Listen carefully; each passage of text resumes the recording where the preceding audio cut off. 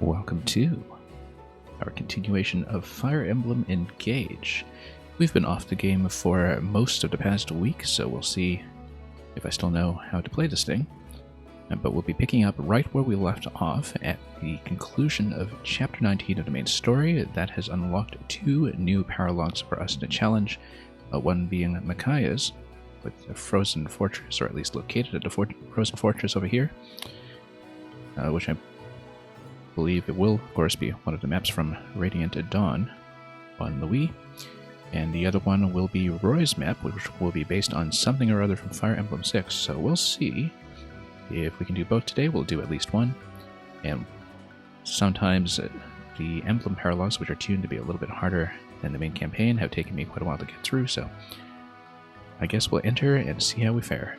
Not much to talk about the party configuration, other than that, of course, having unlocked Micaiah's ring and Roy's, we've had to assign them.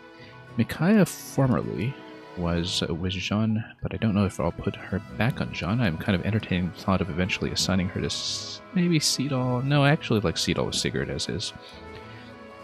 But because it is Micaiah's paralog, we're not using her this round, and temporarily we've put Maiden with Roy just to try it out, because I think that will probably synergize nicely with some of Roy's sword-related enhancements, especially with Maiden being mostly assigned at 11 sword for magic attacks. So we're going to just continue. We're likely to have a couple of emblems cap out this time around too. We've got a couple of them at level 19 bonds already, and the level 21s we're not bothering to move them off just yet. I kind of like them fully powered, at least for the time being, even though it is probably a much better use of time and resources to be trading places here and there to get everybody leveled up as much as possible without spending points.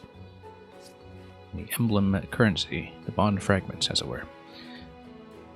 Anyway, without further ado, let's get in and play. And hopefully speak. Further ado, I wanted to say. Much ado about something. Let's begin.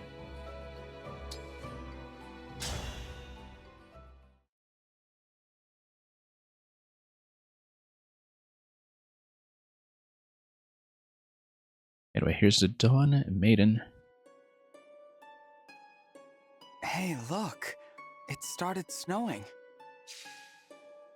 I'm certain I've been here before. Where do you think we are? This looks somewhat like Castle Nox. Huh? Castle Nox? It was snowing then, too. Ike was a strong commander, as was I. Ike was trying to save us, and I could not let him. My people were cursed by a magical blood pact and headed for certain ruin. What happened? I fought Ike, fought to undo the pact. I held on to hope. I stayed focused on my vision of the future. I gave everything to protect people I cared for. I'd have sacrificed more if there'd been need. That vision is what made it possible for me to survive the war. I think I know now why we were brought here. Teach me how you never broke in the face of despair and fear, Micaiah. So, you've figured it out then? Well then, face me in battle. If you win, our bond will strengthen. Anyway, Micaiah's assignment will depend partly on what unlocks with her. I previously was using her sacrifice in conjunction with Jean to power level him up pretty quickly, just dropping sacrifice for the full party heal, whatever possible. But we'll worry about that at the end of the map. This is going to be based on one of the maps from Radiant Dawn. Frankly, Radiant Dawn was so long ago that I don't quite remember the specifics, but she did, of course, give you plenty of the context to work with at the very start. So let's take a look at what we have for the party. We have a party of 12. Full party of 12 will probably continue with probably my most overused main team in Fire Emblem series history. We haven't really traded it out very much lately, simply because they have outpaced the rest of my squad by as much as they have. But we'll figure out the placement. Looks like we will need to defend this tile. Let's take a look at the condition here. Defeated or foes reach area. Well, I mean, they'll have to get through me, so it looks like we have a couple of flame cannons as before. They do have a preset attack on this one. ballistas to use in conjunction with archers. We probably want the archers in the back line at least once we get the enemy within range. Lots of ballistas available to use, actually. Given the amount of weaponry that we have, I kind of assume that we will be dealing with tons and tons of reinforcements. Because this initial wave here looks pretty undersized relative to our defensive capabilities, even if we do have units a little bit spread out at the moment. Anyway, what we'll do probably is let's just take a look at some of the stats that we'll be dealing with here. First wave here, pretty much all physical attackers except for Micaiah herself, and that is, of course, assuming that she runs. She's got a thief right next to her. This is probably meant to represent Soth from the original game, and who was in Path of Radiance before that, I think. He pretty much starts out as Micaiah's companion right from the start of Radiant Dawn, and so the bonus for defeating him as well is going to be 1,000. We'll see if that becomes relevant.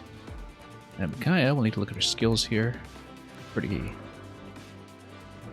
good here with the staff range and area of effect. We need to be aware that we nearly lost quite badly to area of effect spells with the warp staff at a previous map, I think. So we need to be extra careful. She's going to have some pretty fierce magic attack that also has type bonuses, so basically we can't let her get anywhere near our frontline armor, although a tank like Jean will probably be pretty competent against her since he doesn't have type weaknesses and he has pretty good resilience. So Nosferatu will also have to figure Nosferatu into calculation whenever we battle her, because she is going to have a certain amount of lifesteal in return if we do not kill her outright. And yeah, Shine won't be relevant to lighting the place up, I don't think, but it's a pretty high crit percentage with the 20 there, so and pretty good avoidance for her across the board. So we'll just have to keep this in mind. Immunity to silence, okay, so we just won't silence her.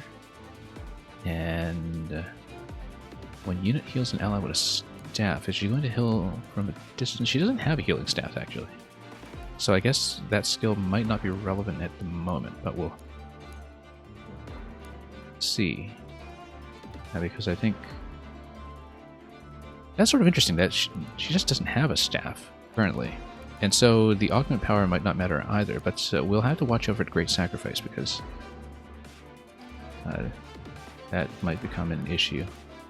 Yeah, because these are all just tomes, right? So... and her defense is actually fairly weak. I think the main issue will just be getting to her past whoever is attacking into me. That's what I suspect is going to be the case in this map. Anyway, we mostly have physical attackers all over the place. And speed-wise, the ones on this side are going to be fairly weak. And resilience is going to be what it is. We'll probably want somebody who can actually tank a lot of the attacks coming in. It's going to be pretty heavy either way. We'll need Jean, or rather Louis, probably to defend one side for me. Sandbags or flyers only. It doesn't look like they're breakable. I don't quite know for sure. We've got Cedal and Sigurd over here. We'll probably... are we dealing with archers? Let's take a look. Yes, we are. So we just need to be careful with those. Alright, let's see what my squad is looking like. We're going to move Louis all the way up front, I think, because then he can get in range right away. I actually want Louis with Ike to use Ether against this cluster, because the defense here is fierce, but these have a type weakness against both armor and horses, so with Ike, if we use the high effectiveness weapons like the hammer, we could potentially just engage over here, use the hammer, and just take out the entire cluster at once, which would be fantastic. So we just need to get him in a position, probably try to get him within range of everybody to get him to bunch up here. And we'll figure out how that's going to go. So, say his maximum extent is going to be this spot over here. How many attackers can you get in here? Pretty much just 3, unless they have spears. They're all melee, so we might actually then run him up, and then use someone like Cedal to give him an additional move to just kind of get him directly in there. As long as he's out of range of Micaiah, he's going to be fine. Because the idea will be to just attract all of these attackers in at once, as long as they don't have any kind of type effectiveness. And you can get all of them to cluster in. So you can move Seedon as far as here without getting hit. So basically, Ike would go here, then he would have 5 movement. It's going to be 1, 2, 3, 4, 5. Or 5 up to this square. And you can just let the enemy get a full surround on him, which is what we want to have happen anyway. And try to take out this cluster, which I think with Hammer is going to be quite doable. In fact, it's going to be fun. Now, Ballista over here, yeah, we'll need somebody who's going to be an archer who's able to take the front line. We have a couple of archers. We have Anna and Alchrist and Fugato, I think. Let's take a look at whether we have all 3 plugged in. Yeah, we do. Yeah, since I have Roy and Marin, we have moved my S-rank Mia ring over to Fugato and also improved his build so he can shove anybody he likes. Whoops. Okay, so let's make sure we have archers in position. Let's get ballistas going. These all ballistas. Yes, ballista, ballista. So yeah, we just need archers up front. Flame cannon. My avatar can probably operate it himself. The big question here is whether reinforcements are going to come from, whether they're all going to be waves that are sent from the bottom, or if we will have some additional attackers on the side, which that may potentially pose an issue. I kind of wonder if we can just get a snipe on Micaiah right away, like 1, 2, 3, 4, 5, 6, 7, 8, 9, 10. So this square here is out of range of Micaiah when it comes to using Astra, which means we should consider putting Chloe in this spot here. Let's see if we can find her. Because then Chloe can just basically drop Astra right away. And we'll see if that actually does enough to take Micaiah down by full bar, because with only defense 15, I think it might actually be able to, given the right bow. And that could simplify things considerably, at least as an investment in the situation later in the map. As long as it doesn't spawn tons of reinforcements right away or something, which is always a possibility. Okay, we need somebody to tank left side probably. We'll probably bring Jean in over here. And then with his defense from Erica, let's take a look here. We'll default him to shielding. And because Flashing Fist actually is a bit of a problem sometimes as a frontline defender. I also wonder, maybe I just shouldn't be using Flashing Fist on him, given the defense, but sometimes it's very useful to burning down a boss instantly, and so that's something we do have to consider. But it's a lot of 36 attackers here, and speed-wise, I'm at 20, which is this a problem? It is a problem if you end up facing the thief over here, one who's standing south. Otherwise, speed is not too much of an issue, with speed 20 on defense for Jean, which seems rather low given that I try to use them for some highly defensive purposes. Oh yeah, we need to be aware of backup attacks. That's one thing I always forget, is just the backup ability from things like the hero class. Because consecutive backup attacks have nearly taken me out many, many times now. We have a couple generals up front, yeah, so I think Jean up front is probably fine as long as we have some way to counter. And we just need somebody to back him up. He's kind of alone out over here, in fact. I almost wonder if we need somebody on Ballista right away, or if we send somebody on Ballista the following turn. So Chloe's going to be here. We basically need somebody to walk 2 spaces, and that'll walk 2 turns rather. That's probably going to be Fugato. Ballista over here. What is the Ballista range? Looks like it is 7 range, I think. 1, 2, 3, 4, 5, 6, 7. 1, 2, 3, 4, 5, 6, 7. Doesn't really hit anything on this side. All these low walls of flyers here make me think that we're probably going to see a ton of flyers try to mob us, and we'll have to adjust accordingly. Marin, yeah, we trade her over this, like this. Fugato can go here first turn. Second turn, he can go over to the Ballista and man it. And then you'll have a little bit of extra defense over here. He's also got a Radiant Bow, which in conjunction with the Ballista would give you magic attacks and potentially eat some of these guys alive, which is what we want. Okay, next. We need... probably Anna and Lucina and Alchrist somewhere up front. Alchrist and Leaf, I don't remember what we were doing with that. Citrin I don't have a good use for right off the bat just yet. I think we will probably want a magic attacker up here eventually, at least on this side. I mean, it depends very much on where the reinforcements are coming from and how numerous they are. We just don't know a lot of that yet. And probably keeping Ivy in the back is good because she'll be able to get out on the map right away. I feel like these spots are here because they kind of expect that by the end of the map you're going to fall back really hard for some of these locations. Pandreo in the back is fine too because he'll be our healer in the long run. Actually, I might want to have him up front a little bit just in case we have issues with Jean. Let's get Pandreo over here. He's got a distance heal, but we know that Jean is defending this point early, that he is going to take some damage. So 2, 3, 4, 5, 6, 7. Yeah. Because if we get some of the cavalry coming up to this area right away, we will need some ballista firepower. And might even need Alchrist or Anna on the left because of that.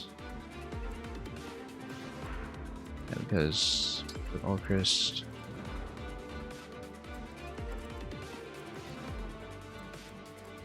Yeah, everybody's really quite spread out. That's definitely a bit of a liability. Let's say we go... No, we know Seedall's going to be around here, so after the first turn, he can help boost other characters over. So, for example, Seedall goes over here. First turn, and it goes... How many movement points does he have? He's got 6. He can go 1, 2, 3, 4, 5, 6, and then boost whoever's over here on the following turn, perhaps. But the short of it is that, yeah, we'll get Anna up right away, and potentially that'll be useful. We'll need to send him over somehow. I still think, yeah, maybe Alchrist over here, because then he can go 1, 2, 3, 4, 5. Ugh, this is blocked up. Maybe over here, then. 1, 2, 3, 4, 5. Then he can man this one in a second turn. 1, 2, 3, 4, 5, 6, 7. That's a little far back. We actually want somebody here. Let's say we do this configuration. Pandreo's kind of in the back for heals. Let's do this as before. Pandreo in a center for heals is good, actually, because then on the second turn he can have a bit of a versatile position. Yeah, Chloe doesn't need to be this up close, as she can go 1, 2, 3, 4, 5, 6. Maybe. Using Fagado's shove is always potentially useful as well. In fact, if you have this set up like this, shove will not really be well positioned to do much. That's okay. We'll keep flyers on the left side, Pandreo on the right. I have a couple of spellcasters. I don't really know what to do with Citrin. But we'll keep her around here, and we'll see. We have to see the map. I mean, we just don't have enough information to do much more with our setup right now. So look at all these death markers up to central columns. Somebody's trying to fight in the center and not succeeding too much. But yeah, first run over here. You look at the physical attackers, you're going to have a lot of 36 damage against Jean and hopefully a lot of misses, given that he's got pretty high avoidance. And then we just need to make sure we're in position for everybody else to kind of come in and take him out after that. So for example, if Chloe's going Astra in one of these locations, like here or here, here's good. 2, 3, 4, 5, 6. And she can come in and potentially hit pieces that are in this area. So yeah, because then it'll be Alchrist in position over here. Fagado in position over here. And after Chloe gets the Astra down, we'll need to refresh her in some spot. Probably just bring her over and swing her over to Emblem Energy on the right, unless of course she's defending on the left side.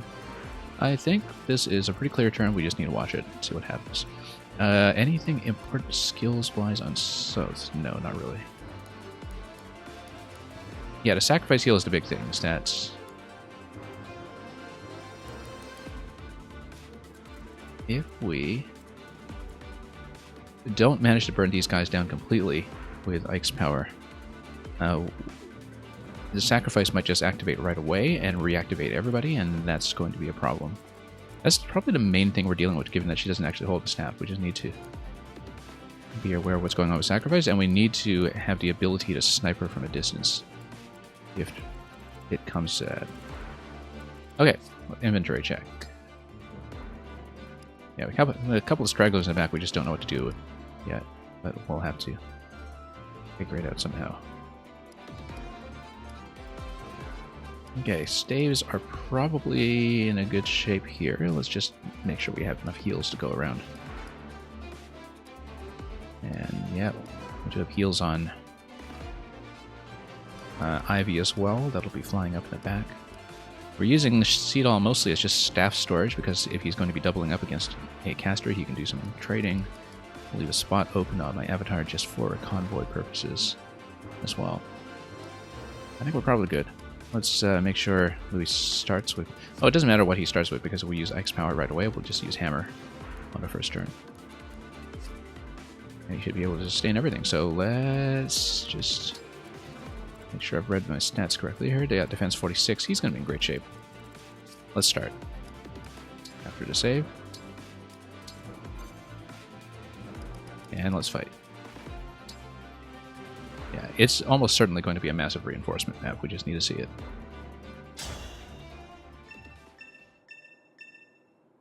You've got to earn this. How bad could it be? I mean, you're giving so much room to defend myself. Anyway, let's mark Micaiah. We'll probably want to mark the bow as well. Only one bow to deal with right now, though. We'll just keep an eye on it. And we'll figure out... Yeah, we want to make sure we can get within range of the backliners here. Just... Let's test out engage power. We'll keep her on the left side, unless...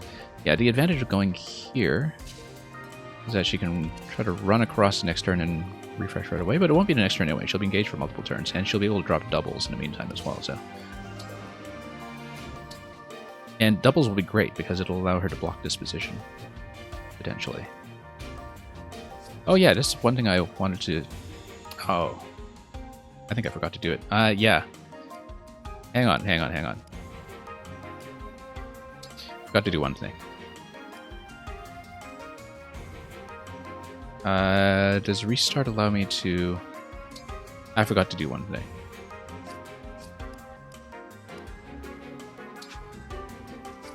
Does restart allow me to get out right away? I forgot to assign a skill. A very necessary skill that I needed, I think.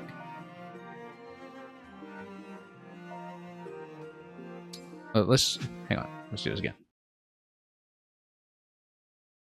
Does it allow me to go back to the configuration screen? Yeah, I just forgot one thing. We goofed. After all that setup. I forgot that I actually did, I think, level up one skill that I wanted to put on her. Okay, let's make sure we have units in position. Okay, same configuration as before. Yeah. Inventory, skills. Let's... Oh no, we had it. I was trying to remember I put Cantor on her. I did put Cantor on her. Because that was... Did I put Cantor on Ivy? I don't remember. I don't think so. Okay, no. Okay, we didn't need to reset. Everything's fine. I put Cantor on Chloe after the last map for one specific reason, which is that I want to have plays where I drop doubles using Lynn's skill and then pull Chloe back out 2 spaces. Okay. We can do it. Let's skip this. And let's play this again. Okay. Let's go. Yeah, because I forgot that you can also potentially have these plays now where I get her within bow range and then pull her back out as well, which means I can test a couple things. We can test, for instance, what happens if I get within range of South. We'll Emblem, engage. just do a bit of a damage check here on how much she will actually do with Astra. So Micaiah will actually go down a full bar. So it'll be at the great expensive experience here, but I think it's possible to just burn her down really quickly as long as we don't trigger reinforcements right away, which is always a bit of a risk. It'll also mean that I can think about... yeah, we will definitely do Astra on her first turn, and then we'll need to figure out what her positioning is going to be afterwards, whether we run her over to the right or to the left. But I think we'll probably be using her to just block the center using doubles. Or just block a position somewhere. Anyway, in that case, let's go Louis. With the seed all play that I was talking about earlier. And... shall we dance? yes, we shall.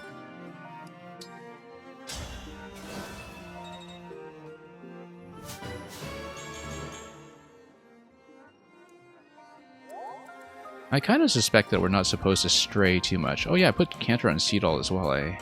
No, that's because we had Sigurd on him, which is fine. In that case, we'll get him into the most flexible position possible to reach other units, which is going to be here. Yeah. We can get tons of movement off of him. Have him dance every turn. Yeah, I suspect that we probably don't want to vacate this position too far because then we'll have reinforcements come out the side or something and cause all kinds of problems. How did Marin and Roy end up back there? Didn't I put Pendreo back there? Where did he go? Oh no, Pendreo's in the center. Okay, no, never mind. We're fine. Yeah, because we actually want a Marin up front because Roy can drop fire, and dropping fire is a pretty good idea in this map, potentially. Yeah. Oh, right, because we wanted Pendreo up through the center for healing purposes. Okay, that's fine. Okay. Ulcris can probably stay within range of this ballista. I don't want him to go too far, so 1, 2, 3, 4, 5. We'll move in here just in case, so just keep him flexible and within reach of both ballistae. But we'll hold him for the time being. I love it. We'll move Fagato up front to reinforce Jean as needed. Anyway, we want to take advantage of this ballista position as much as possible. 1, 2, 3, 4, 5, 6, 7. Which means everything up to here. It's only going to hit this one spot here. I feel like this is not actually going to be that useful yet. We want to bring Anna down as soon as we can. Show me and the way. Citrin as well. Yeah, we'll just Anything for you. bunch everybody up. Let's put Marin in a central position just in case we need a concentrated defense near the middle. As you wish, Divine And One. Pendreo through the middle just to have the physic heal reach anybody we like. I hear you. Yeah, something tells me we shouldn't stray too far, but that's okay. Ivy up here is going to be great because then we can potentially drop Dragon Bane next turn. Okay, just move her up. Here goes. Do I want to vacate this position? Yeah, I do. We'll be a bit risky. We can always manage to work our way back somehow, I'm sure. Okay, who do we have left? Okay, first of all, let's figure out Ike's position. Ike's position is going to be largely based on somewhere that all of these units can reach. So we can get 5 units to bunch up around him, which means we'll be mostly dependent on this one's movement. Yeah, none of them will do the backup attack, I don't think. Oh, let's watch this. Reduces damage by 3, okay. That's fine. Even if we can bait the first sacrifice play out of Micaiah, that'll be fine because it'll allow me to potentially do some kind of snipe against her later on. We get him right in the middle. I just don't want him to be locked in the position and unable to get out, that's all. But then can we have 5 units kind of bunch up around him? We can. Go this position with Ike. Can we draw on anybody else, in fact? Not really. They're not going to go very far. At least not within range. So this will probably be the best we can do. Then I retain access to him if needed. Won't you join me?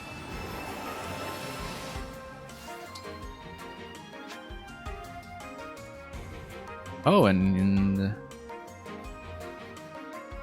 Right, because with Engage, he's got some additional... Oh, no, we're not using his full range of movement, that's why, okay. He can go further, but he won't go further. We don't want to get too close to Micaiah without an escape plan. And anyway, he's going to go Great Ether with Hammer. And try to hit everything. We might even be able to scout ahead and see his damage potential with Hammer. In fact, that might be the smarter thing to do. So it looks like Hammer is supposed to kill, which is good, because we'll just take out every unit at once. In fact, we'll move him one spot up in case his movement is further impeded. Okay, we'll go Ether and hold. Nobody has type effectiveness against him. We're going to be fine. We'll just take out this cluster. And that leaves Deshawn and Chloe play over here. Chloe's going to go over here and hit. And then she gets to run 2 spaces. I think we'll pull her back to the left in case she's needed on the left side, but then she'll have access to both of these zones to potentially do a block, depending on how bad the situation is on the left with people attacking in. A lot of these will not reach anyway. A lot of these cavalry will not get far enough. So if we just start baiting them in and have an initial attack with Jean. They've got defense 20 against these guys, and Jean will do 7 damage. Yeah, we don't need him to hit that much. We actually mostly want him to bait attackers in. And this one's not even going to hit that hard. It's only the first one that's going to hit, in fact, so... You might want to move him in one space just to get maybe 2 attackers on him. Then 1, 2, 3, 4, 5, 6, 7. Now we'll do this because then Alchris could potentially hit one. Although these guys are... How much armor do they have? A defense 20. Yeah, Alchris is not really going to hit that hard with Ballista. I don't think. Physical attack 36, yeah. But what about with the longbow? You can go here. 3 range with the longbow. And go here. Also a decent range with the longbow. How didn't we just hold position with Jean? And just try to draw them in. We'll see how successfully that happens. And then, yeah, we do have a magic attacker over here. I totally forgot about magic 43, in fact. We just need to be careful with that because I totally missed him. And we'll be wary of the bow. But I think we'll be fine. Let's go over here. Engage Astra and then pull her to the left. That'll be the play. We'll just hit Micaiah straight off the top. It'll simplify a later turn. As if I'd lose.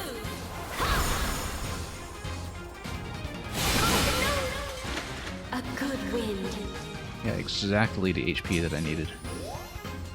Take her down by 40 damage against 40, and that's exactly what I wanted. So let's pull her back maybe this way to the left.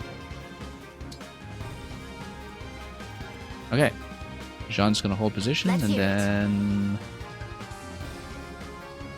Do we want to engage with him? I don't think we need to yet. Let's save it. And let's hope this works.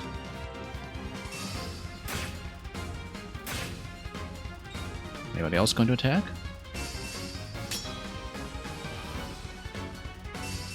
Good. Exactly what we want. And is anybody else going to bunch up? Yeah. Great. He's going to kill everything. And we don't have a magic attacker on that side either, which is great. Let's take out the whole cluster.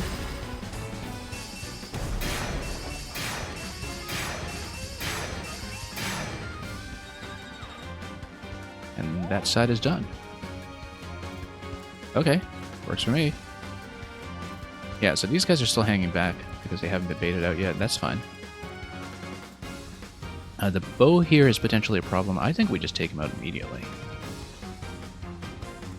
And then Chloe can always pull back to a safe zone after doing so. What about this hero guy over here? Well, we'll figure him out. So yeah, she can do the double play. She can also just hit directly. In fact, Killer Lance would depend on the crit. I don't think we want to depend on that. Brave Lance would of course do it just with the quad attack. It's probably going to be that play just to get rid of that so we can have a bit more flexibility with our flyers. Anyway, Alchris, if he takes a ballista, can take him down by quite a bit, 16. But he can also longbow up here, and he'd be in a better position, although that only does 10. Gato, whoops, can, of course, go with the Radiant Bow here, which is very nearly going to kill, but not quite. But the Radiant Bow can also just hit somebody. We'll see if he can burn down anybody completely. Not quite. Ballista's not going to be too useful here, in fact. Unless it's in combination with one of these other units that we're going to hit.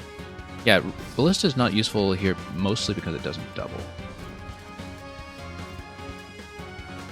But if we do a combination attack here with both Alchris and Fagato, then we can take this out right away. Then the next thing to do is to make sure that we do not have this guy get within range to slap him with a sword. Yeah, we need to block these both off then. But then John can always just take one out by himself, maybe. And Ivy can also take one out from a distance.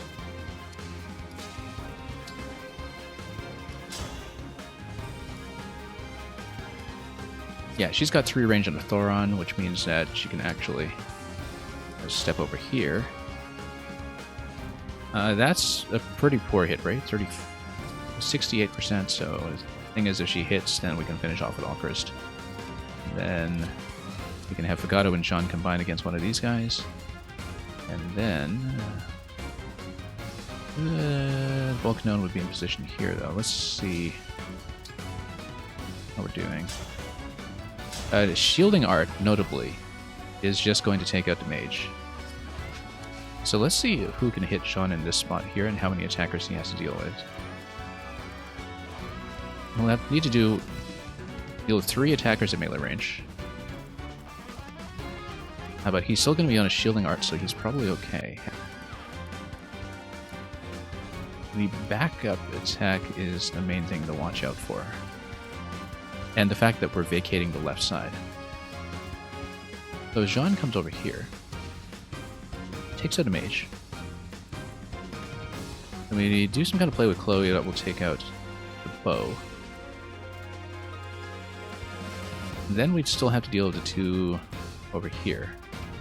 Unless we do the blocking play with her this turn and deal with the bow next, which I don't know if I like that, simply because Jean would be pretty vulnerable to the bow attack. We know we can take out at least one of these guys, so I think the first thing we'll do is to see whether Ivy can get something done. Yeah, because that position is going to be completely safe from anything. I just don't like the hit rate on that. In fact, hit rate's 78.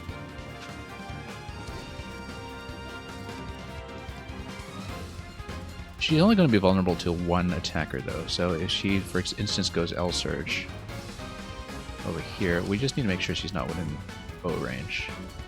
Because what's the worst they can do? 36? Well, the worst that can happen is that she outright kills them as well, which can also happen. Because L-Surge, no, it won't outright kill, but it will get 27 down. Take it down to 15. Not quite good enough. Volcanon would take it down to 12. Yeah, to combine with Alchrist, we'll try to Thunder. If it misses, it misses. Whatever. We'll do it. But this would simplify things considerably.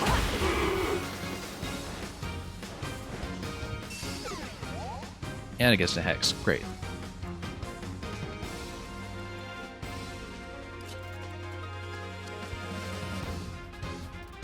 And then we need to figure out what to do with Fagato, because Fagato, if he doesn't outright kill, these stats being identical here, we'll need to figure it out.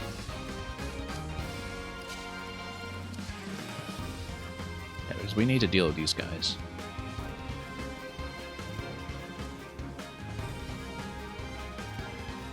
I think we just stay out of range of these two. And we can do that. It's just that we will potentially have a couple of different attackers coming in here that will hit pretty hard. 3 attackers at melee minimum. We take up both range attackers, and there are no other 2 range attackers that are going to come in, which is good, because it means we'll have 3 attacks maximum plus the backup. And what's the worst that can happen? It's going to be 39 and 41 and 36. And so that'll be about 30 damage against him. We can take it. Particularly if Pendreo is able to do anything effective against this guy. Oh, he's just short of killing it. That's really irritating. That he's 2 points short of actually killing this guy. But we still have Seedall and Anna available to potentially do some kind of double attack down here, which is probably going to be Dissolution. Okay, let's do this then. Let's keep him on shield. Nice to actually kill something with a shield for once. It'll also break, so he's not going to take any damage in response. I need to be more diligent. Yes. No, he's pretty diligent.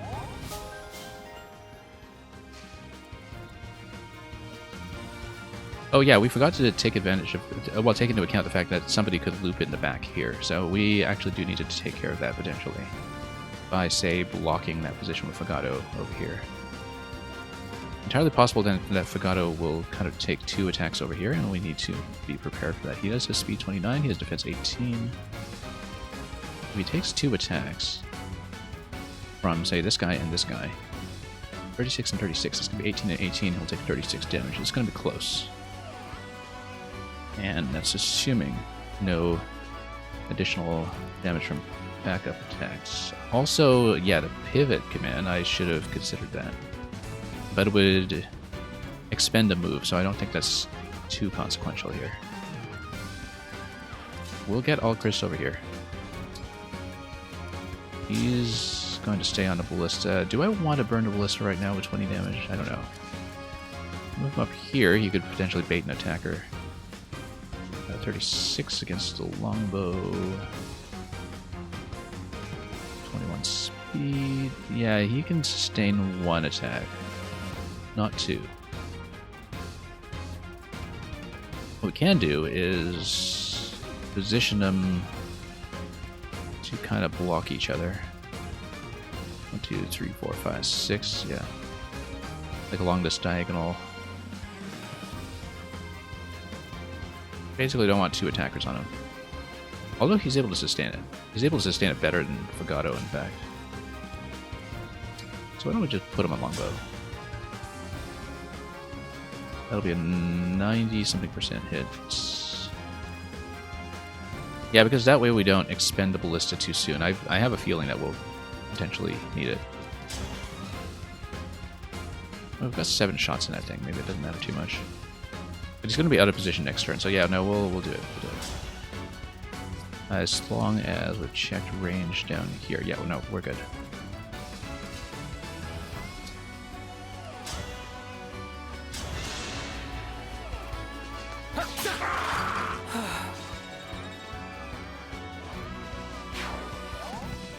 Okay.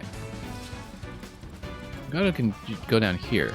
That blocks off somebody from looping around back to hit Jean from the back, which is going to be a necessary part of this play. We can go Radiant Bow.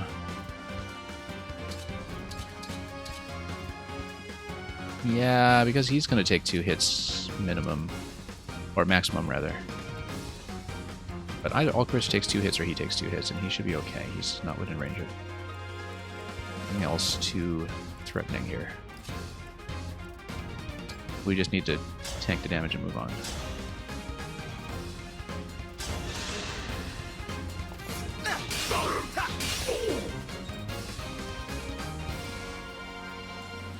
Or in the worst case, drop backups of Chloe over there. But that's okay. We have a plan.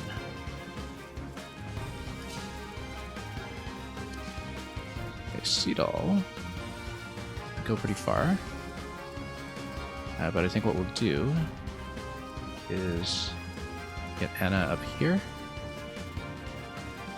There's a Trin in the middle as well, so Trin's not going to be able to reach this turn. But Anna could get some things done. The idea will be to try to knock out both of these guys as quickly as possible. And I can go here. 1, 2, 3, 4, 5, 6. Yeah, she'll have a lot of options available.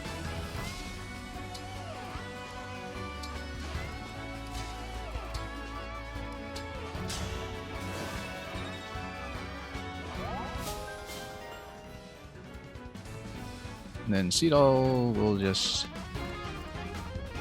let's see here. 1, 2, 3, 4, 5. Yeah, I think he's okay in this position. We'll move him here in case we need to do some kind of crazy play to pull Ike back, perhaps. No, we'll keep him here because he'll potentially have a good run down here. 3, 4, 5, 6. Yeah, he's going to be in great shape here. And then Lucina, let's see what they can do. Killer Bow's actually going to do nothing here. Oh yeah, I didn't realize that it was going to be that bad, actually. But she does have a couple of additional weapons. Oh, she's actually off by about a square. She's a little too far. That's really too bad. But actually, 1 damage is fine, because we're probably short by about 2 damage on Pandreo's attack over here, which is the thing that we were mostly concerned about. Yeah, because Pandreo's going to do... We're going to be short by 2 damage, so we just get Anna to snipe that, and then she's in great shape. Then we just make sure that no one's attacking in from this side. Okay. No, we're good. We're in excellent shape.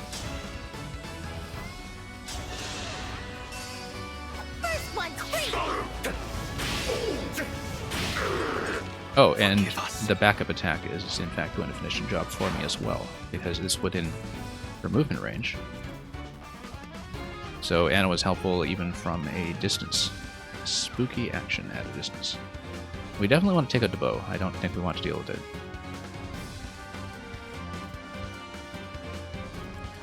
And then we'll need to figure out what position I want to pull Chloe into. Probably just pull her back into this spot here where she's...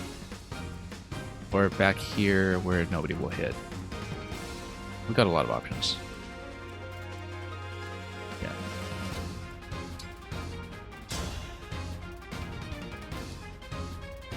Okay, Brave Lance will do it. And we'll pull her back by 1. I can't retreat now. Having a brave weapon on somebody who actually has the speed to use it is just a wonderful thing. She's still got a couple turns left on Engage, which is great. That will pull her back by 1 for the time being, but she can probably do quite a bit of cleanup after that. Okay, Louis.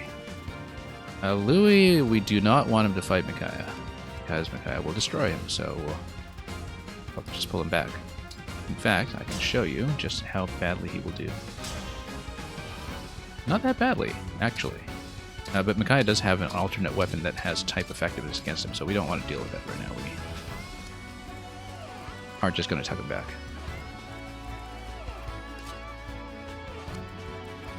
And Micaiah's got 5 movement. Yeah, he just needs to stay out of her range, in fact. It's okay if we let the other guy attack in, because we can just Great Lance him and see what happens. As long as we don't have any skill issues or 3 range issues with her, I don't think so.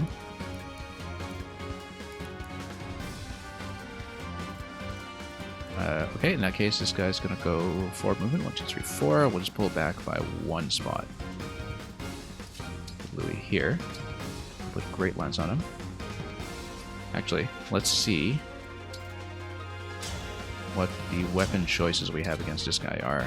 Hammer is going to kill him outright because of type effectiveness. It's going to do quite well, in fact. So we'll stay on Hammer.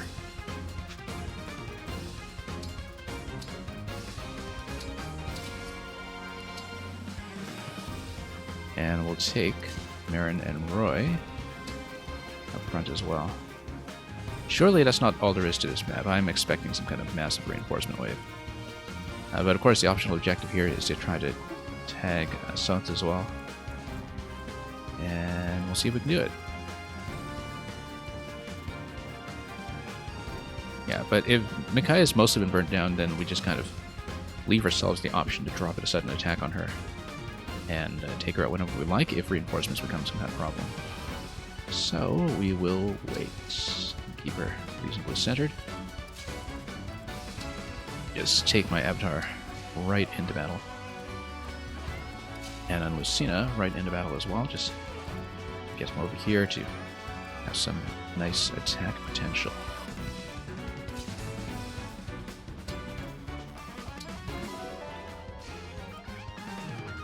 And Citrin as well.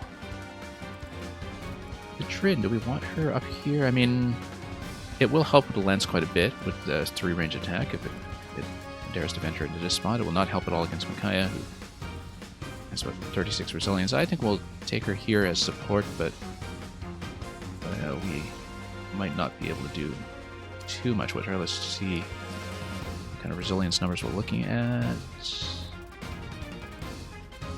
Yeah. Again, I'm just bracing for some kind of massive enemy issue. Yeah, actually, getting her here within range of potentially doing some healing might be a good idea, so we'll wait. Let's see what happens.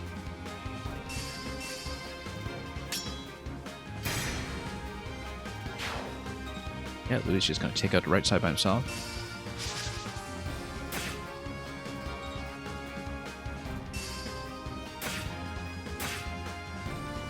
Gotta watch out for the backups, as before.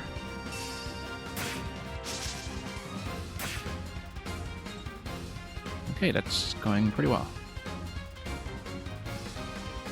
Anyway, everybody's gonna run in. And there we are. Reinforcements. And Micaiah's way up here in a front position. You know, we could even do a rescue play. I don't want to burn too many rescue staves here. But we could even do a rescue play with her.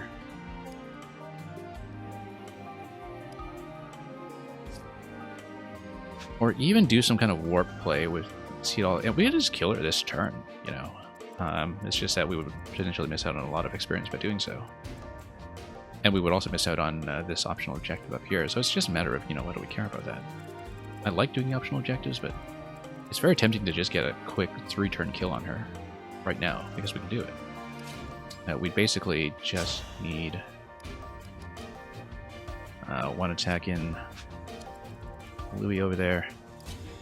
Probably another attack with Chloe over here, if we can get her to get in there quickly enough. And the Seedall is able to refresh attacks all we want. I actually really like this idea that, you know, if we need to pull him back out, we can just do it. But he's able to tank the magic attack just fine. Apart from that 9 crit, which looks a little concerning, but it's not really that bad, especially if you get a first strike on her that prevents her from responding. I can absolutely just kill her this turn. Well, let's pick off whatever else we can first and see what we can do. Because it is just going to be wave after wave of reinforcements after that, right? So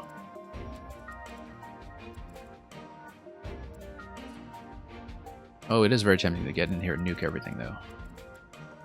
We'll see. That's what the double turn off of my ability is for. Because it potentially allows me to put Seedall in this position, for instance, after having doubled up on somebody else's attack. Then come back here and get a response on Louis. In fact, yeah, we have to play. We can just engage over here. We will kill as much as we can. We will probably not get 1,000 off of this guy. But if we use Ivy... Ivy's way out of position, which is unfortunate, because if we can warp Ivy over somehow, the thing we can do with her is freeze everybody into position. Because if we manage to draw her over with a staff, she can basically trap all of these guys. And we can trap all of them anyway using Chloe's power potentially. It's just that, you know, in order to do that, we would need to keep Micaiah alive this turn. And so I'd prefer not to. I'd prefer to just nuke her down now. But the way this play would work is that you have somebody attack into here. You have Seedall come in, double them up, move them out of position for a second attack. You have these two spots available. And then you get the Byleth power over here to do Goddess Dance in this quadrant, which will then refresh 4 units and allow them to basically mob anybody you like. The question is, are we able to push through and break in towards the Stiletto? Probably not, but you never know. Regardless, we don't quite have enough for 4 units to do down here, unless we do not have push on Marin anymore, unfortunately.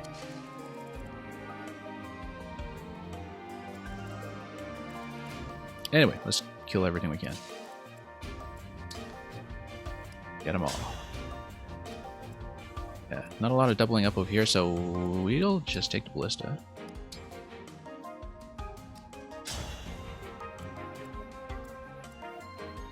And that'll just take that guy out, which is probably the most effective use of that, because it'll unblock John. And get him in position for some kind of massive double attack. Let's do it.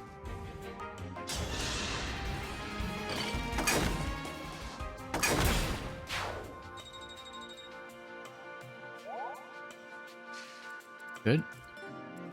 Fagata's probably able to kill somebody with the magic attack. Doesn't particularly matter who.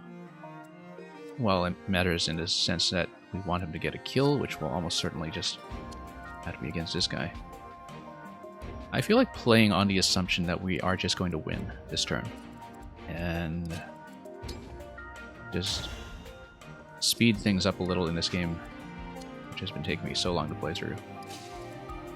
Let's take a look at Ivy here to see if she can kill anybody. Obviously, she does have access to Corrin's power as well if we want to get any snipes that are any better than that. We'll see what we can do here. Unfortunately, not able to kill very much.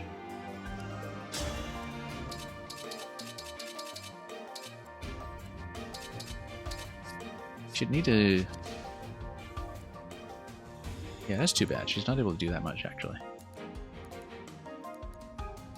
Maybe with the engaged weapons, but... do we have any kind of type effectiveness against cavalry? Not really. So... even if she were to go engage... dealing with... yeah, a couple of the sword weapons that will just not do much at all. That's okay. In that case, let's just kill stuff.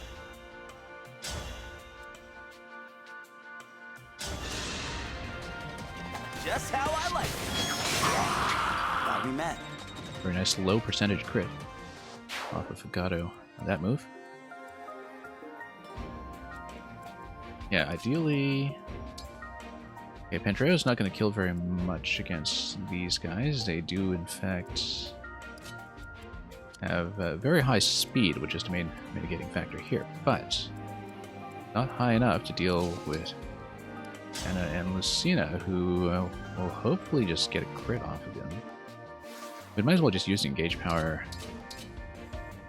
Parthia will not get to double though. We'll want to stay on Killer Bow, I think. Seedall comes here and doubles her up. Yeah, that's got to be the best play. And we just need one of them to crit, because that'll do the additional 28 damage that we'd be looking for. So we'll see if it happens. If not, we'll just finish one of them off with Legato instead. Okay, very good. Well, that's business. Okay.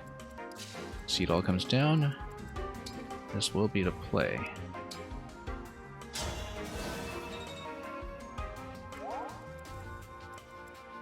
And then 1, 2, 3, 4, 5. I think Seedall does remain in position unless he goes over here, so we have a little more flexibility. No, I like him here as is, I think.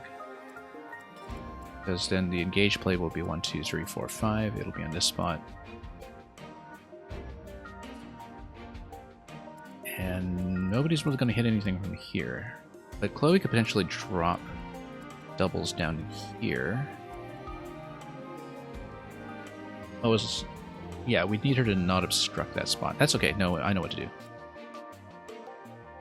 And it will involve leaving him here. Okay. Someone will need to be back here, but then that could potentially be Chloe if she's dropping... If she's dropping doubles, though, we don't want her to obstruct this location. That's the main consideration here. But she can drop doubles now, and then pull back by 2 spots. And then that would wall off this location, although I don't think that matters because we're just going to go for the kill, unless that allows me to do some kind of massive double attack against somebody else, who knows.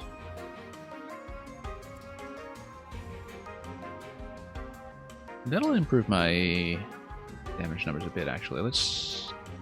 I feel like there's some kind of play that we could do with just teleporting Ivy over several spots so she can freeze the whole cluster, and then...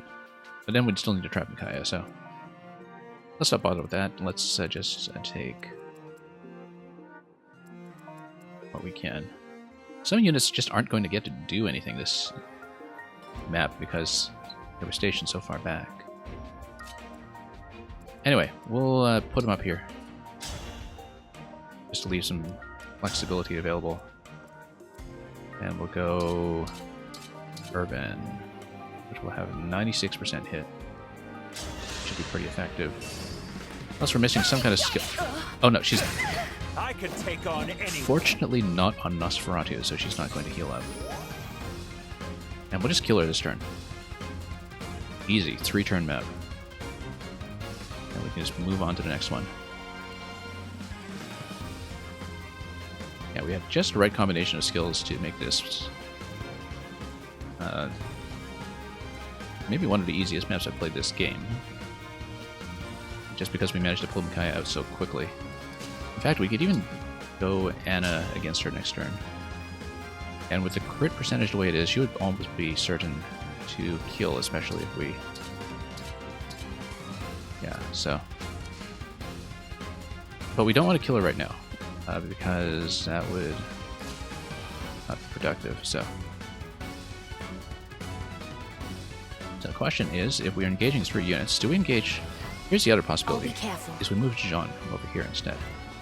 And we do something else with Chloe to basically cut this line here. Instead of going doubles, we cut... no, that's not going to work. Hang on. Nakati? No. What even is this guy? Armored, okay. Yeah, because I want to cut our way in so we can potentially make a run at the thief, but I don't think we'll have enough attacks available to do it. Pendreo could cut down here, though, but the thing is, if we...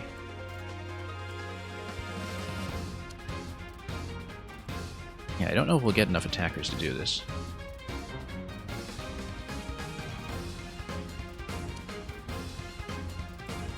Alright, we might not.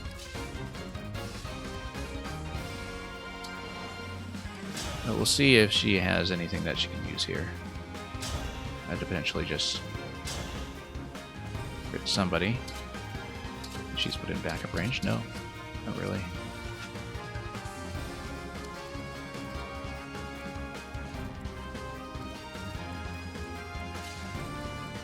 Just seeing if we have anything we can do here. Or get a kill. I don't think so. Hit rates are just too bad. And she doesn't have enough speed, which is the main issue here. Okay, Violet's going to go down here and double up.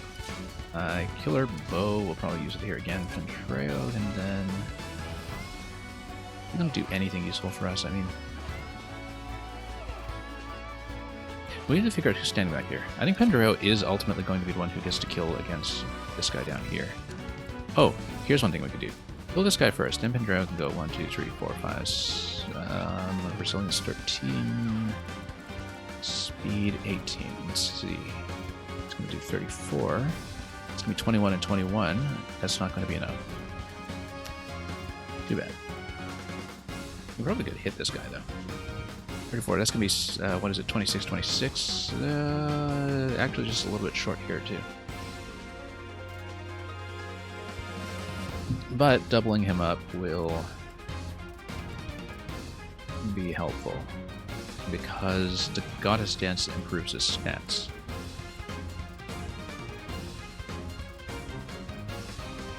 So we just need to figure out what the play is going to be, I think.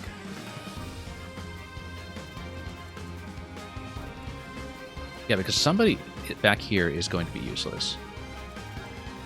But it's not useless if we go Chloe and pull her back, but then she's going to be way out of position.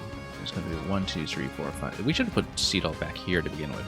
That was the right idea, instead of putting him on the side, because then he's not obstructing everybody else. Or a potential run down here. Because she's got 6 movement. Start here, you got 1, 2, 3, 4, 5, 6. Yeah, I can't reach anything of interest.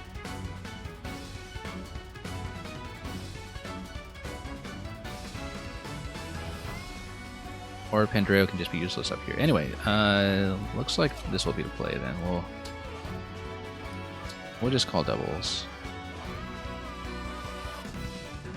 And it'll be fancy. And then Anna will get the other attack. What does happen if Anna attacks into this? Yeah, we should have checked this to begin with, actually. Because Anna doesn't even kill this one. She doesn't have speed. Which means that we needed 2 attackers on this spot to begin with. Which is fine, because it means that our double move will... which is fine. Yeah, I guess we won't even have Goddess Dance against 3 characters then, we'll just have it against 2. So the question is it Pendraeo here and Anna here? I think so, because Pendraeo can come in here and nuke this guy. And then Anna can come in and kill something.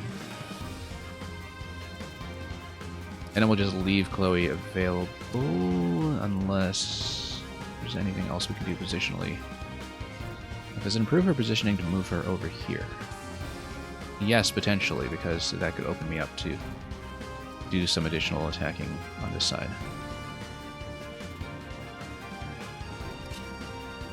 So let's just say we... Wait, let's make sure I've calculated this right. 1, 2, 3, 4, 5. Okay, yeah. Not a particularly useful move, but... we then go Pendraeo, 20 damage against this. From me to you. And with a chain attack, that'll do plenty. We'll go Lucina over here. Let's guarantee to kill with Partia. That'll give her double XP anyway. I win this one. Okay.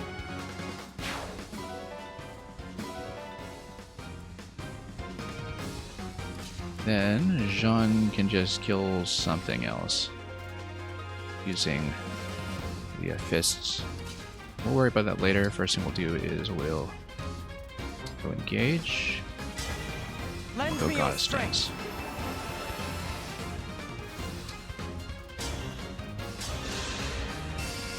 Allow me to demonstrate. Okay, let's dance.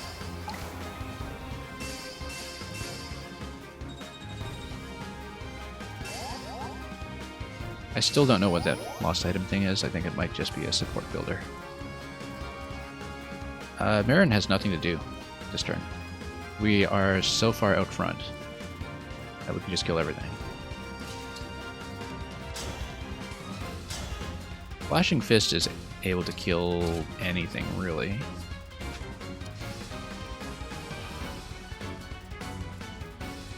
These ones all have equivalent defensive stats, so nothing here will particularly matter. Let's just see if anything is going to potentially buff Ivy with any attack that affects allies. I don't think so. Again, he can't reach anything else here, so we'll just kill this. Or any of these, really. Flashing Fist doesn't quite kill this. Oh, that's interesting. Because if I wanted to level up Ivy instead, give her a bit of a boost, and we can do 5 damage against this guy. Now, L Surge, in fact, would guarantee the hit.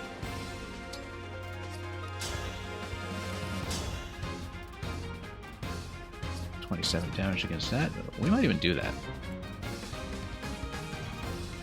Yeah, because I guess this speed here is going to be the operative factor. And then Ivy will be able to get kill experience off something. Okay, we'll just do something fancy. This is very much a turn full of style plays anyway, just gonna have a little bit of fun.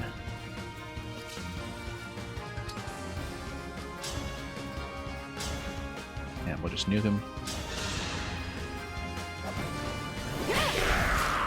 I should have thought about putting Ivy within backup range of Anna, actually. But she can't reach anything there, so that's okay. This side, we'll leave it as is. We don't care. Citrin, is she able to do anything useful? Not really. Doesn't do anything, in fact.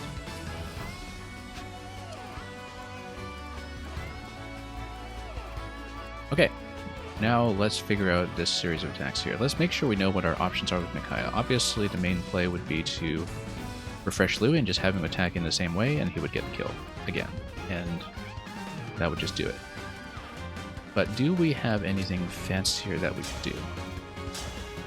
If, for example, you have Partia over here, yeah, Anon can easily get the kill as well.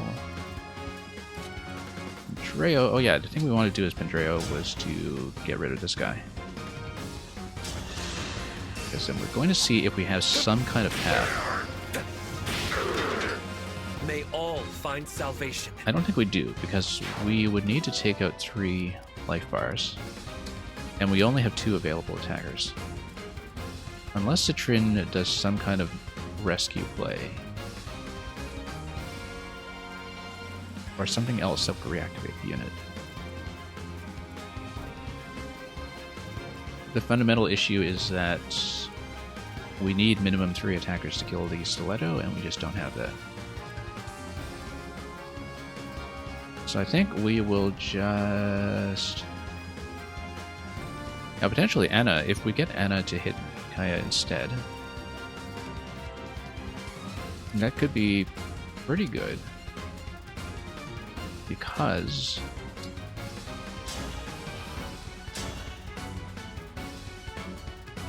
yeah, and she would definitely hit. And she'd do just fine.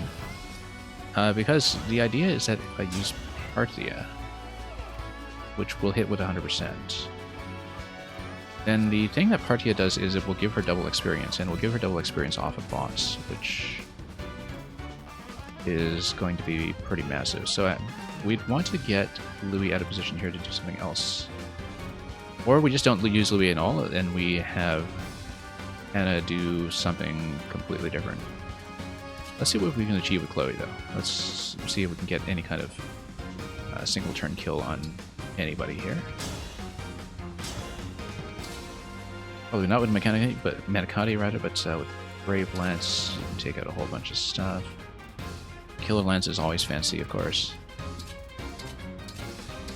Yeah, she can just take her pick, really, of whoever she likes.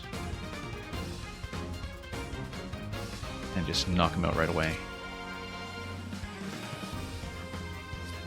And yeah, we will have to give up on the optional objective, I think, because we just want to go for the kill now. As far as the bow attacks go, that could be pretty good as well. Just take it immediately.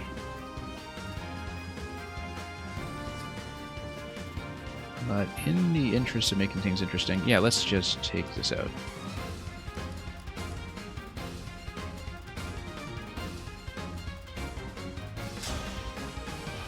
No, melee attack, please. Where are you?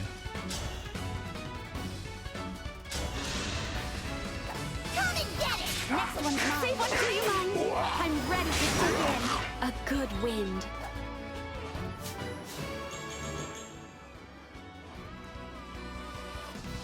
And she'll treat herself to some food, yeah.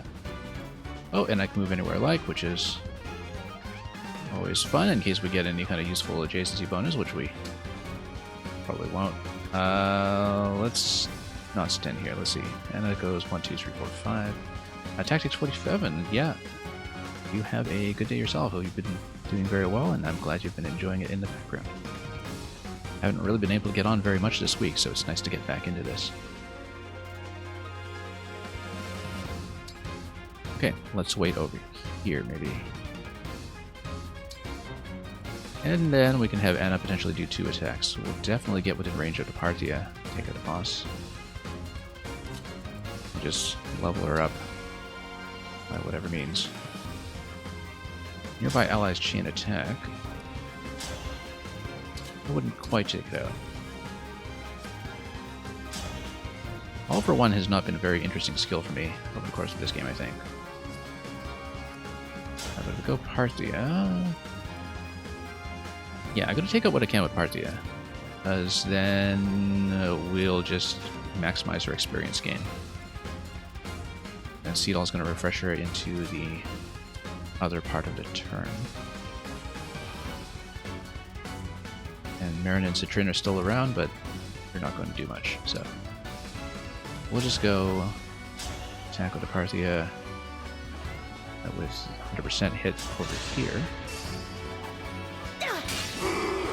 I cannot lose.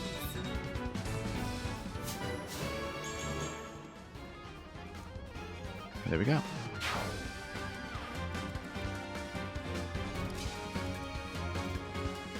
Okay, Seedall's going to dance. And we're going to wrap this up.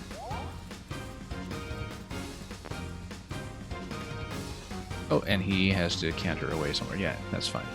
Doesn't matter where. Doesn't matter where at all. Yeah, Marin and Roy won't even get to do anything.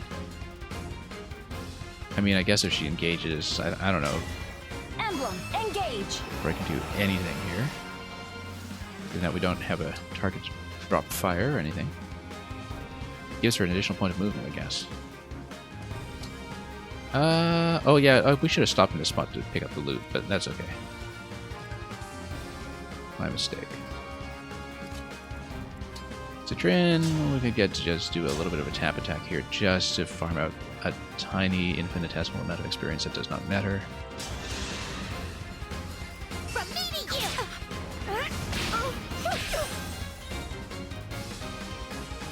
But a Parthia will get the kill.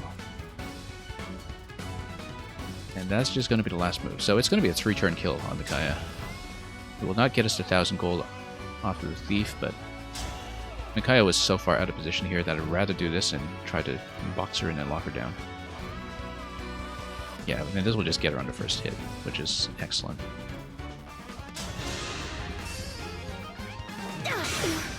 So strong. Easy peasy.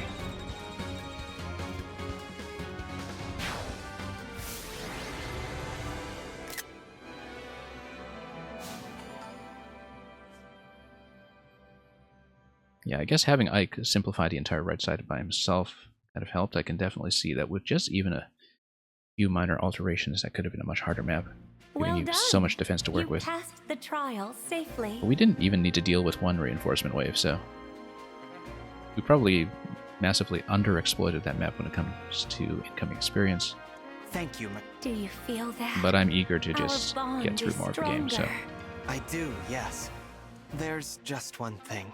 What's that? You know, I was sort of hoping I might gain... Don't worry, you can already see the future. I'm building the future? Nope. It's something I see right in front of me. I see someone with the strength to never lose heart. It's an honor to know that you think so. Not a chance. Anyway, we'll definitely have time for at least one more map. And we'll be doing Roy's Paralogue next. Now, it does mean that we'll be taking Roy off Marin on the next map, and we'll be putting Micaiah on somebody else. Micaiah did originate on Yunaka, and Marin has a very similar build, so we might rotate her on, although I might put her on Pandreo as well as our main healer currently.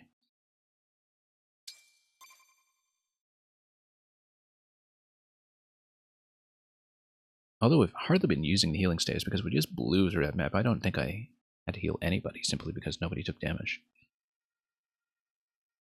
Barely any. Anyway. You did it!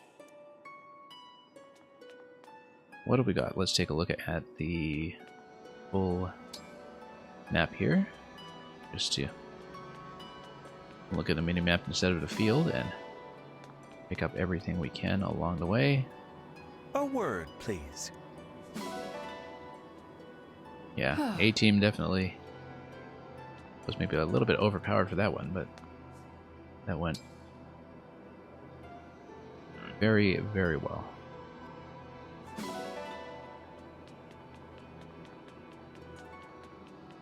And, okay.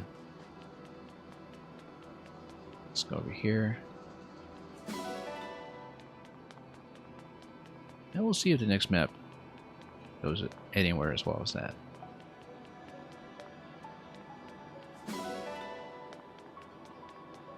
Yeah, we have a couple of bond conversations to get through at the end of this map, of course, and we'll stop very briefly in Somnial to do a little bit of leveling and cooking.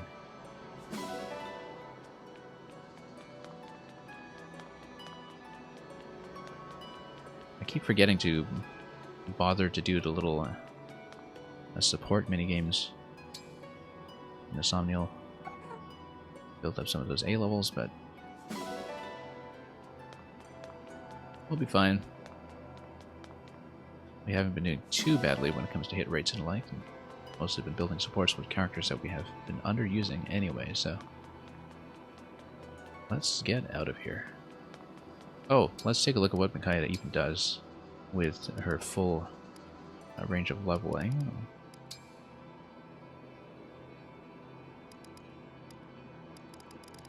Okay, so we know... let's take a look at her with...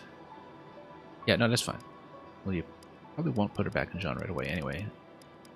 Main thing is, we want to put her on somebody who will have some spell attack. For things like Nosferatu and Annie. Effective against cavalry and armored. That's pretty good. We might even put her on Citrin, actually.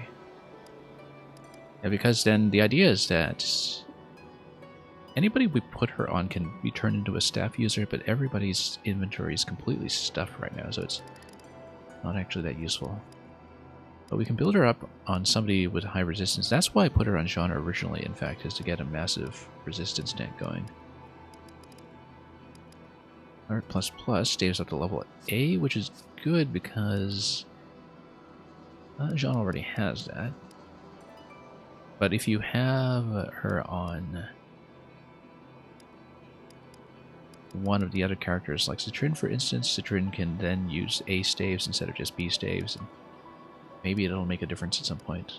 The thing about Citrin though is that I am kind of saving her spot for Celica, because Celica is going to be an absolute wrecking ball with her. Or with anybody who uses magic attack, to be honest. I feel like the issue with putting Eric of Jean right now is that we're not using his huge magic attack stack at all. He's got so many points in magic, and we're never putting him on the attack with that. Which is why I was thinking originally maybe Jean will wind up with Celica so you can use Warp Ragnarok, but putting something like Nosferatu on him to have him do a bit of a heal tank idea might be good as well, and I would just have to move Erica onto somebody else. Erica, of course, is pretty good with reducing his damage right now, which is why I've got him on there. And is also a pretty good fit in general for physical attackers, which we don't have too much to go around.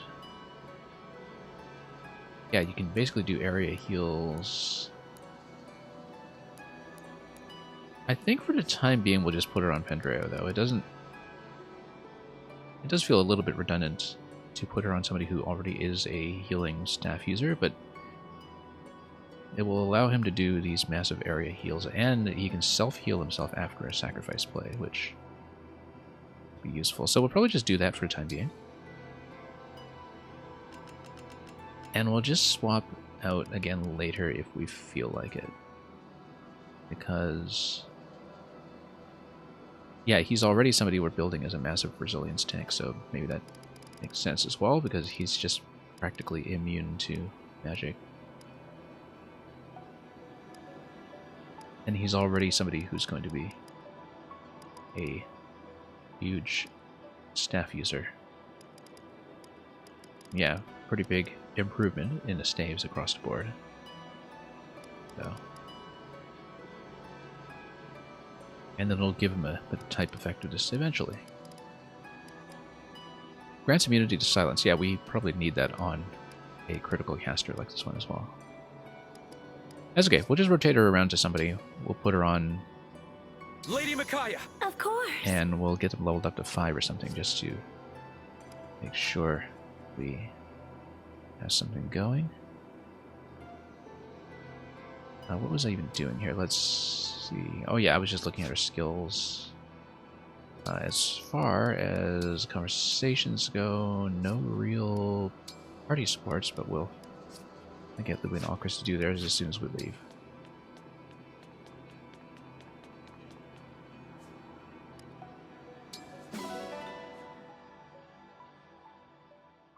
Yeah, we'll do a bit of the Somnial just to level up here and there.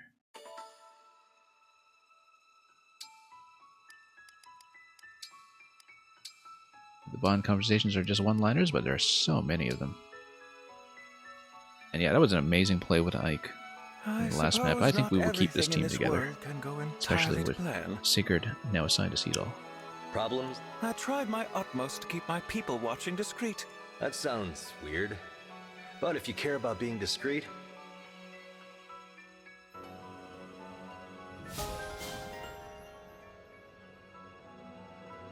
Okay. And Alchrist will have his first level, I believe. Hello, Alchrist. Have you been enjoying this gentle weather? Are you talking to me? He still has confidence issues. And okay, let's head over to the Somnial. Let's see where we're going with the next map first, in fact. Next map is going to be the Binding Grounds all the way over here. But it'll be Somnial first. Also, this map will be Advanced Class Level 10. That's fine. To the Somnial.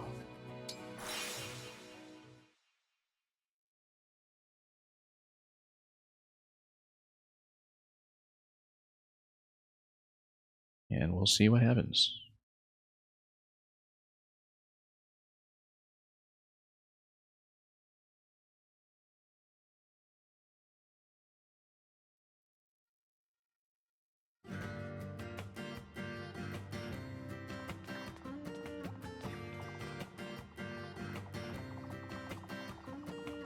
Okay, first order of business, let's figure out some of the arena training.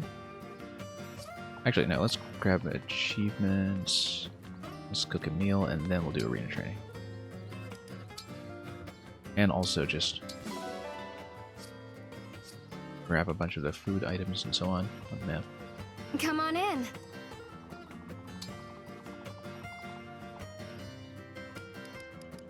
And I think we have C rank with most characters at this point, not with Saphir, so we'll do something with her, perhaps with our main party. If we find some kind of trio, so probably Alchrist.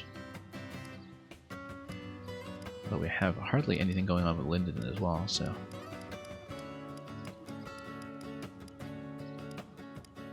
Yeah, so she's with the Brodia family. It's a very late recruit. Yeah, let's put her with Alchrist for this meal.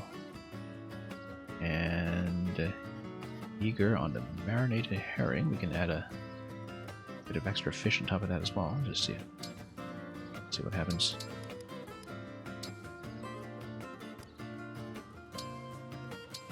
Okay, just leave it to me.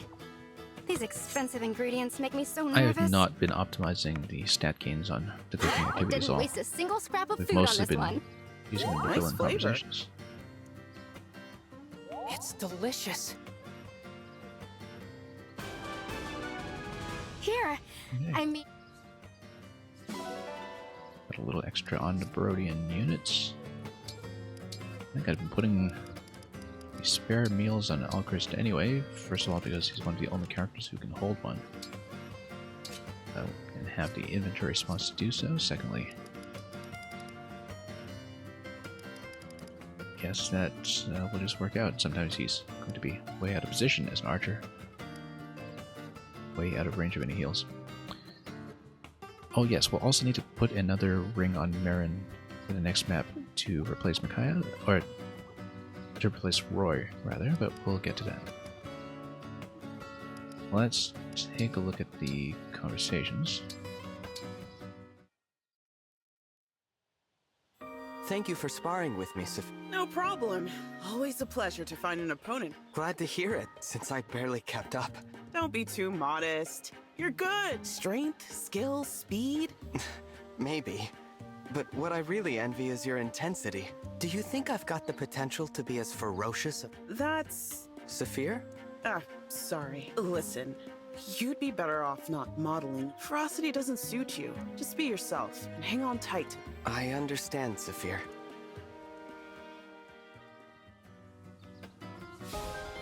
And let's hear banter with Alchrist. Turns out you're quite the fisherman. I must admit. It's your quiet disposition. Do you think we have enough fish to... Definitely. That's exciting! Of course. So, are you gonna tell me who you're so excited to cook for? I noticed you get most excited when you've got someone else in mind. Well, it's for my mother. I want to prepare something special for... Ah. When we heard of the Fell Dragon's return, it feels like it's been so long. It's the least I can do. Well, Prince Alchrist, I'll teach you everything I know about. We'll start with how to fillet and sear. Gotta warn you ahead of time, though. Uh-oh.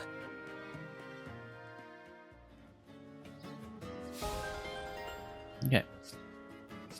As I've been saying earlier in the game, I think if you're really optimizing for supports, the thing to do is to keep teams from one of the origin kingdoms together tightly.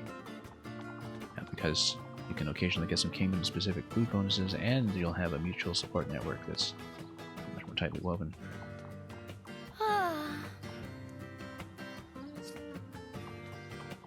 Yeah, let's not fuss around with too much of the other stuff, like the gifts and so forth. Let's just, first of all, go to the arena, see what we need.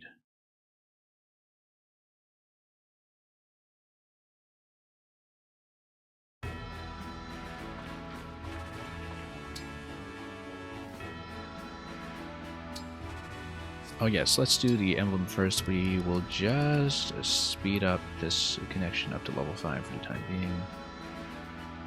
Oh, he's already got level 5 in Micaiah. That's fine then. We'll just leave things as is. forgotten that I'd done that ahead of time. Okay, so who do we want to pump up? I know I had a few that were sitting around 18 or 19. I think we'll do Jade again. I'm trying to build up a second Great Knight so we have more physical defenders available in case that becomes relevant to a map later. We're a little short-handed with physical defenders right now. And we've been making do just by playing very aggressively. Complete.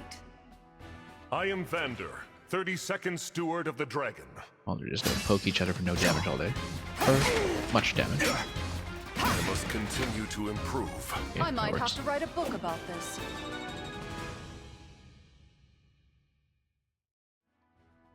I mean, Vander is one of the least used characters in this campaign, so I'm surprised that his paladin armor is not doing much for him.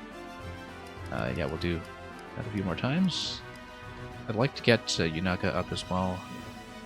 She does not cap at level 20 because she's the Thief class, which is special and does not have a promotion path. But which does have a power that she could pick up at level 25. I think she would get past, which the enemy Thief on the last map had as well, where you can just walk through walls of enemies. Yeah, let's try to get her up to 19. See if we'll make it happen. I'm Jade, a royal soldier of Brodia. I'm Citrine, a daughter of Brodian nobility. This isn't I wonder funny if it enough picks to write the about. supports. Also, Great Axe lets the enemy attack first, of course. That's what's going to happen anyhow. I was just about to say something about the supports. Let's, yeah, I guess you didn't really even get a word in edgewise that time. Meditation complete. I'm, Jean. Should I really be here? Forgive me! Well, she's got no hit rate here, and let's see. Yep, not gonna happen. This isn't funny enough to write about.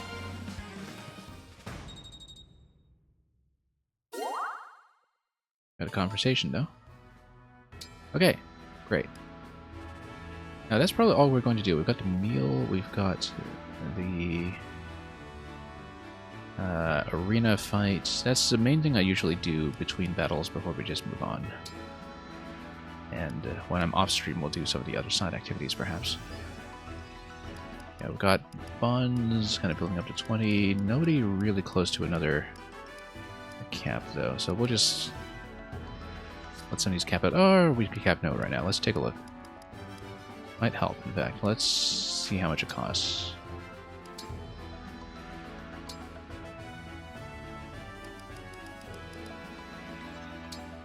It's cost 200. We can just do it. It'll be much more efficient going into the next map. And Ivy... But Corin is going to cost 150. Yeah, we'll just spend it. We'll just spend it. Just get the A support unlocked right now, and I'll deal with it. I am Corin. I'm looking forward to this.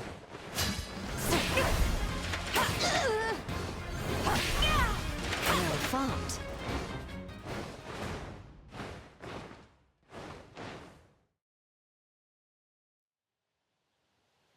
We've only spent a few battles together. If that's true, it's not by any power of mine. I do not trust people easily. Regardless of the reason, I'm glad to hear it. Yeah, some of these interactions are much more character specific than others. That one I felt was comparatively vague. Or comparatively not character dependent. I mean, they're only going to come up with so many of these 12 conversations for every character in the game, minimum. I don't know how conversations work for the DLC emblems, whether they unlock them with A supports as well, but until we get to DLC maps, which I will not do, I don't think, until we've beaten the first run or got into the last map. We'll just continue doing things as we have.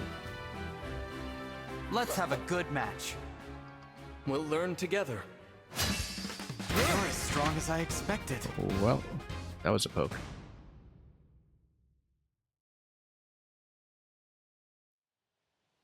Before you were a professor, you were mercenary?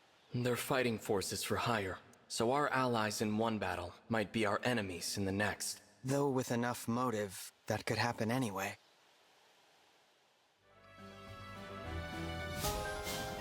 Now, how has the Divine Dragon gone this long without knowing what a mercenary is? When he has hired some and has had support conversations with other units specifically about that. Okay, we'll wrap up the rest of the support that we've just unlocked. And which is just this conversation, I think. Jade, I'm and we'll really move on sorry to about Roy's map. before. For saying that it's hard to be near me? Don't worry, Jean. No apology necessary. Why do you have a hard time around people like me? Well, people say that you're cold. I suppose that's not always untrue. Then is it true that you never hesitate to rush right into battle?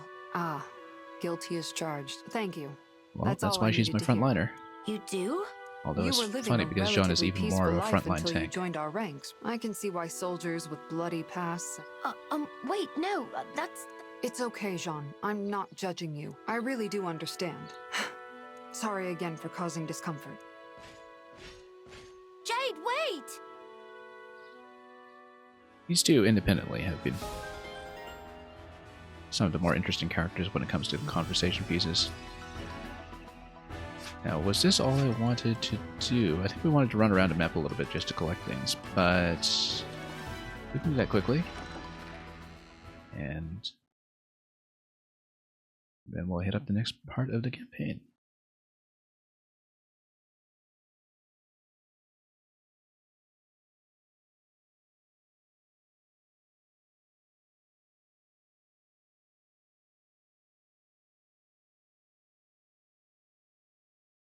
Loading. There we go. Yeah, we mostly just want to collect around the animal ranch over here, in case we have any interesting materials. Sometimes you can build up some of your weapon crafting currency this way, and so... Although maybe not with these animals specifically. Like I said, I haven't looked up anything about this system at all when it comes to determining which items you would get off which animals. I think if I did want to optimize it, I'd try to do it for crafting materials, since we wind up very short of steel and silver all the time.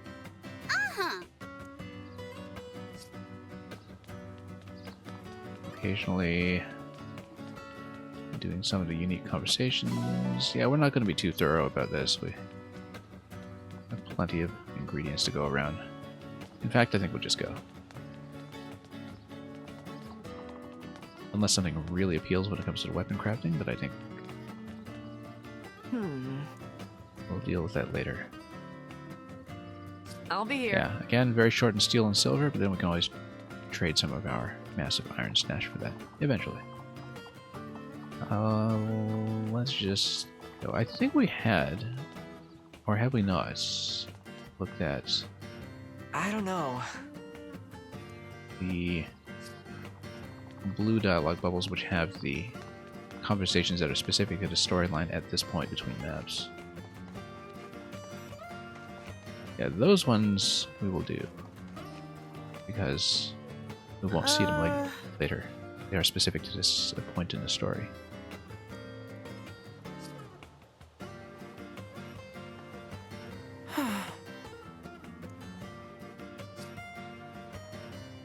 And yeah, there are the little support games as well, but whatever. I'm going to pick a fish up off the floor for no particular reason. And we have...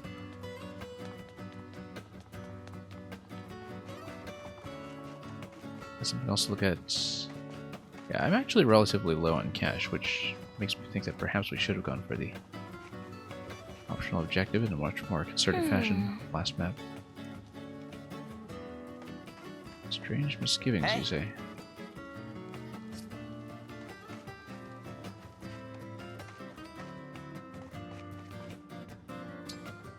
Let's teleport over.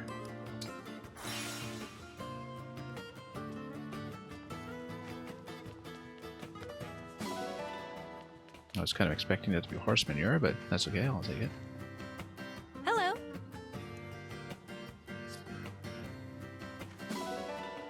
Oh, there you go, horse manure. Anyway, let's leave.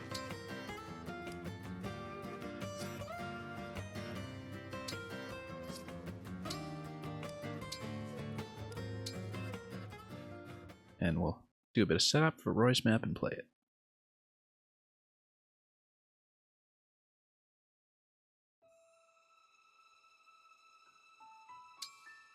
Okay, once again, if we are using Marin on this map, we'll need to put a new ring on her temporarily, but we'll worry about that once we see what we are actually contending with. Inventory should be fine. We didn't even use staves at last battle at all. I don't think I had a single staff use, so let's see how we're doing.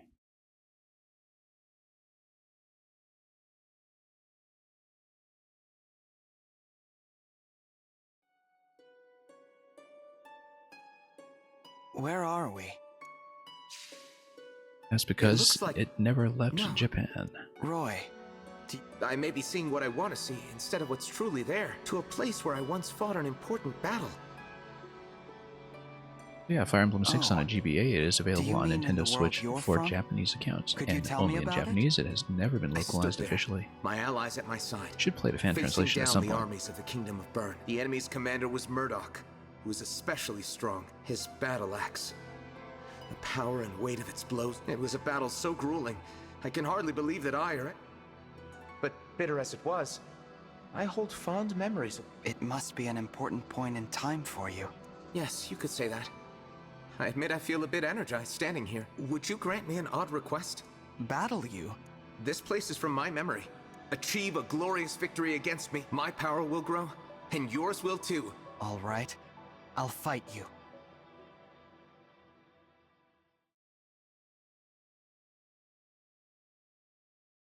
Yeah, Fire Emblem 6, The Binding Blade, is of course mostly known in the West due to Roy's inclusion in Super Smash Bros. Going back to Super Smash Melee on the GameCube.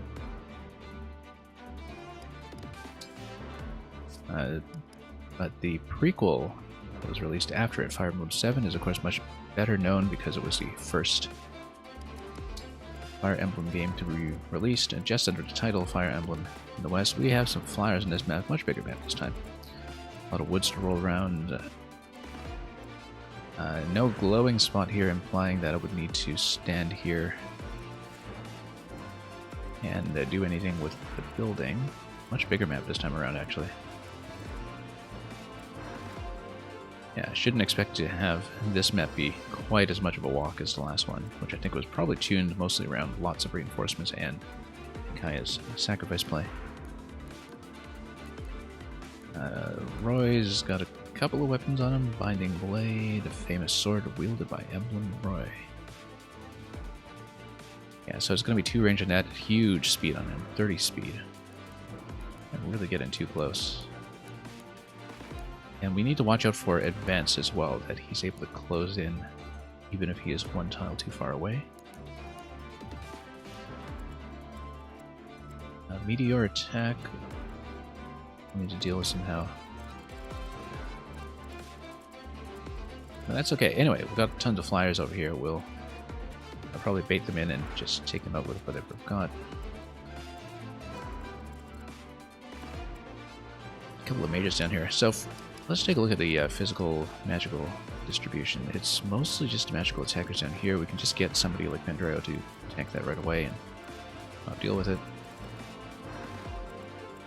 Main thing is we'll need to bait into cluster of flyers. They got 41 physical attack, which means that we should probably get Jean in there.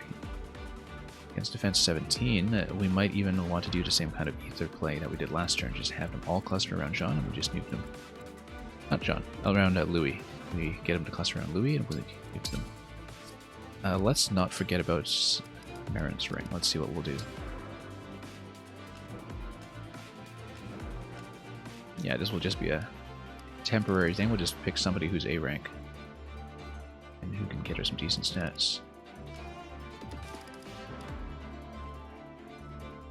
Having magic and resistance might be good. We'll take a look here. Having dex and speed might be good. Especially with her very high dexterity.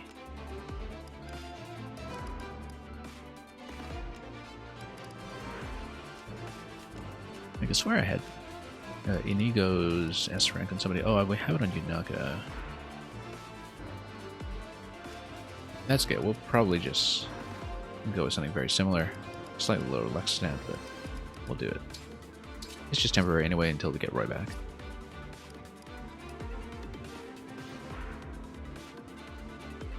Okay, let's see who else we're dealing with here. Let's mostly keep the same core team unless we have a reason to change. We'll look at the distribution of units, of course. Though we can probably do a snipe of one of the aerial units right off the bat, although we might want to save it for the dragon, because the thing is Lynn's advanced bow can in fact take out the dragons usually in the span of one turn, just with the Astro attack by itself, so we'd want to save that. Unless we hit a refresh point first, but no, we'd want to save that. So, we'll do a big play with Louis coming over here. We'll try to get him to attack even further in, which means we'll have Seedal in the back.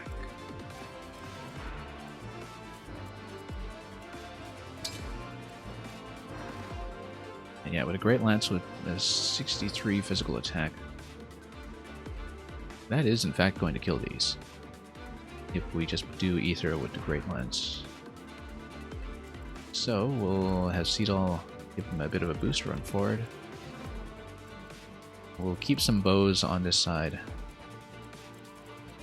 Although, assuming that Louis is going to nuke everything, the main thing we need to worry about is not get him within mage range. He can't get within mage range, but he should get within range of knights.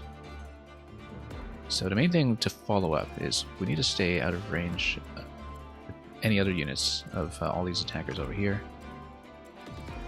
We can run him over here, so Seedal would basically run over here, boost him, get in. But we need to stay out of mage range, but if we could get the mage potentially to come in close enough, we might bait one of them in. 39 attack, speed 17. 39 attack, yeah, it would do some damage, but it would have the benefit of killing it right away. So you could, in fact, get him to just run into here. Louis' maximum extent is going to be here. 1, 2, 3. 5 movement. 1, 2, 3, 4, 5. Yeah, he could stand here. He could tank one attack. Everybody gets in. Everybody gets nuked. We'll have one follow-up from somebody if needed, although Louis can probably just attack in here as well. Assist. Rock. Okay. Yeah, so he'll take out the right side. Down here, we have a 39 attack on these guys. I think because it's just magic attack, we just send somebody with high resilience down there, like Pendro or Citrin. And against 28 resilience, yeah, we'll not kill them right away, but we'll definitely get some damage done. So we just need to stand close enough to have them not camp out here. So probably in this spot here, just pull everybody in and then attack down here. Beyond that, then I don't think the order matters too much, apart from let's move Chloe to the top corner in case we need her. Yeah, we'll want our bows down here, so the bows can get into position to take out wyverns starting next turn. Right away, so definitely.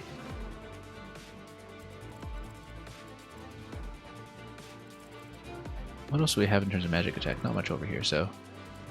I mean, these guys hit hard, 47 or so, but Ike can take them out as well. Louis and Ike, rather. Take them out. Have to be wary of these guys with the flyers on that side. And Ivy can drop Dragon Vein or something. We could even have somebody hide out here with high avoidance. Like a covert class. That'll be for next turn though. Yeah, we'll put flyers up front.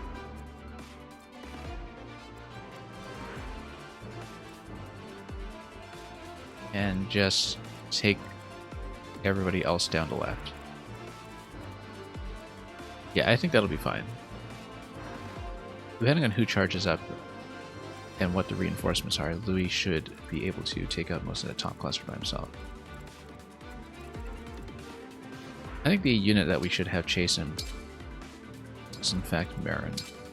Because Marin will have high movement. If we, for example, have Mage coming in over here, then we can do another double up with Seedall to get her in close and attack. So basically Seedall, Louis, Marin would take down right side. So these three back here, they go right. We have all these units up here that are well placed to just push in right away down. And yeah, Jean will just kind of stay in the back for the first turn, but then he can start baiting and attacks on the second turn. Andrea will go first, turn behind him. And we'll get all the bows camped out.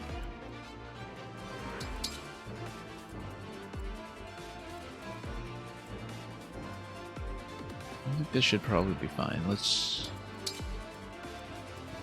move like this. And Anna doesn't have the longbow, so she should actually be up front. We've got archers that we'll just bring down here. Yeah. Yeah, Sean's not going too far in the first turn anyway, we'll keep him in back. Okay. In fact, keeping him back might do chain attacks as well. We should consider this. No, we'll be fine. We'll be fine. Okay, in that case, save for the time being. I do want to look at one more thing. Let's see. Yeah, I think, I mean, reinforcements will always be a factor, but as we push through the map, taking advantage of the woods will matter, of course, but we'll likely save Astra to take this one out. And we'll have some refresh points at that point as well. The main thing is how we attack into the final area here. This is going to be a concern because we have a lot of magic damage coming in.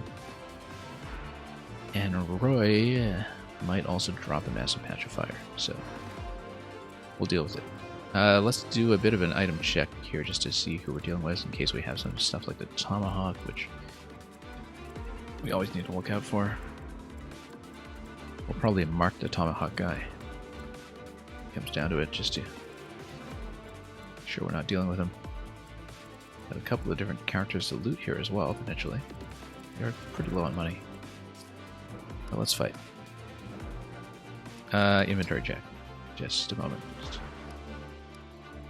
Just to make sure there are no unwelcome surprises.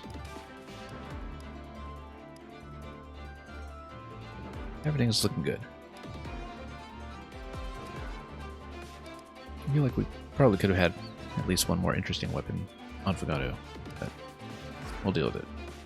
Let's fight. I'm looking forward to seeing how you approach this battle. Okay. Let's see it. Anyway, exactly to play it out as specifying, let's mark the mage range down here. Let's mark the fire range down here, as well as the Tomahawk. This guy. We'll mark Roy, of course. We'll watch out for this guy, but yeah, sure, let's mark him. Better safe than sorry. Spear, we'll mark here as well. To improve our view of the situation, we'll deactivate some of these in a turn or two, I'm sure, but just to do our initial range check, I think we're going to be fine. Magic attackers, yeah. Andrea's just going to come down here. We do not want these guys to stand in the woods. Neither of them funders, so Pendrio will therefore go in this location. And he'll stay on Elfire. Do we want to engage with Makai? No, probably not. No reason to do that unless you're setting up the sacrifice play. Yeah. So Seedall will go to this location. I'm your knight to command. Oh, let us go be off. Here. The stage is mine.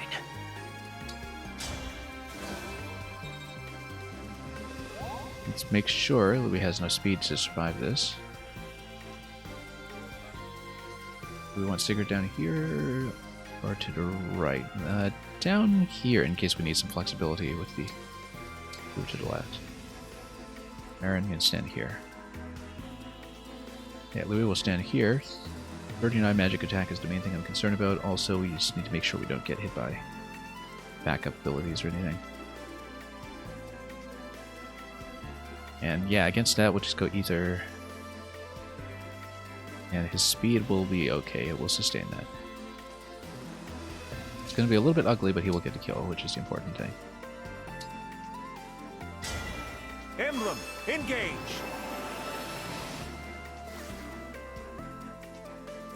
And given that he's going to be going against Event 17, that type effectiveness will generally not be on his side too much.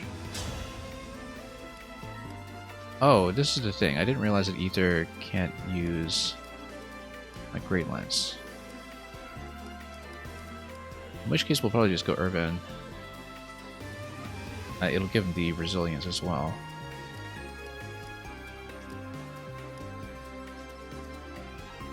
Yeah, so he's not really going to take out the whole cluster necessarily. You can kind of see the damage number on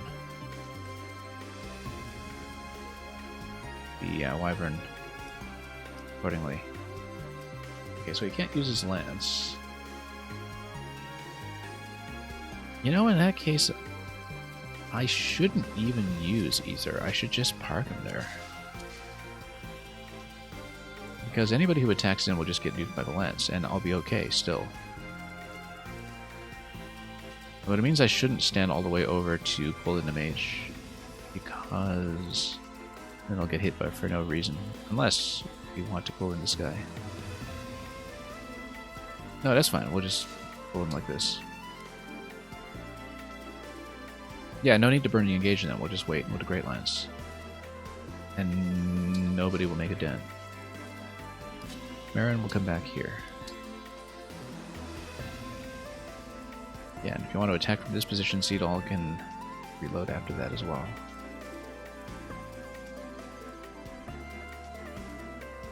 Anyway, let's get the bows up and running. Tempted to just walk Alchrist over here right away, but no. We'll stay here for the time being. Here I go. Yes. We want Alchrist to get that damage bonus from the skill, don't we? Ally within 2 spaces attack, yeah. We'll put him here so we can get some extra damage out of him.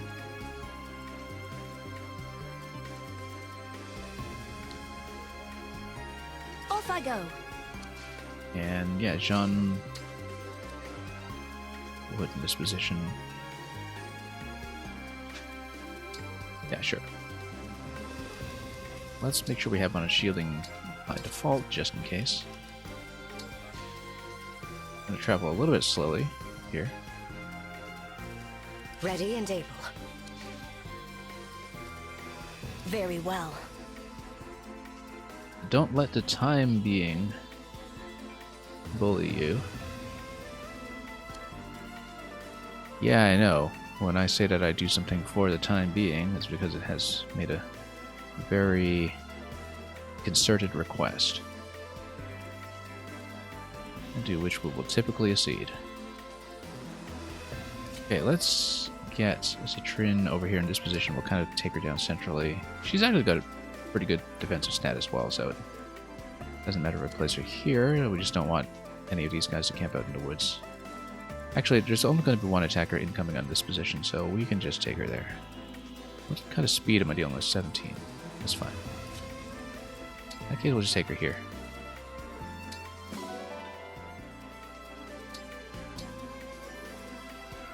Might even be able to... Oh, we should have considered doing a chain guard on her. That's okay. No need. Got it. Gato will go down here. We can even shove her up one position. But then, no, it's okay, because in that position will make sure the enemies don't go out in the woods. I'll do my best. Yeah, Ivy can just take the center here in case she can snipe something interesting.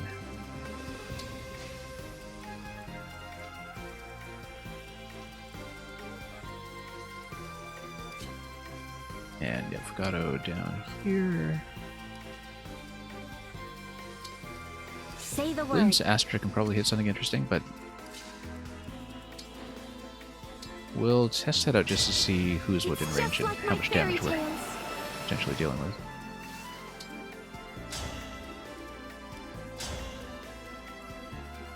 Yeah, a lot of magic attackers. We can obviously deal with the flying units with whatever weapon, but the question is, do I want to burn this right away, or do I want to save it? If I save it, we'll basically have 4 turns before we can use it again, and the concern with that is that we might get to the Phantom Worm here within 4 turns. Especially 1, 2, 3, 4, 5, 6, 7, 8, 9, 10. Yeah, we might get to it quickly enough for this to not matter.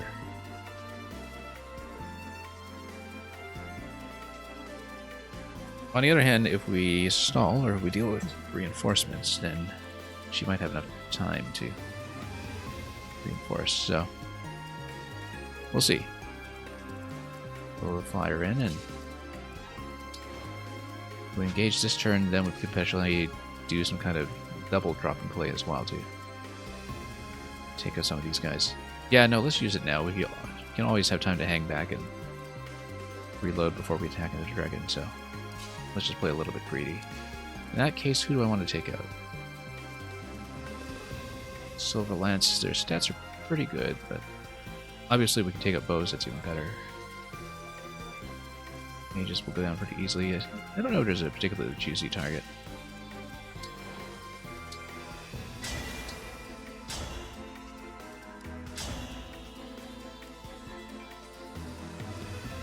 Yeah, I might just save it for the dragon.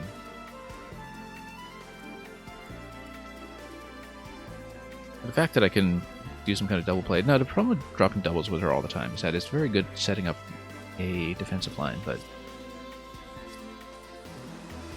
it also soaks up a lot of experience that we would not gain. So I think we will not engage.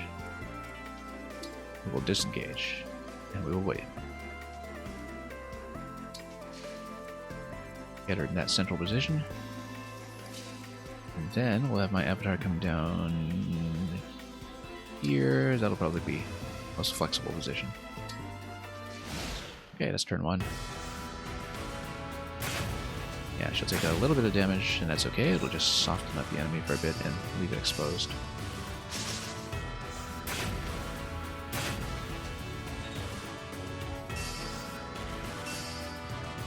Okay, this is exactly what I want. 46 damage is right on target. And he'll just do his sting. Yeah, staying on Great Lance without using Ike is perfectly fine here.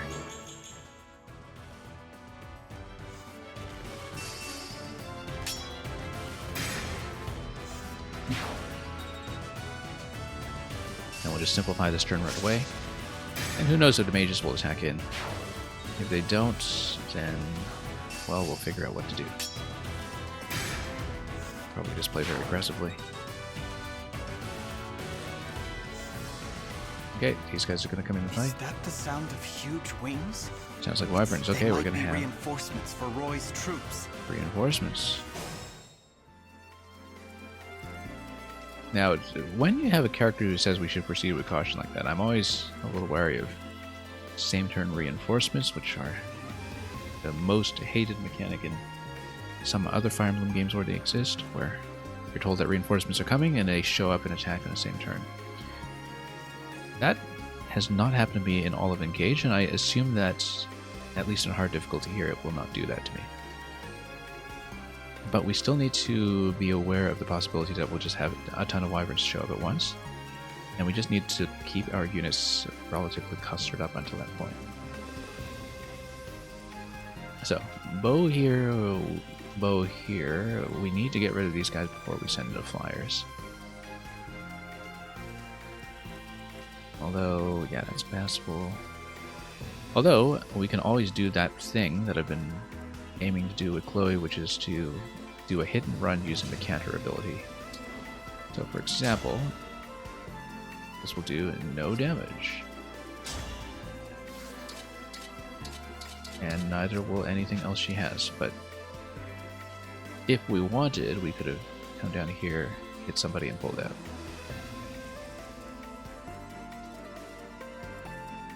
Or we use Ivy's ability to freeze to bows, if we can do that somehow. That's okay, let's not worry too much about it. Let's see who actually needs leveling.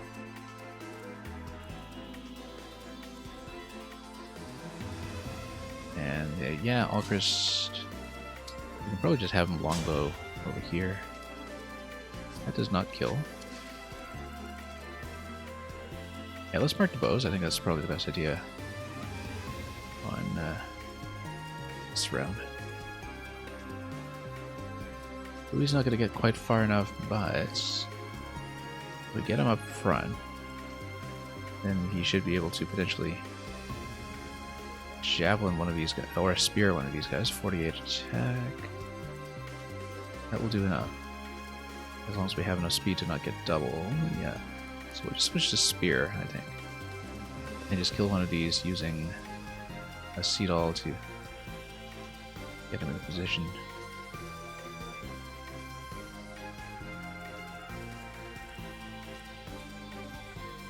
Or we use seed all with Marin.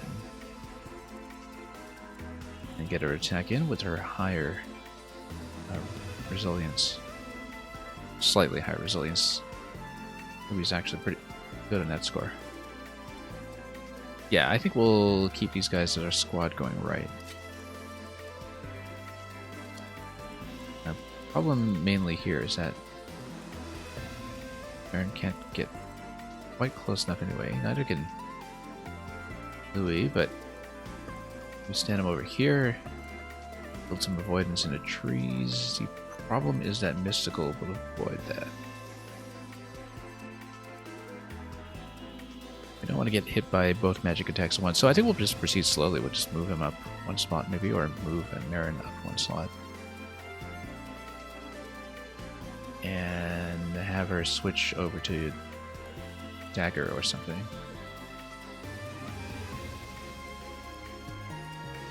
Doesn't quite do enough, but it might hurt perhaps.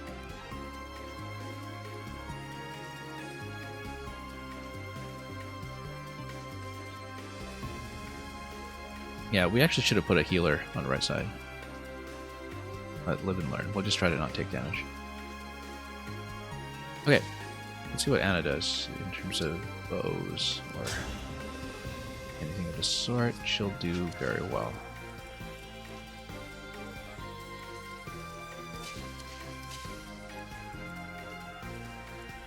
In which case, we'll just take her down as soon as possible. We definitely will want to kill both of these, and we can. But we need to take this guy out and potentially get a longbow down here. See how we'll do with longbows. Not quite enough, but with an adjacency bonus here, we'll be able to do it. So let's kill this guy first. This is going to be the order. And she'll potentially get hit, but not if she snipes first. With a crit. Oh, no crit. Oh, yep. It's got Alacrity. I forgot that Alacrity would have enough speed here to activate.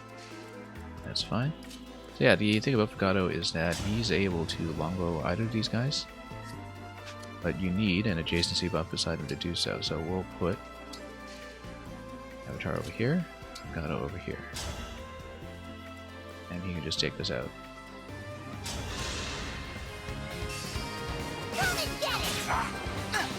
No escape from you.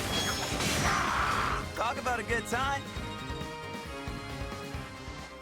Well, Chris can longbow the other one. And then we can finish her off some other way from there. Alchrist cannot get in here because he doesn't have enough range. That's okay. We'll have to unstuff this somehow. Or just get in there and kill it. Something. Brave Lance, surprisingly, doesn't do enough. You need to prepare the attack with probably a spell attack from Ivy first.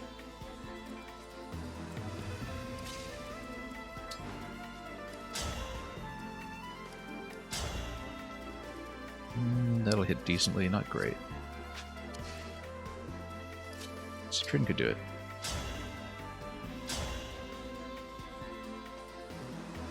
Yeah, just soften it up. Act, who wants to kill? 12 here, 11 here.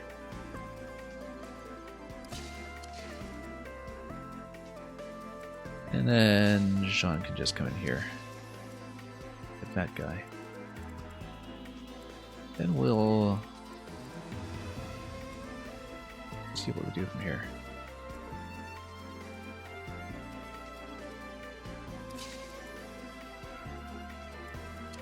Yeah, because she can get a spell kill. Okay. Also, Thunder will just kill this guy directly. Oh, no, it won't. It'll be just short. Okay, let's just go Hellfire. First one's great. Backup attacks, of course, work to my advantage.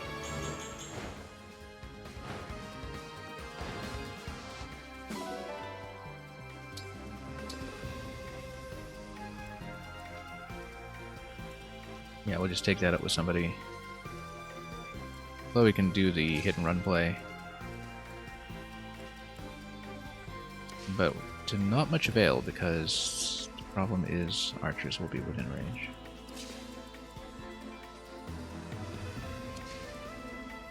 And Ivy does not have counter. Yeah. We'll need to bait that in with something.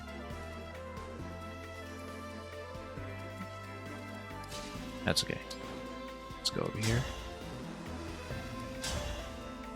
Maximize our hit.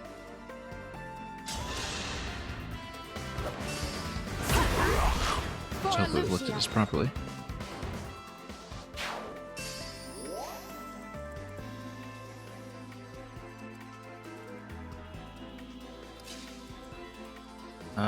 Can't quite get a range of view attack in this location, unfortunately.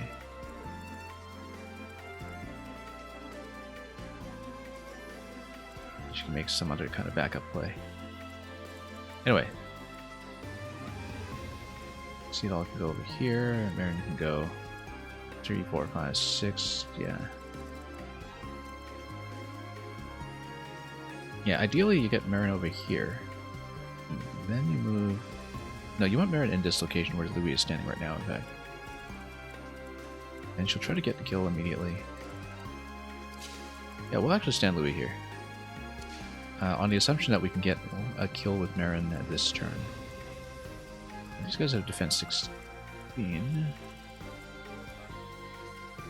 I don't know if we'll be able to do it. With the Peshcats we would. But we need to get in close enough for the Peshcats. So it's going to be 1, 2, 3, 4, 5, 6. So she stands here. She's just short of what we need. It's really too bad that if we hadn't pulled Seedall back this far, a lot of things could have been solved. 1, 2, 3, 4, 5, 6. Hit with the dagger. That's going to be 30 by 2. 14 to 14. Yeah, not good enough. But you could put her in the woods and she would be difficult to hit. No, because it's mages.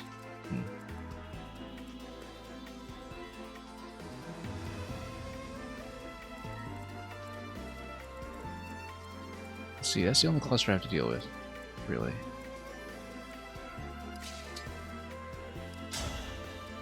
I might even just get in here with a mini bow for once. I never use this thing. And he'll take some damage in response, but that's okay, we can heal him up after. This is purely a positioning consideration. Yeah, we can always heal him up. Whatever.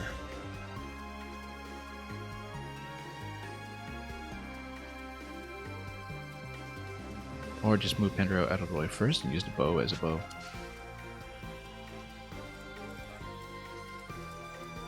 Yeah, no, we'll just pull him out of the way.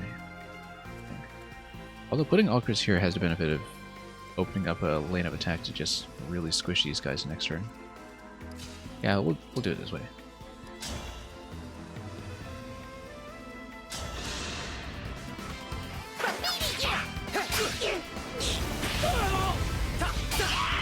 I had no choice but to win.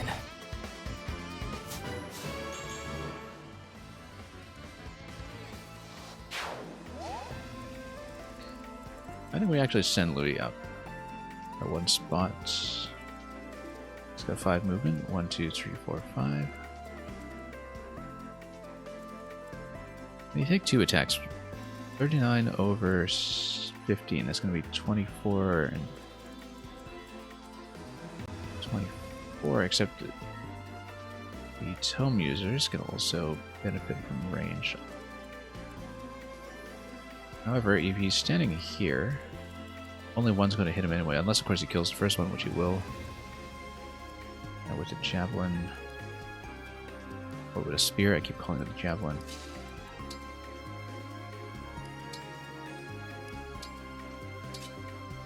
Speed 16 on that, I think he'll live.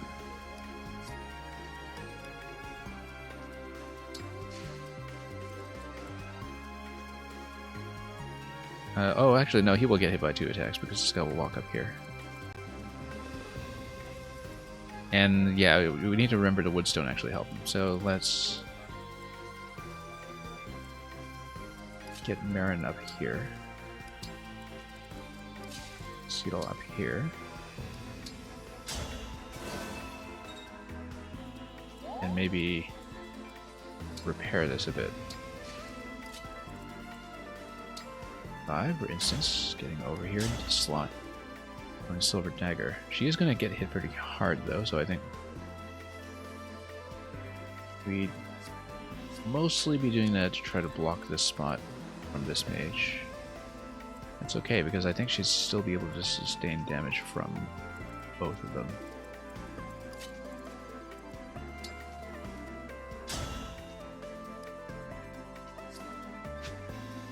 Comes here.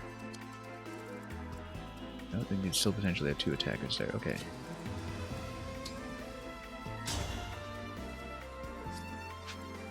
Too bad, just off by 1 square. 39 and 39. Yeah.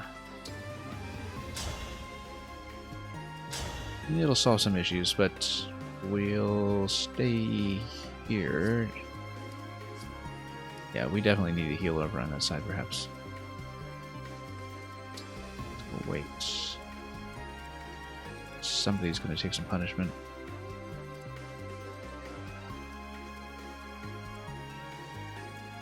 And Lynn can just move in. Let's take a look here. 1, 2, 3, 4, 5, 6, 7, 8, 9, 10. Yeah, because on a succeeding turn, she can go over here and try to hit. Kill this immediately and then pull back. So I think we actually will move her over.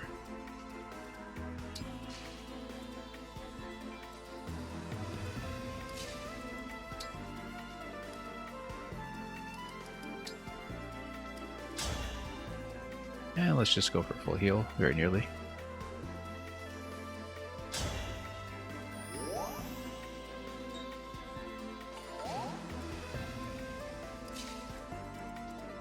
This guy up front.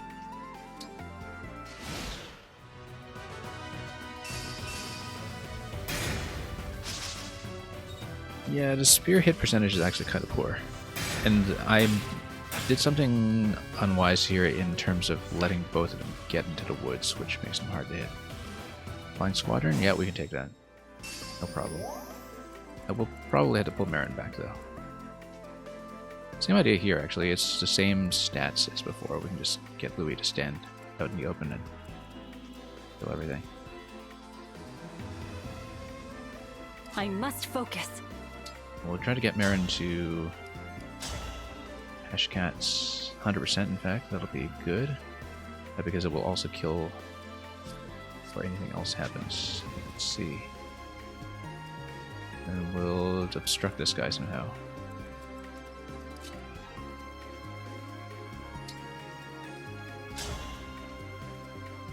Yeah, this will be how we do it.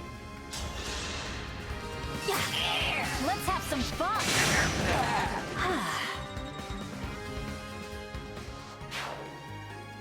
We'll get Seedall to throw it back, and we just need to make sure Seedall doesn't get within range over here. Which means we'll probably switch him back to Great Lance. Problem with Great Lance, of course, is that the enemy will attack first. Do some damage, but luckily none of those other attackers will do a thing to me, so... Yeah, but we'll need to block the right side to get Marin out of there. Or, well, no, because we want everybody to be able to attack in and get within range. So we'll actually do this. So the Great Lance, 93%, yeah, that'll hit. I'll get hit first. Big deal. Observe your room! You were beautiful while you lasted. Hit rate definitely favored me there. These four will attack in, they will all die. Need to pull Marin out of here. 6 movement, 1, 2, 3, 4, 5, 6. Yeah, because Seedall can activate her and then pull back.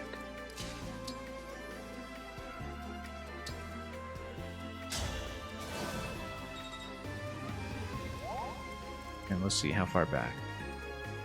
Silver Axe, 6 movement, 1, 2, 3, 4, 5, 6. It'll hit this spot, so we'll go back 1 spot. And we can heal her with Elixir, since we have no healers in position. Also, let's figure this out. Who's attacking into this spot here? I didn't even see. Oh yeah, there is a bow here.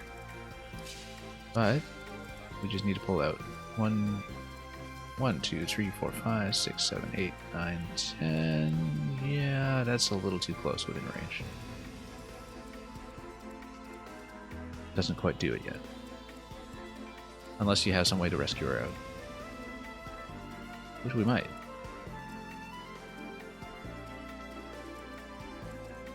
Because we do have some staff users that can do some things. Now we'll pull out the left cluster first. We need to clear out the bows before we attack in.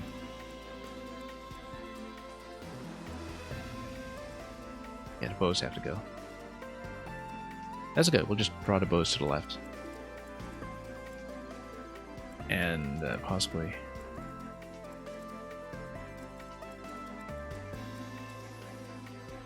Can't quite do a hit and run on them, but we'll see what we can do. Anyway, lots of bows down here. We can potentially tank some of this with Sean. There's just the one guy who's potentially going to hit.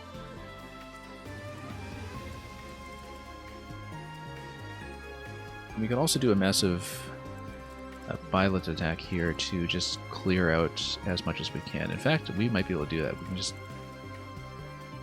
blast right through the side of the map. Potentially. We would need spell attacks against these guys, and I don't know if we really have that much to work with.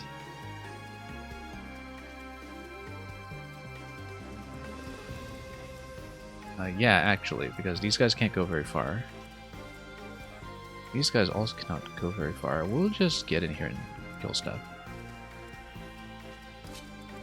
Like, as long as we have a way to deal with the bows down here, which in range we might be able to do. Because we need to get rid of Ivy. Anyway, where can I go here? 1, 2, 3, 4, 5.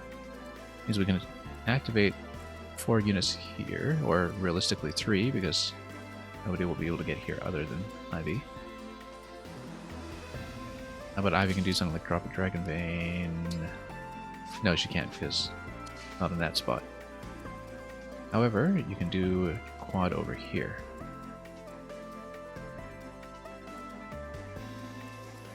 But the healing location won't actually do anything for me, so... Let's see. So we activate 3 units over here. So Jean can go over here. We'll keep him on shielding. Let's see how I'm doing with the magic attacks against these guys. This will kill. And this will not.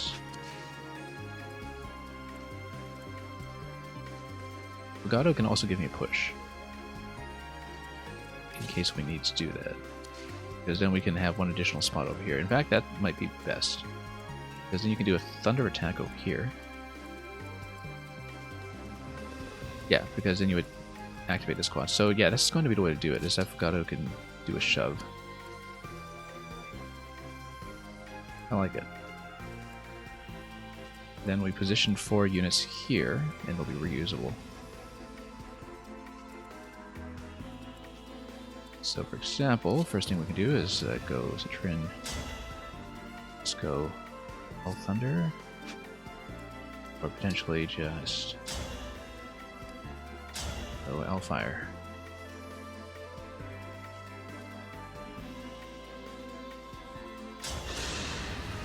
Okay, let's commit to it.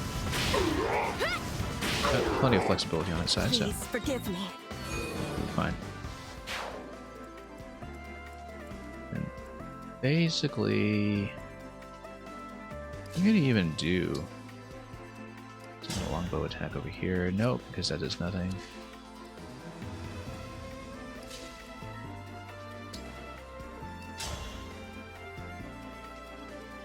Yeah, Thoron will hit. And we can do some other kind of follow-up down there. The thing to watch out for is that we do still have bows on this side as well. But we just need to get in close enough to take out these attackers. So Anna is definitely going to be in there, I think.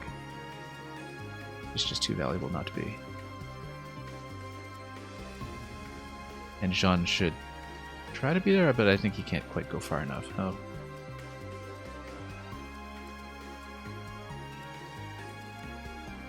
Actually, Jean would be better because he can come up here and tank the next round of attacks. Maybe. Because Flashing Fist isn't going to be too good here.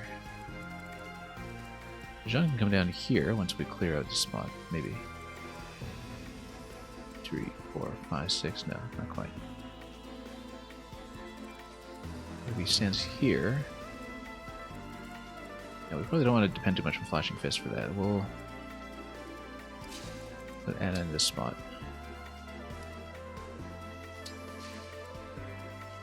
Maybe Alchrist, although bow versus bow might not be very good.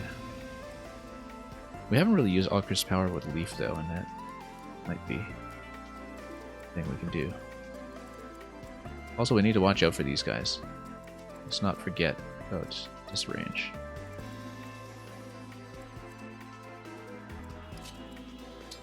Yeah, we'll do the shove. We'll just do some kind of double attack down here. Let's mark these guys. And unmark these guys. Okay, so now we know where to stand. As long as we try to take out all 3, which we may or may not be able to do. With some magic attackers, we should be able to do it. So, let's chip this down. Because that should be the best thing I can do there.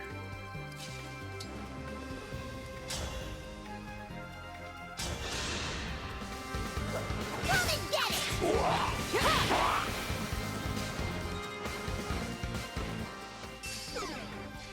In fact, the benefit of that is that we could even get in here with Chloe right away. We're not going to be able to take out these bows this turn, so Chloe can't get in close enough to deal with this guy. 7, 8, 9, 10. Yeah, no, she can't. So it's better if she just tries to attack indirectly over here and simplify the situation a bit. Attack in here, pull out to this location. Bow should not be able to hit.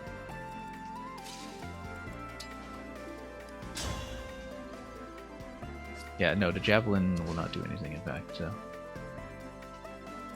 This guy's tough. Has to be. a magic attack against it. Given that, and given that we potentially could use magic attackers down here, I think we will. Instead of going for some relief, we're going to probably go Pandreo here instead, because his speed is not going to be enough to double up against these. We need somebody speed 30 if we can. Although, we do get a boost to all stats. Actually, because we get a boost to all stats, Pandreo should be able to double, so put him here. Don't know if he wants to drop a heal on anybody.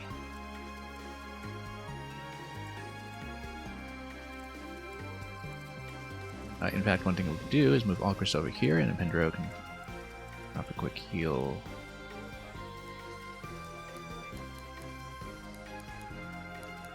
Just looking at his powers here to see if we can get the adjacency heal. That was 5 HP from Zone A. I don't remember who had it. But Jean can basically pull one unit over. Yeah, it's all axes. If he's on shielding stance, he's got 27. He's going to take about 14 damage here, and that's okay.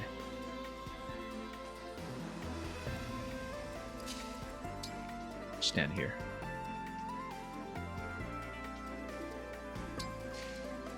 Okay. In fact, we might even be able to draw in 2 attackers. Minimum. But I want to make sure we can take these guys out first, so before we do anything. And also, let's change my item.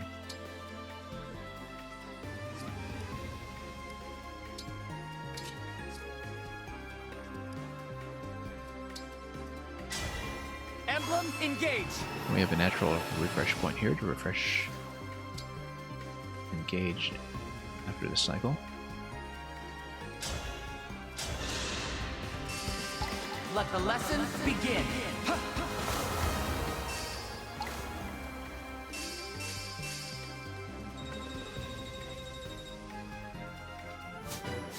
This thing about Goddess Dance is that I do get to power level this character a little bit after some growth that has not been as good. Yeah, so we'll stand out of bow range.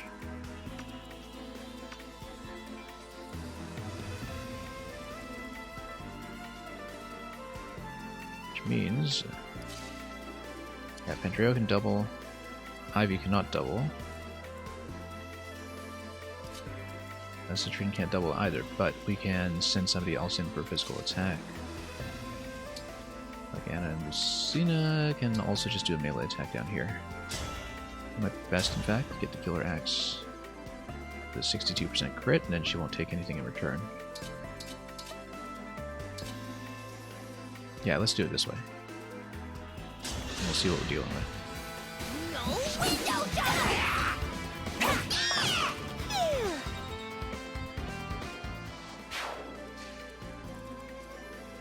Okay. Nobody critical will hit her just yet.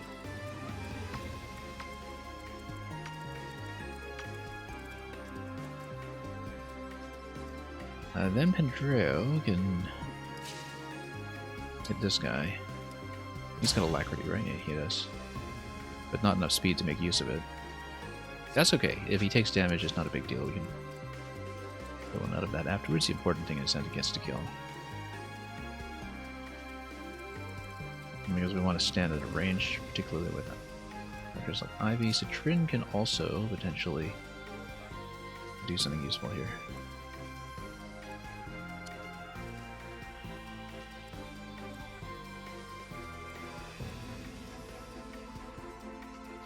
Ivy can also drop a heal in this area using the Dragon Vein, which might actually be even better.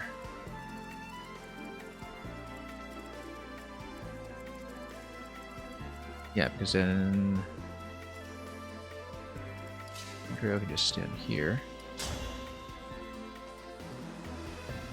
Unless we have something that can pull him out. No, that's okay, we'll just drop a Dragon Vein on him and get a heal. And he should be fine. From me to you!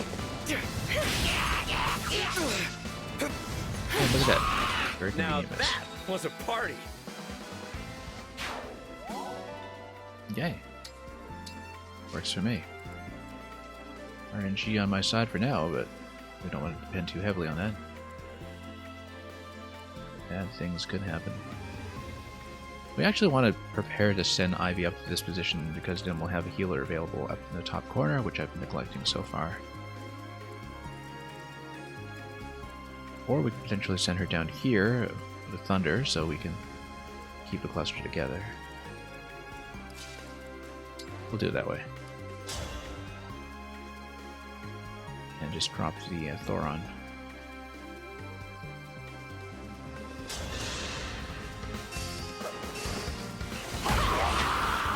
Nothing left of you.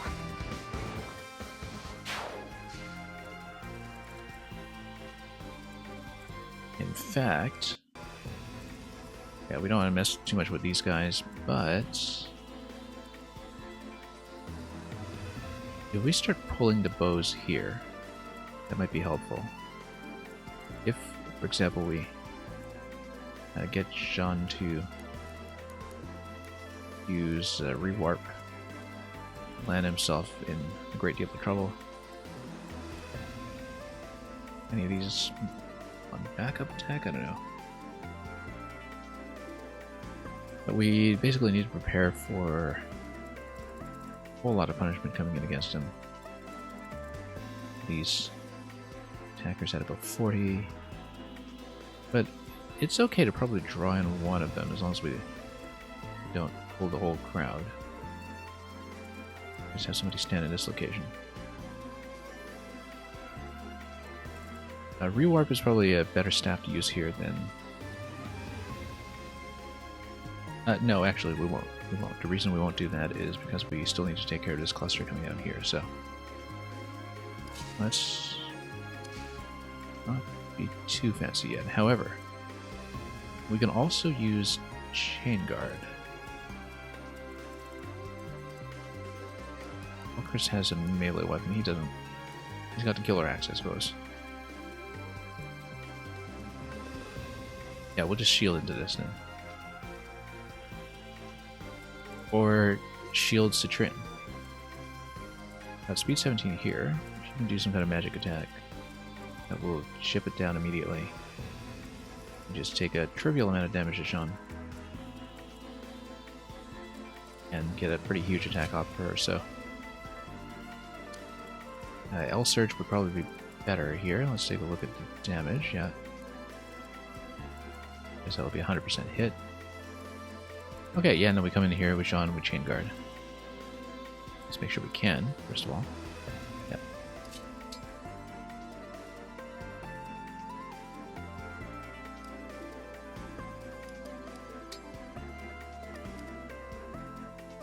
And we'll even have a decent amount of speed.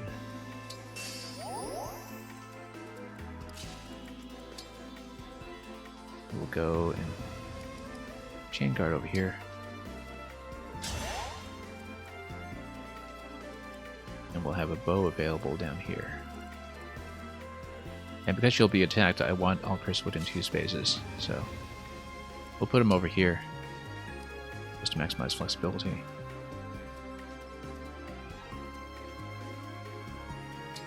Okay. Alright, we need to pull Marin out for sure. We'll probably use the elixir on her just to simplify matters. Unless...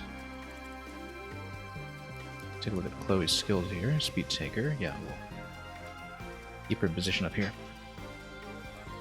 Because I must get within 5 range of this. 1, 2, 3, 4, 5, 6, 7, 8, 9, 10. Within 5 range of one of these squares. That will allow me to drop the bow right away. The Astra attack. Let's turn. So, all of these are going to die against Louis, so I don't actually care about them. What we need to do is just put her here. And let's switch out Javelin. And wait. Also, 1, 2, 3, 4, 5, 6. We need to pull her back an additional spot. Well, avoidance 276. I mean, no, we want, what's his name, kill everything. So pull it back here.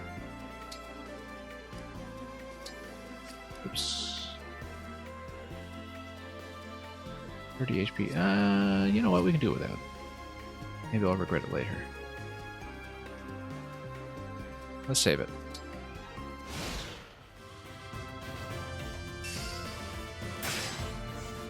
And Citrine will get killed using Machine Guard.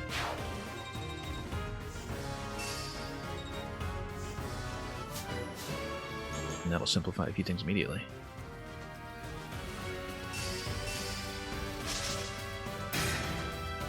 Louis and Ike will do the same thing as before.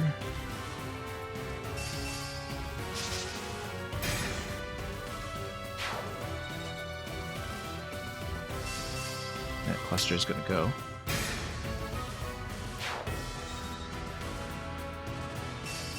We'll see if we have more reinforcements coming immediately or in future turns. I'm sure we'll see some more clusters, but we'll deal with it as they come. Okay, great. Well, we've got a couple of bows here. Just deal with this right away. Radiant bow can kill everything, so with great prejudice, in fact. But let's just take them out. What a pain.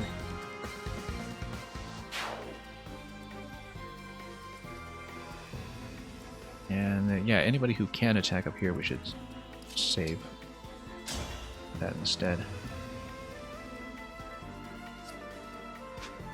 Now, L-Surge is faster, right? No, it's not. Oh, we just got a speed buff off something else last turn. Right, we got a speed buff because we had to +3 from Goddess Dance. We do not have that this turn, so we shouldn't rely on it.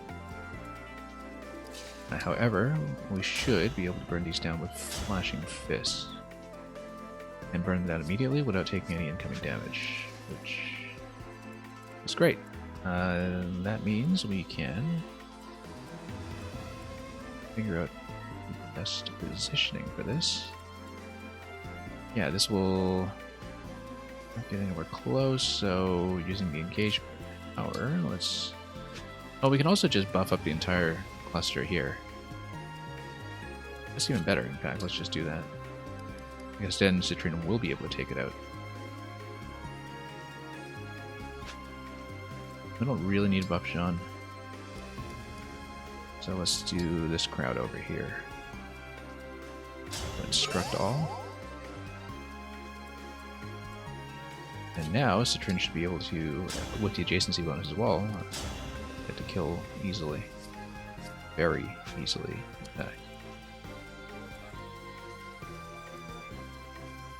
Yeah, and then everybody else can attack in next cluster. So Anna won't quite get far enough, so maybe won't be able to partake just yet.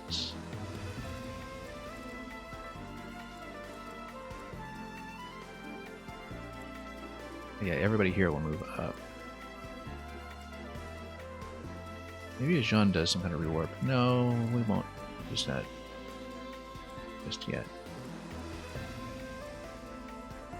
Yeah, Anna can always come back here. We'll... Nah.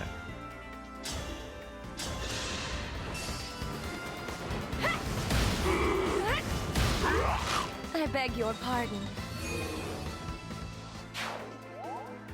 Okay, so it's going to be either Anna or Jean who take this. They'll be fine either way. We should have enough attackers to just go down and take this out this turn. This is all physical, so Louis and Ike can just go down there easily. Now we need to watch out for the attack on this guy. That's okay. Let's make sure, first of all, that if we do engage, we can, in fact, kill it in one turn. This will not be the move. I just want to check. Emblem, engage!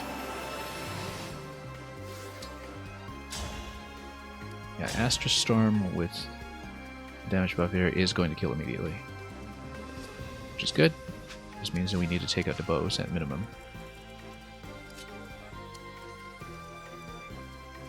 Seedal and Sigurd. The thing about Seedal and Sigurd is that we can also move them up really quickly using Sigurd's power. I don't want to use that too often though. But yeah, very high physical defense on all of these guys, so maybe Great Lance is not going to be too good. We actually do want Marin then to be here. She'll get within 6 range. 1, 2, 3, 4, 5, 6. And she'll be able to take some of these out using Levin's sword.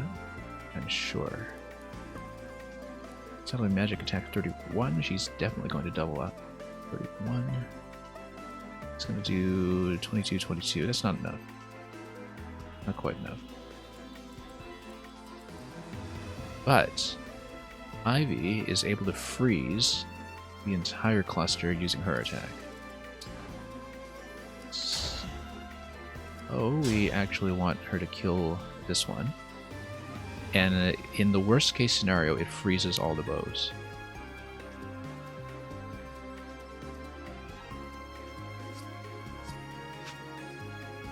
Either that or we go with the Thoron attack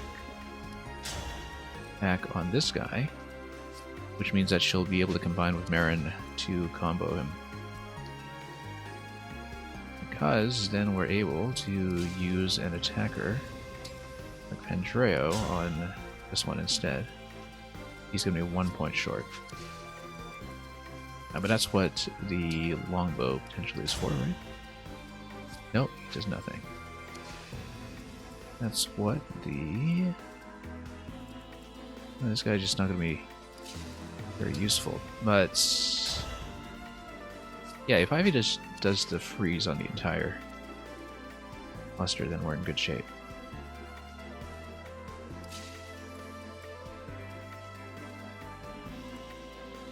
Oh, too bad about this 1 point of damage. That actually changes quite a bit.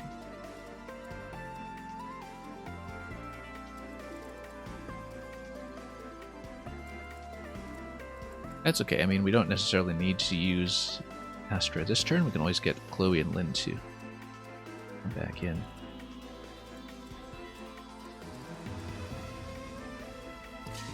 Yeah, figure out whether we have a better use for Alchrist and Leaf. Let's see. When making an attack, you could potentially use well. So even if it is 0 damage with a longbow, we should try it. Because that could potentially do something. The main thing I'm concerned about is whether... well, in a worst case scenario, we should be able to still tap it for 1 point, right? Physical attack 34. 39 with a silver axe, which doesn't quite go far enough, though. If she uses her engage, then she's able to get within bow range to take this out.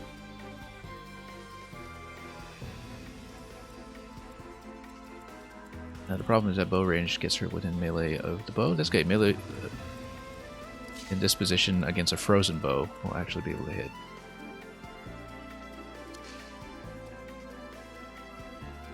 So that might be the solution here. Okay, in that case, we have the move. Then we Thoron against this one.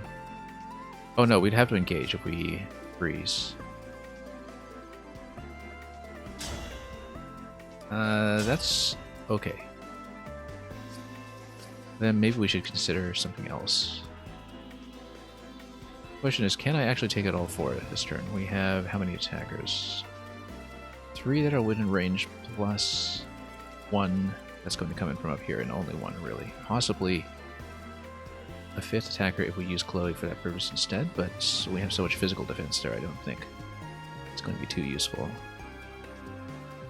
So the question is, can I take out all 5? Andrea's only able to hit this character anyway, so it has to be here. There's no choice. So yeah, no, we're going to go Ivy and Corin, we're going to engage. And then it's going to freeze the cluster. And I like it.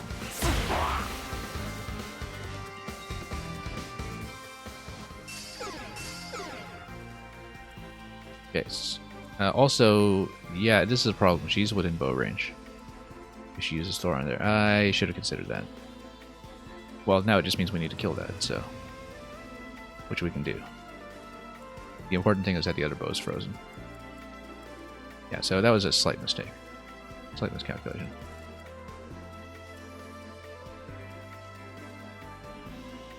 That's okay, we can do it. Other unit's frozen anyway.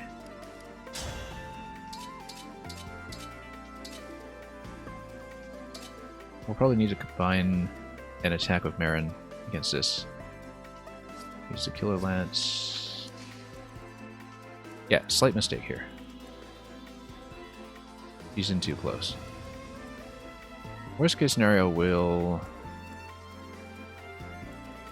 figure out a way to pull her out.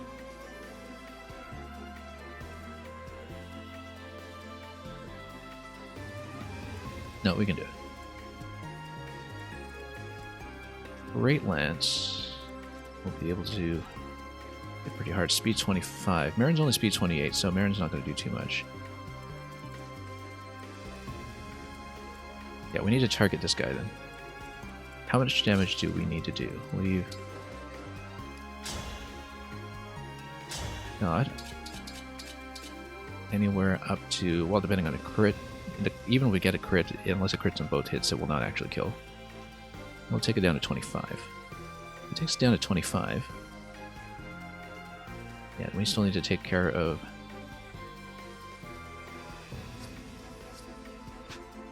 this fella down below.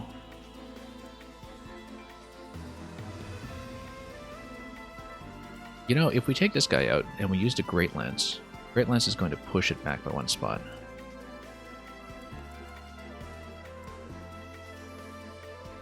But then if it's pushed back by 1 spot, then it's going to hit this square. And if it hits this square, then that still hits my flyer.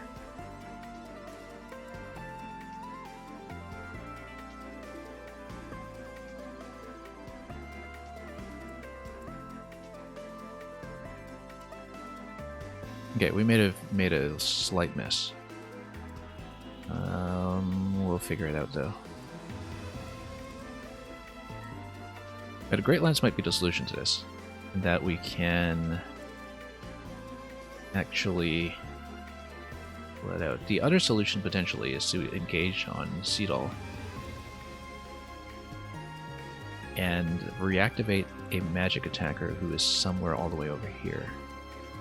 For example, putting Seedal just in this position, for instance, and getting Ivy down to kill this guy. I like that a lot, in fact. Might be able to do it. Depending on what his movement range is with engage. Join me for one song. His movement range is not actually that good, because of all the woods.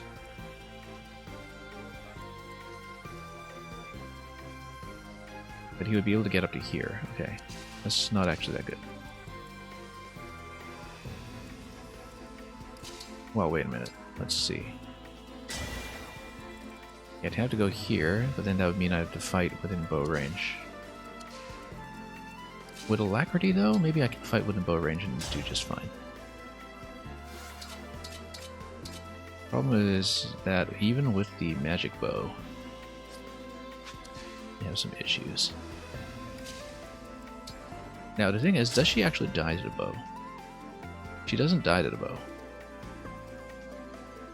Which is important to know, because it means that we're able to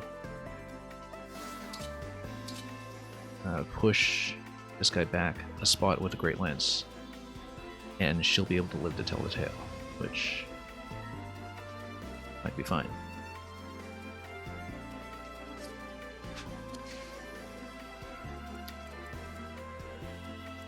Well, we can't say the same for our Ivy over here, especially with speed disadvantage. So yeah, no, because Ivy will just die if we don't do something with this. It's going to be Great Lance, and we're going to hit it. If it's going to be Great Lance, that means Ike and Louis move here. Seed all refreshes them. 1, 2, 3, 4, 5. Push for the Great Lance. Okay, that's going to be it. Has to be this.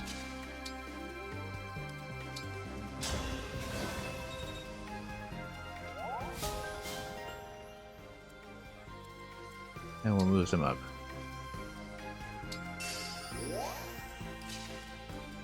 Let's see how much damage this does, first of all. Nice amount. Might even be able to get a kill on a crit or something. We will need to push it, so let's not get the attack just yet. We're going to go Pendreo first. Just 1 point of damage is so annoying. Does Micaiah have anything that can hit harder? Not really. Do we have anything else that will give him that point? Like any kind of skill?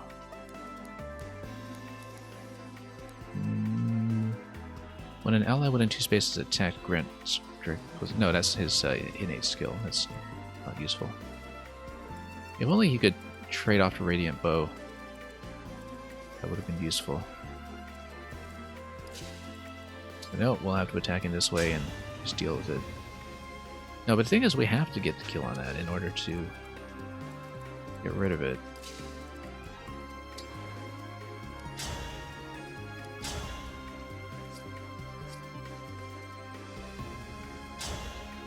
And yeah. Okay, so the special bow actually does just enough to get us over the line. Okay, no, the play will still work. It'll still work. Main thing is that this guy's not frozen. We need to kill him off. Also that we need to watch out for this. That's okay, we know that. Okay, we have it. Okay, we don't have a backup attack within range. We should consider that, in fact. Oh, 5% crit. Okay, we'll take it. Okay, that simplifies things. 5% crit. Sometimes it'll just work out.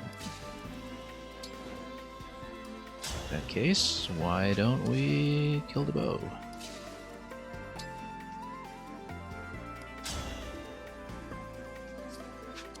And then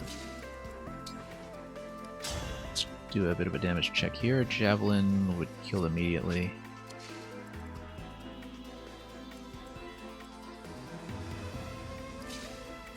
And yeah, we can just do this.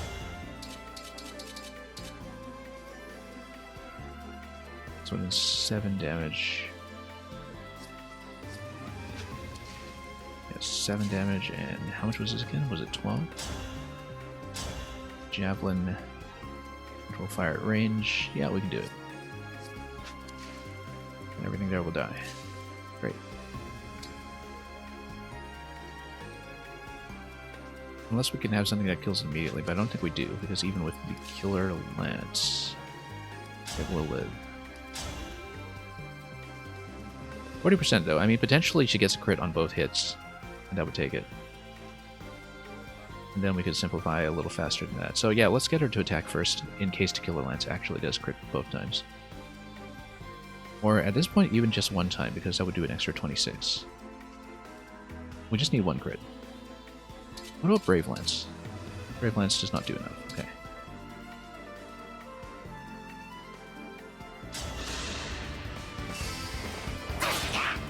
Hungry for more. Yeah.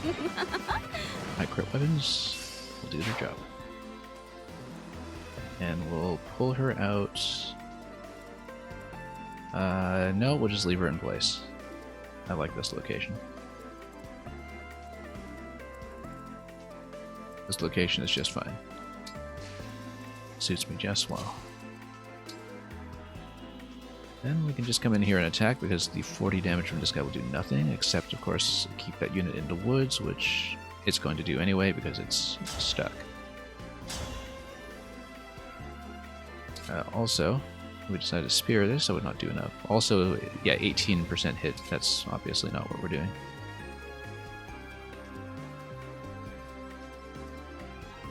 So we'll just hit.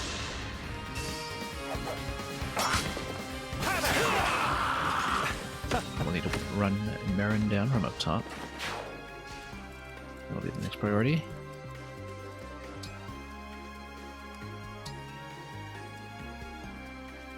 Okay, now we take this guy out. We've got not just 2, but 3 options to do so. And who is attacking in this spot? It's just this guy. Okay, so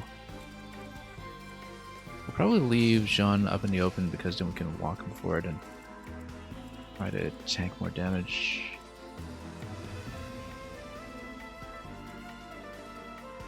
Yeah, Alkers is pretty low level. I think it's probably going to be him.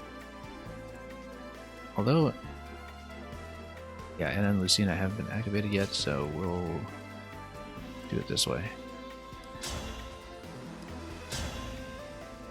And Silver Bow will just completely take it.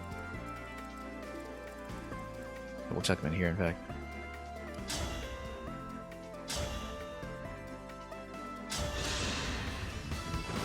He probably wants bows over to the right side soon, though, to deal with the next flyer cluster. Because there will be a flyer cluster coming in the right side, and we'll need to deal with it. So the idea should be to move Anna to the right as soon as we can. Just kind of weave our way down the map. We've simplified quite a bit. I would expect more reinforcements at some point, but whatever, it'll happen.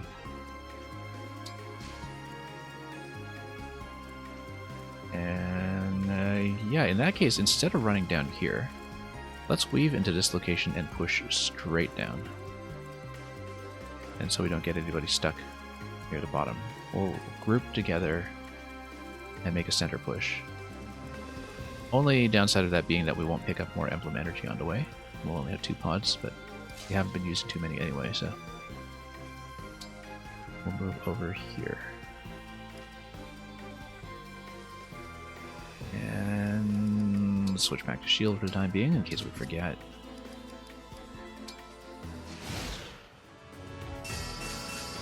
Yeah, this was nothing.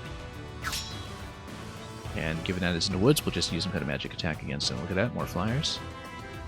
A little out of position. Whoops. Oop. Really out of position. Ah, we can take them. We've been a little bit dependent on using the counter from Louis and Ike, though, so this is a pretty big surround. That's okay, we've got lots of bows to go around. Only problem is that Jean was way out of position. Would have been nice to have him in. Affogato, where's Seedall? Seedall's over here. Okay, he's way out. What do we engage Seedall? How far can he go? We need to check his range. Emblem, engage! Okay, so Seedall can go all the way up to here. That's not quite good enough for Affogato, though. We want to make some crazy play with him. Anyway, Affogato can definitely take out one of these guys, no problem. These are in a position that require bows to hit, pretty much, so we'll just get our archers up here. And Citrin can't quite take it by herself, I don't think. They are pretty fast. These are speed 19s, these are speed 17. Citrin.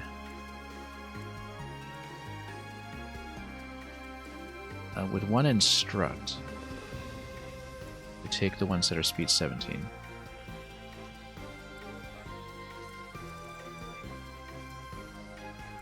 Fundamentally, though, somebody will just need to take a point of damage down here. Like we create a wall, and that'll be that. We also have Wormslayers. Wormslayer can take one out immediately. A very safe position. And Citrin if she's given the opportunity, we'll be able to hit something. And in fact, if she's here, it's a bit of a 52% hit against that. Yeah, not great, but there may be ways to make it work. So for example, if Seedall is going to engage and double up against somebody over here, and have somebody in this position. 1, 2, 3, 4, 5, 6. And if you can hit at range, if like you have somebody here who can swing down, we might be able to do it. Somebody standing here and here. Might actually be Ivy who would do that. Like Ivy would swing down here, double up, and then would hit. So it is possible to take out all four, that's the important thing. And if we're going to do that, we should then get the essentials out of the way by having our archers do their job.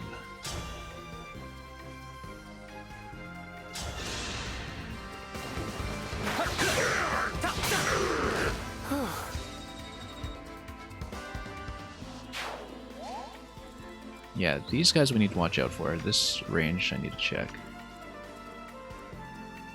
Silver Lance on both. That's okay, as long as we're out of that zone, we're probably fine. Electro Dude, welcome. These guys we'll just need to run away from. Yeah, we just need to get out of that zone and bait them in for the next round of attacks. Yeah, Fagato could probably stay in this position. The other thing, too, is that if Anna walks down here, she's still able to do backup attacks within range. We don't need to bust too much with that. We will get a Worm Slayer first. Oh. Probably the one on the left, because then positionally we can block it off. No, the one on the bottom, because we need to get within range of it if we have somebody double up here. 1, 2, 3, 4, 5, 6. Maybe. Yeah, we'll leave it in the open.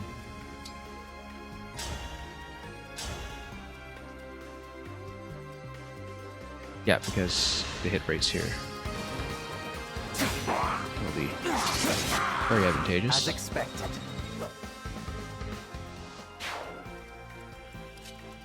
Potentially we could even get some kind of crit here.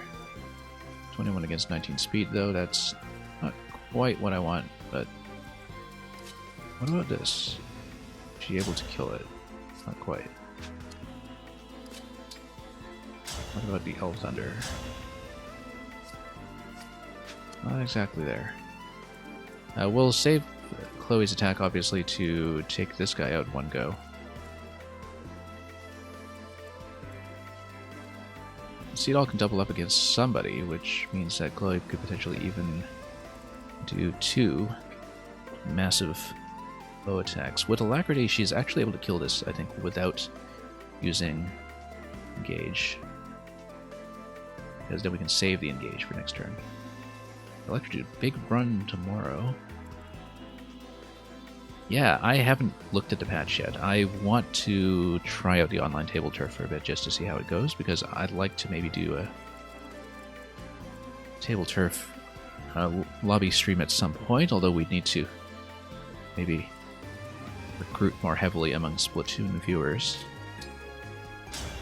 to get some in the mix. 132 damage against this guy will smack him. Massive overkill.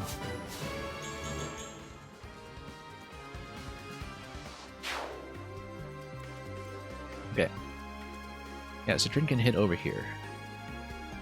I said that I would do the massive Seedall Ivy play, although that does require me to burn Seedall's ability.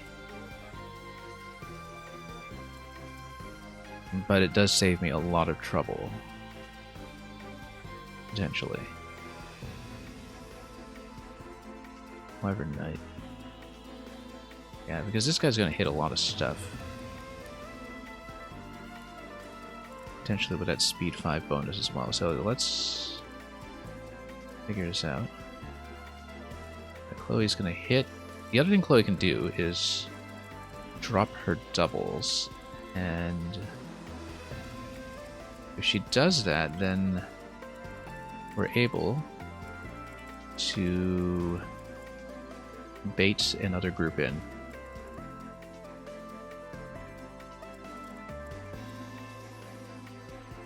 That's assuming we use Seed All with her instead, which would mean that I'm going to accept that we're going to take some kind of attack down here. And as far as that attack goes, well, how bad would it be? Well, we can take it once. But we need her to be out of range of that speed 5 issue. But then that's okay because she'll get the kill. And potentially we could do the chain guard thing again. Where we just use Jean to... We need to heal him up, but if we heal him up, we can chain guard both locations. And just get Thunder over here. Thunder would slow down her speed a little too much, though.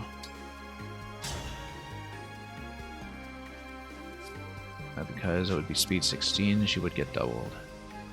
And chain guard would not help against that. But yeah, Pandora can get a heal over here. Jean can come over here. Chain guard. At least one location. Chain guard all of these guys, perhaps. Because then this would just be completely ineffective. I kind of like that, in fact. Because even though some of them could not counterattack, we'll be able to defend. Worst case, it's going to be speed 24 in this location.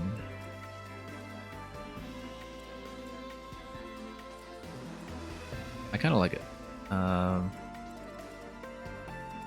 bit more defensive than I usually play this, but it would work. I'm In honored. that case, let's see what we can do with Marin. Oh yeah, against this guy in the woods, we need some kind of spell attack or we'll have a lot of trouble hitting him. We do need a spell attacker. Which will probably be Avian Court again.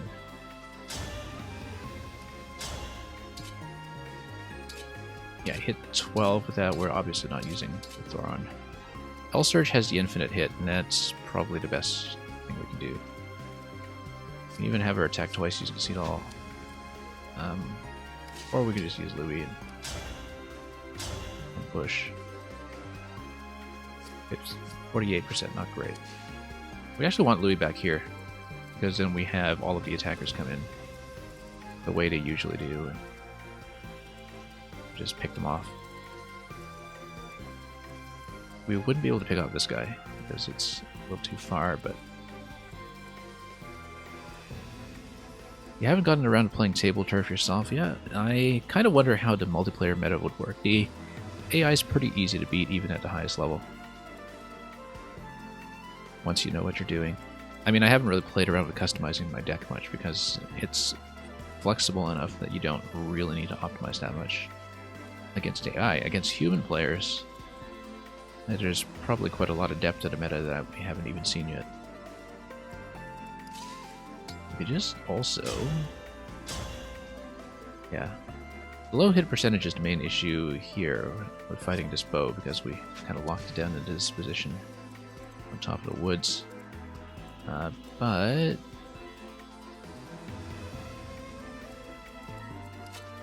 Then...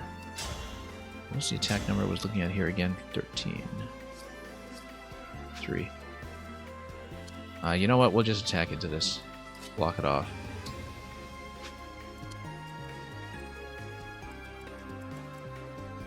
Yeah.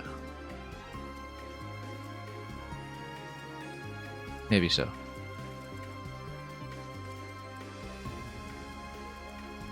The Sigurd play would give me a lot of flexibility though, because he would stay engaged for a couple turns. So yeah, actually, we go... Where was it going again? Let's just stick to the plan that I had all along, which was to move him back here. You double up on Ivy. Ivy can stand here and get a heal, which is important. You can use the staff to send Jean over here. Give her a tiny bit of experience. I can't even remember what was the big run map this time around. I know I saw it, but I actually have no memory of what it was. Okay, we're gonna go dance down here. Dance Revolution. We're gonna pull him out into a center position so he's able to access everybody.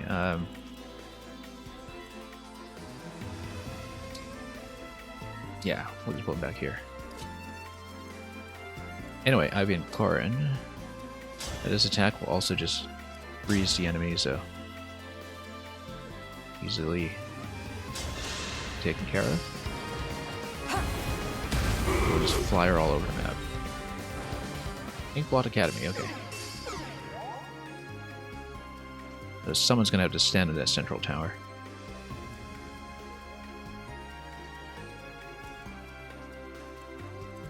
Okay. Citrin can probably just go Thunder at this point just to maintain this central position here, so she has a little more map access after this move. That takes care of this cluster. Yeah, gonna have a 100% hit on the Alt Thunder. That does it pretty easily.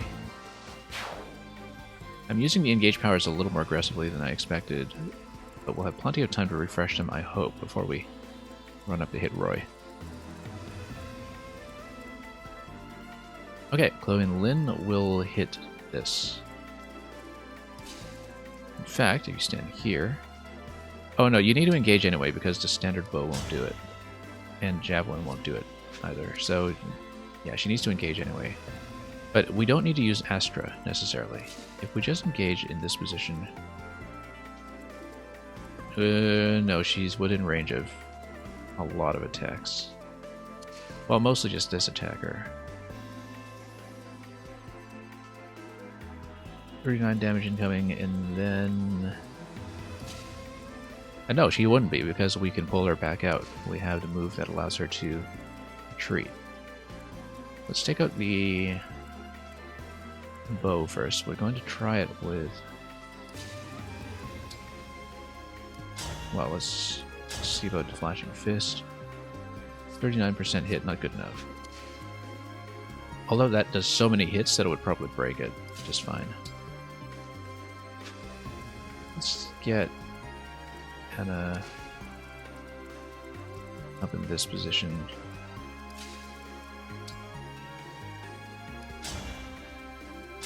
We'll just go Killer Axe against it.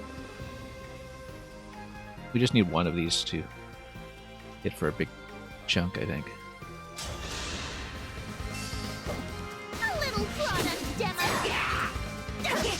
And she'll miss the second one? Yeah, that's expected, with a 66 hit rate.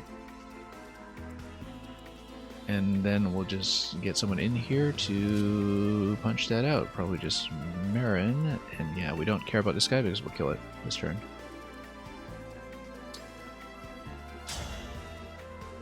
So we'll just Patch Cats it. Doesn't really guarantee anything though, but Patch Cats potentially could get crit, so we'll... Hannah's going to be spotted a rare bug. very helpful in the back. Okay, so now Chloe, using Alacrity, should be able to hit this, and then she should be able to pull back out of range to not get hit by this guy. Yeah, we tag this because of the spear, but this one is also relevant. So just pull back into one of these positions centrally. Oh yeah, this would also potentially hit. We just need to... Sure. We have her in a good location. Probably just pull her back into the center. That way... We'll pull her back up, in fact, because we might potentially have to do a big counterattack up top. Yeah, but then, let's see what her range is against Roy. We might even want to take out a Meteor Mage.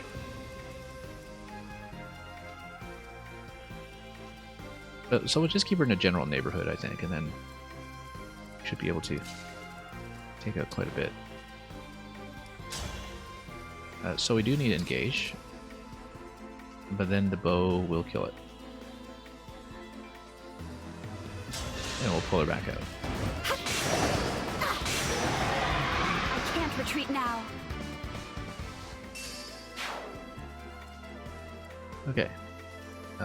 Here, she will not be attacked by anybody. Here is surprisingly safe. I'm impressed with this spot.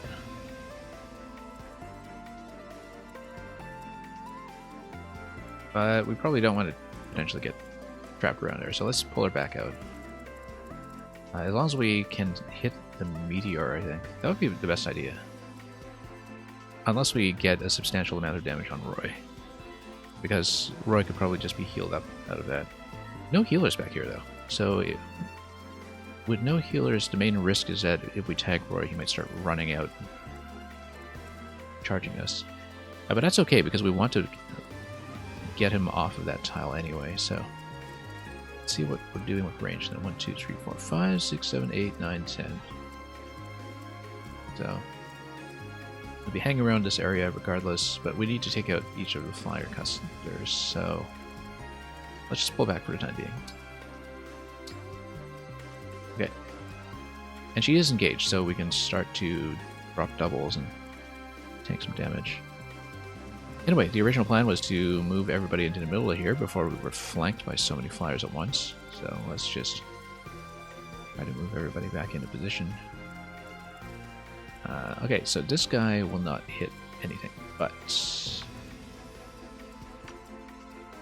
the other three should. And we want to get all three in against me. We do need to avoid this skill, because this would give it to speed +5, which is okay because it wouldn't hit me anyway. It wouldn't damage me anyway. We can go Great Lance against that. We should be able to kill all three.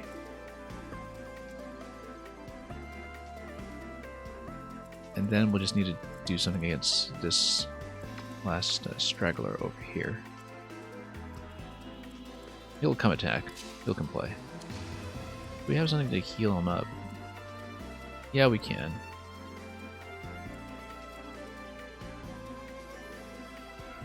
Do we want to? We should look at the weapons.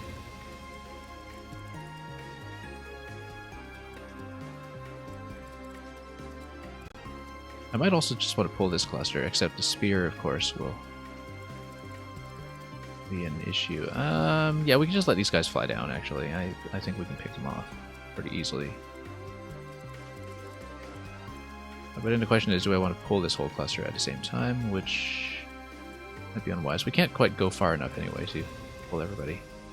So yeah, let's just go back up here and stay on Great Lance after we heal him. Might as well take advantage of the tempo that we have here.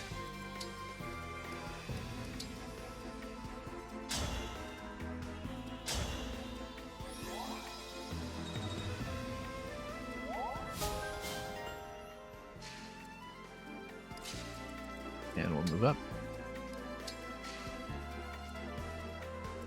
And Sean can go right.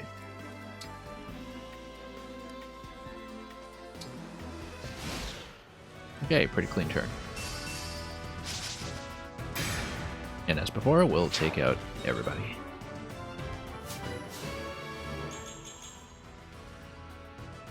Easily going to be the MVP, I think, given just how many clusters he's soloed by himself.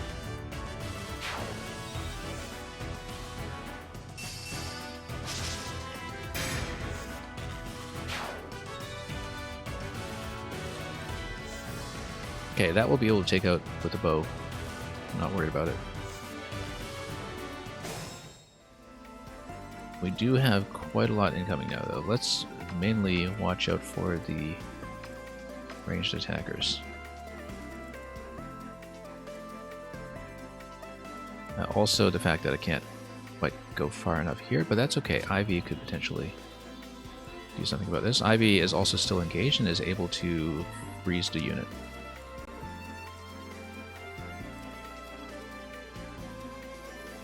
I think the obvious play here is going to be to use either, it's probably Awkwardest. You know, he's way out of position.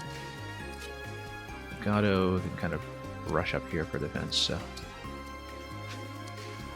Yeah, level-wise, they're pretty similar. Let's get Awkwardest. Oh, it doesn't do quite enough, actually. He's missing 1 damage, so let's just go for Gato. Gato, but let's... Yeah, pretty much anything will work here, but Radiant will destroy it.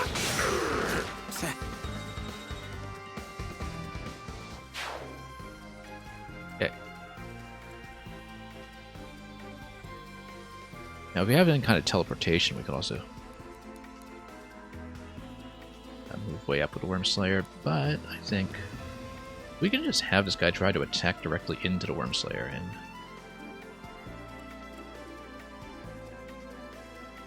I'll just be able to defend against it.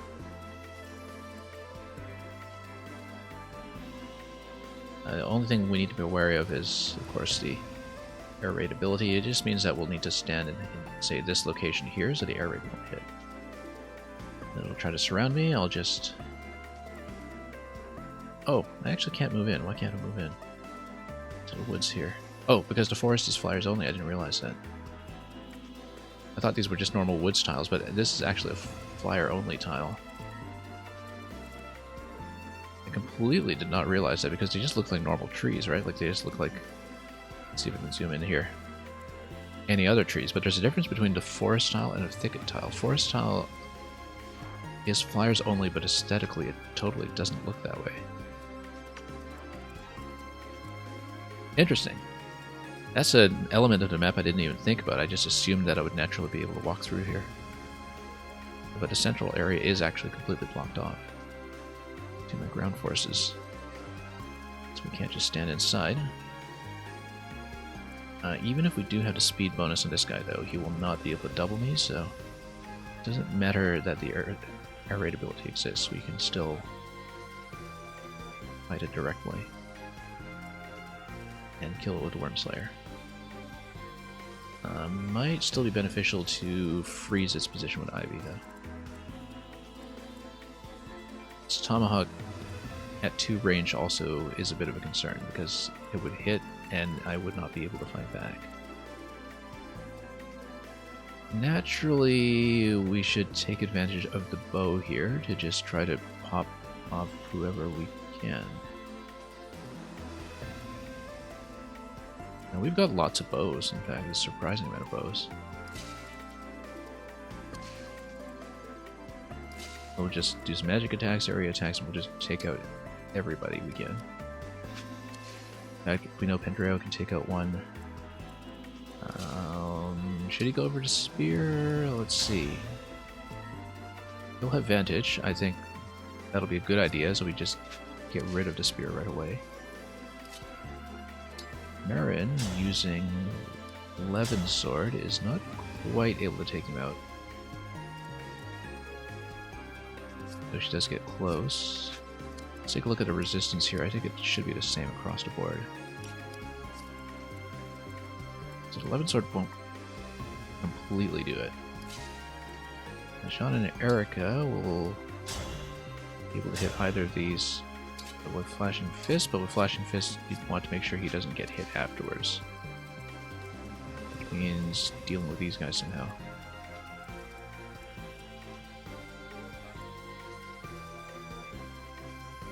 But Seedall is able to double up any attackers, so likely what will happen is that we get Chloe and Lynn to take out 2.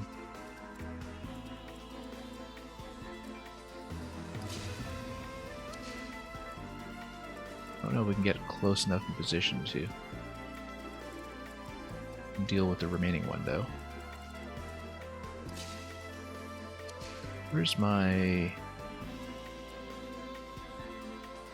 Yeah, okay, Seedall and Sigurd are up here. We would not be able to do much with Louis up there. However, Killer Bow, is able to take out any single one down here. We actually should be able to take out this entire cluster. It's just that we would have one attacker remaining that's unaccounted for. And positionally speaking, we just need to be safe and out of range of whoever that attacker is, like whoever we leave alive. Because we'll have to leave one alive, I think, and it might have to be the Tomahawk. Just mark its range.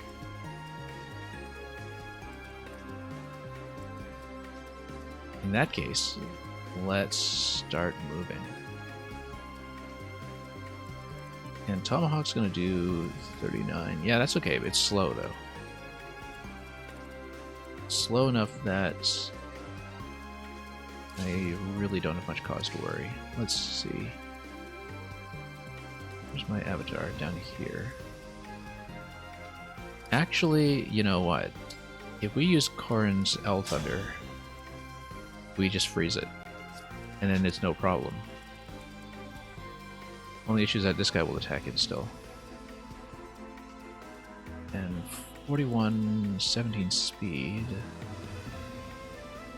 We got 17 speed on Thorin though, so even if we fight head on, it's going to do some damage, but not much. So yeah, we actually just use Thoron to freeze whichever character we don't kill. Which means that Chloe and Lynn can take out 2. And we will not even need to use Astra this turn. Just take it out with the bow. Yeah, we kill 2. Let's do a damage check first of all on the enemy down here though. I just want to see what happens when we do eventually use Astra. Roy gets taken out somewhat. Not by enough. Meteor, not quite enough either. We would need to buffer damage up a little further to do as much with the Astra Storm as I would like. We can take out maybe one of the Thorns, though, eventually. Okay, in that case, let's just attack. Attack. Also, keep in mind that I can only use Seedall once. Seedall's going to be using Chloe, so we have basically... How many attackers? Yeah. Let's not get too complacent here. I might actually still be short by one guy. Especially with Marin being slightly short in damage. So I might still need to do the thing where we stay slightly out of range of somebody. Or lock down somebody else instead. Like leave the Tomahawk alive and just stay out of his range as much as we can.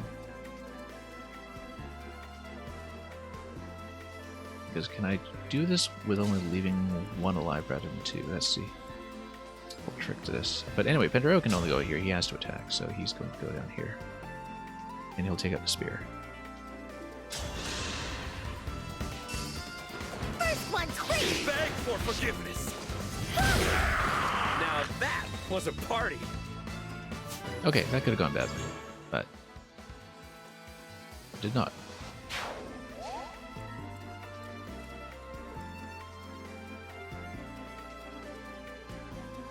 If we have some kind of adjacency bonus on Marin, that would be the ideal thing to do here. Or if we potentially get some kind of massive crit with Peshcats.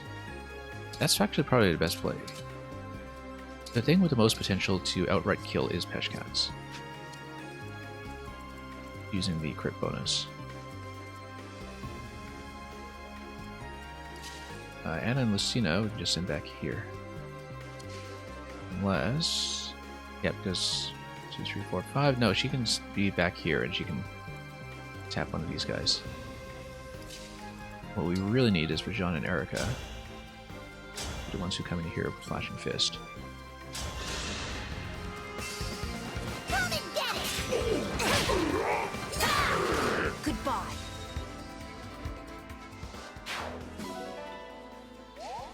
How did I calculate this correctly? Yes, I did. Then attack like this, and then Marin will be able to come in and Peshcats one of these to death. Hopefully. Ooh, that's risky. That is very risky.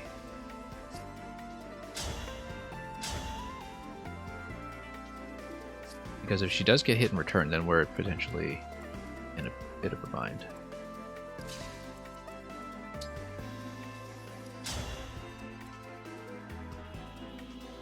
Anyway, who do we need to take out then? Between the two weapons are equivalent. Yeah, basically if Marin doesn't get the crit, then she's in big, big trouble. I should have saved her attack for an attack from the woods, actually. See, 88% in return is going to hit her. But she only needs one crit, and we have a nearly 50% crit, so we can do it. Worst case, we'll just need to come in and defend some other way.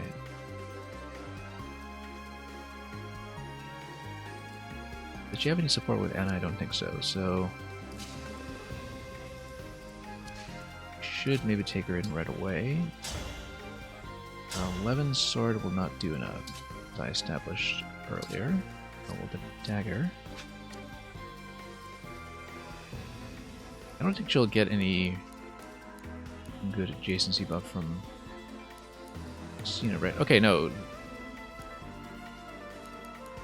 Let's see.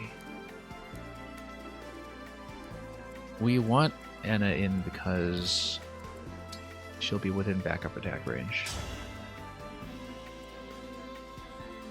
And that would potentially make a difference.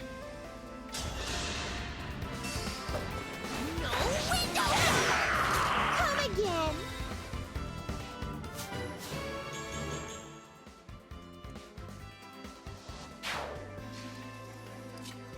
Yeah, so this is going to be a risky move. But the chain attack is able to do an extra 4. That's not enough. I should have considered that to begin with. Because Anna will still only do the one chain attack, right? Even with her ability that is within range. Let's take a look at this. Unit will do so when allies attack foes unit could reach by moving. Oh, that's if you're receiving an attack.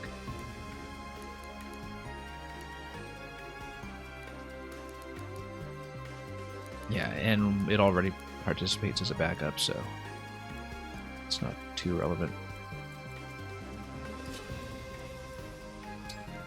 And it's the same kind of deal over here.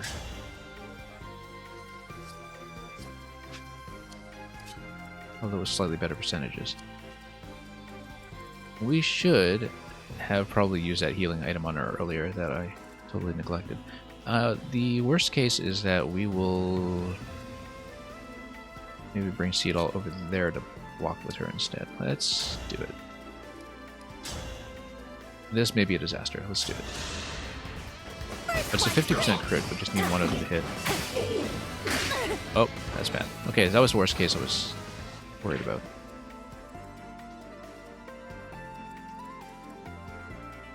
That's okay. We bring Seedall over there. The refresher would get her out.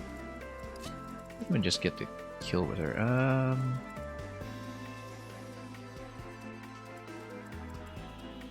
Yeah, because the thing is, these guys can hit that position.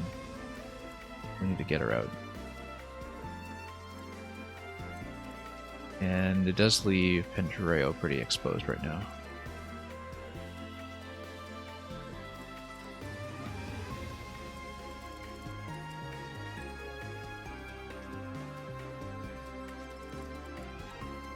This can't reach, this can reach.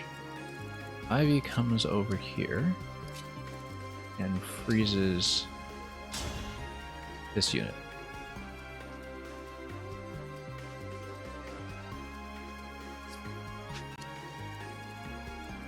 Then Chloe attacks 2. Then we get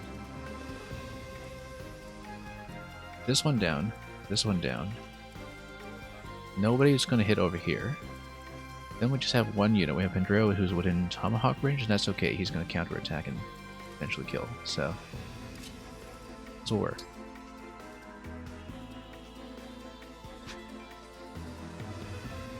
Yeah, Tomahawk's a bit scary, but the thing is, let's speed 17 on it, speed 16. No, she'll be fine. We freeze this guy,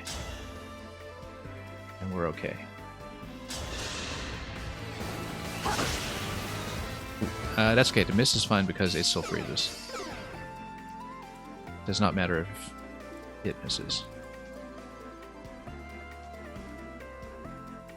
Seedall needs to be in a safe location, which means like he's over here.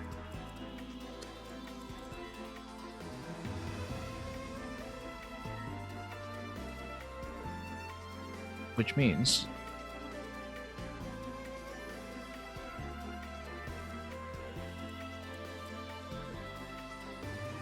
we need Chloe to fire from over here. But let's mark the meteor. We don't want to have range issues with it.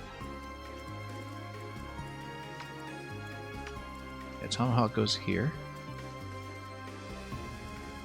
Andreo, if it gets hit, it'll get hit with one unit. This one must die. This one must also die. Chloe doesn't even need to move twice. Seedall can... Oh, we should have considered using Seedall with Ivy to... Well, he can't reach. Freeze multiple units instead. Seedall can go all the way over to the right and activate Marin.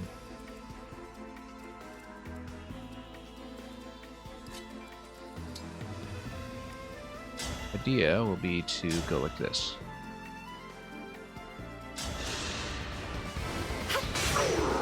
A good wind.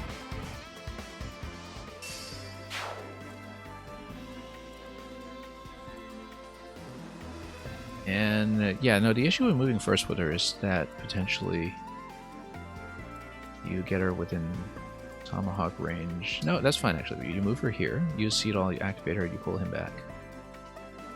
Everybody will be safe.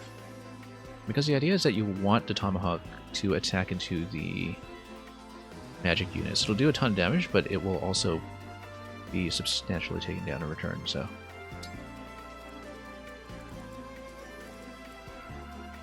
Bit of a tricky play, but we'll do it.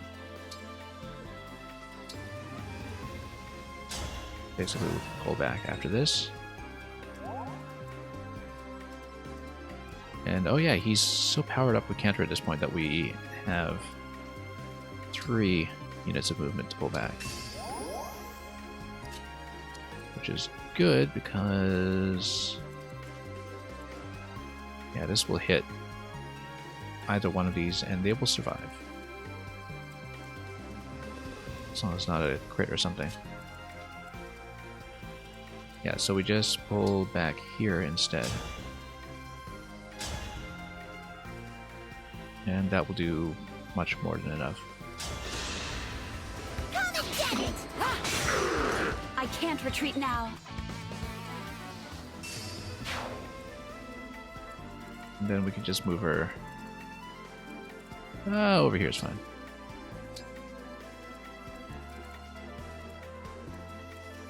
This guy. Oh yeah.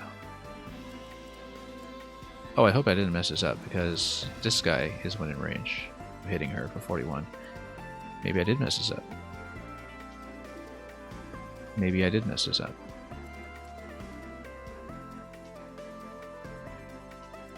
Because what's the speed on it? 17, that's fine. 39 and 41 against defense 17. She's got 59 hit points though, she should live. Right? No, because this will do 22, this will do 24, she will live. And she'll actually do quite a lot of damage in return, so... yeah, they'll gang up on her, we'll just live with it. Or we'll try to bait an attack over here. Regardless, I do need to run over. The other thing to do a run around and try to grab these pods, but the issue with that is that if there is another wave of reinforcements, we could find ourselves quite isolated.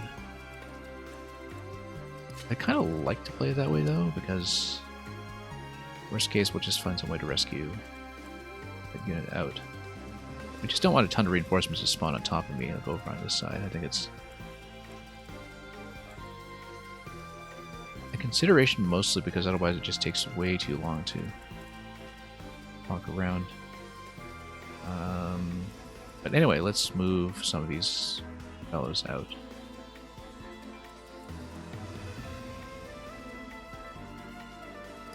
Yeah, we'll put Citrin back on L Surge for a moment, just for the speed. This guy's speed 17, this guy's speed 16. Not going to attack into her though.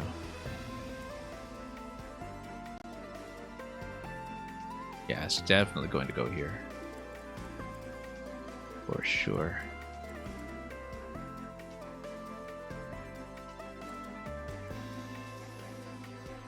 Yeah, probably a bad idea to have an isolated unit down here, but basically we can charge up an Emblem energy. Bad idea. Bad idea. We want to go up. We can always recharge with one of these pods. We have enough pods to go around. Because the whole point of using Engage with the Avatar and Byleth to begin with is to get everybody else to double up, and so we do want one of the upper pods. Let's get out of range of the Tomahawk though, so at worst we will take one hit. We'll stand here with the Wormslayer and move the other characters across.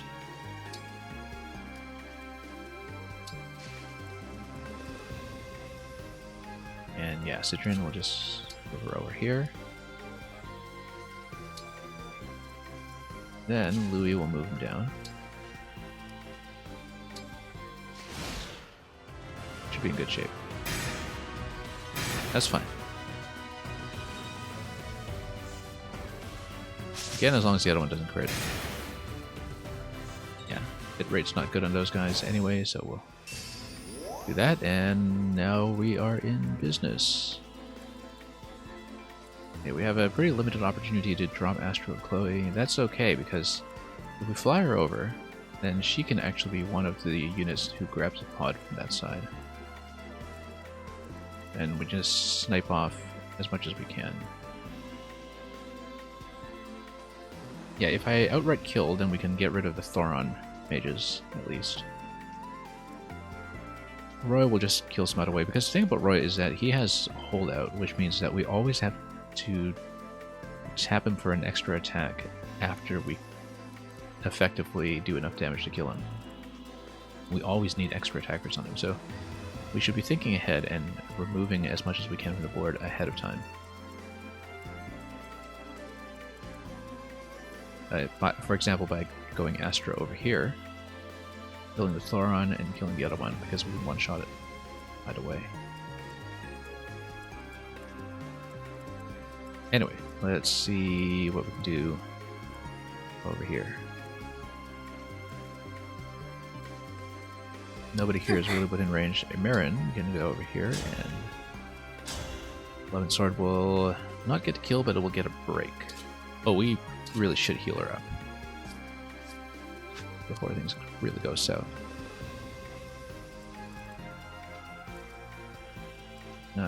Yeah, Alchris and Leave can just do something down here. Fogado get within longbow range as well.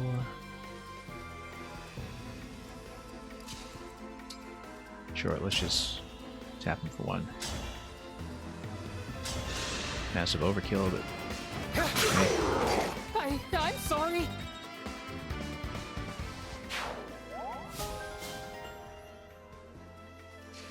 Fire should be out of here in no time.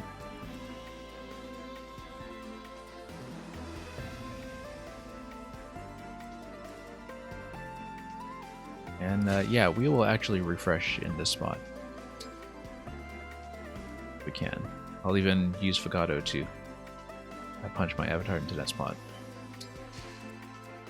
since he won't be doing anything else useful this turn. Oh, okay, but except I didn't end turn on that spot. So I guess it doesn't refresh the pod unless I physically stop there. Okay, well, we learned that the hard way. That's fine. We'll live with it. Anyway, Ivy's going to be able to get a kill for sure, so let's just take what we can. We can always get a backup attack with Lucina as well. Did I mark the meteor? Yes, I did. I'll mark this guy. Okay. Yeah, the idea will be to take Lucina down here, because then... And then Lucina, rather, because then the backup attack will be within range to activate. Means I can take Marin down here. And I should be able to get the kill. getting a break is plenty too. From me to you! Yep. That was cool, was it not? Still don't know how the backup calculation works and why Hannah's doing 4 damage specifically there. We'll need to figure out the formula at some point. I have not looked anything up external yet about the formulas. I've just been reverse engineering it by myself. Probably stick to that for the time being, so. Yeah, we could even do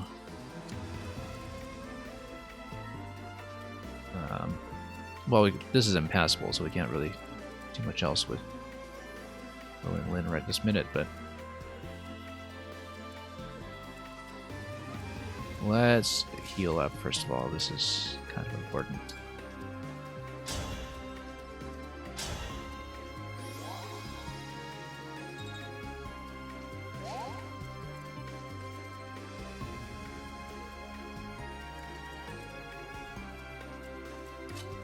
And yeah, we'll just move her.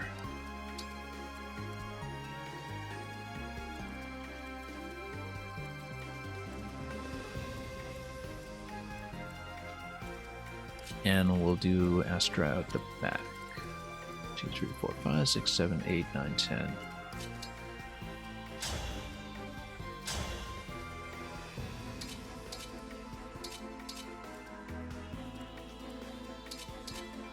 I should seriously put a Radiant Bow on her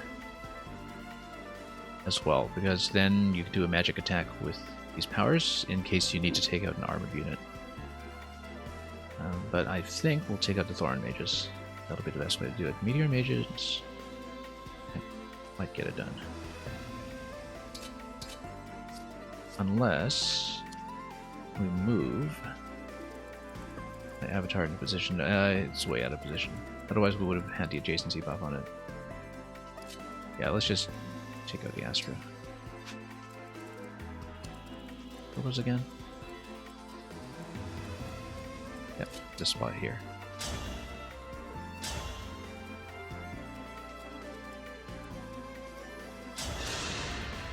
Now I have you. A good wind. No way, we'll move her over. Let's drop again. And yeah, Ivy will do what any attacker will do. Ivy is somebody who I probably want to refresh as well, because using the freeze with Corrin's power rather is so incredibly useful.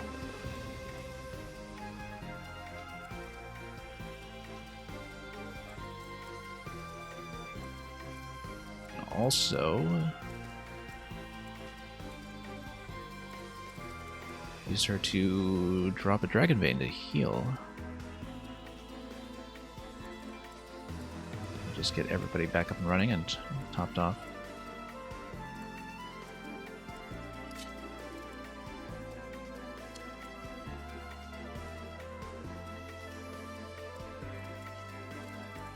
Well, who do we want to use? Let's see.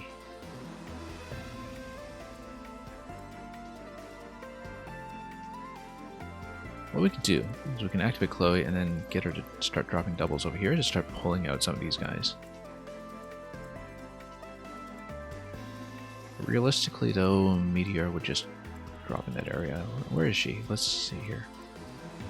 3, 4, 5, 6. Yeah. Moving doubles won't quite work yet. We might be able to get these units to start moving though, because right now the Meteor Mage is just staying in position over here. With 0 movement to it. I don't know if we can activate it by getting it to attack. Might be worth a shot. But regardless, we do need to kill this thing. Let's just drop. Do we an Ike back here first? Oh, we can also use reposition at some point if we want. Or swap if we want. No, we'll leave Anna in place. So Having him up front is not a bad idea.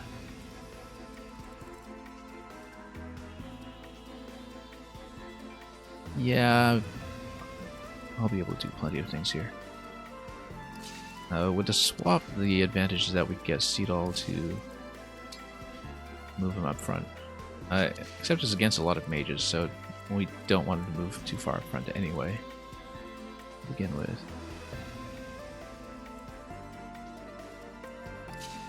Okay, we'll just move here.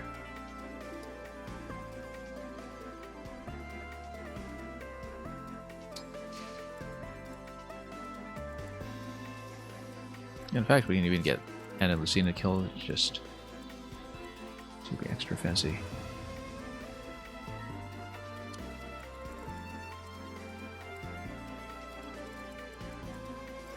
A lot of stragglers back there. We might even see, we can just get the kill directly. Since I'm using Sigurd anyway. That would be interesting. I've hardly used this guy to fight, so.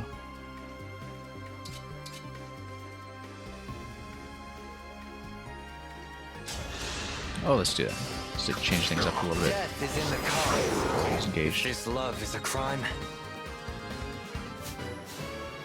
Then that'll give him the level 25 ability, which I think is going to give me a stat buff on the dance.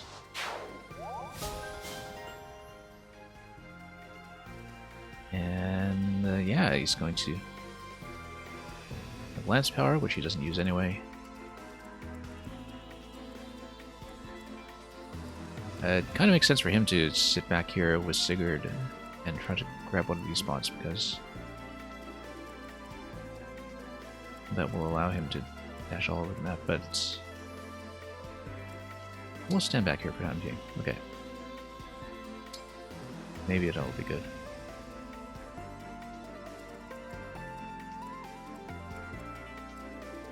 We can kind of do a bit of a group heal here.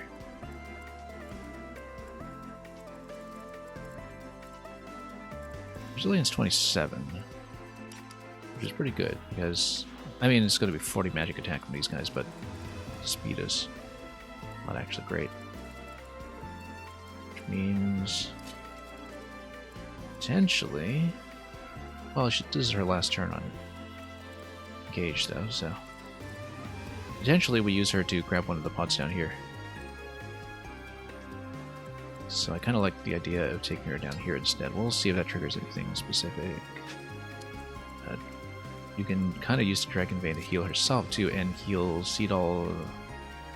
Lost a point to the level up, because that will open up a Chain Guard. Okay, that'll work.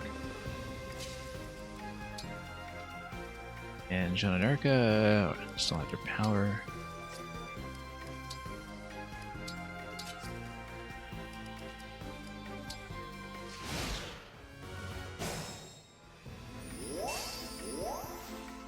And yeah, so the fact that I shoved my unit onto that pod means that I didn't actually get a refresh off that pod, which is all kinds of bad news. That's okay. We'll just run to the next one. I'd rather run to the next one. We need to refresh Lo and Lin for sure, and these two, they're all within range doing so, so we'll just move forward. Not make that mistake again.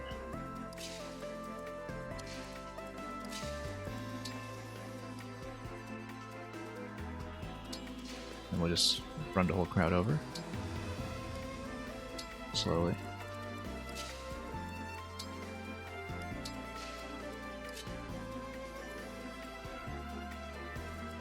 And we'll even move Fugato into this position. So start running him up.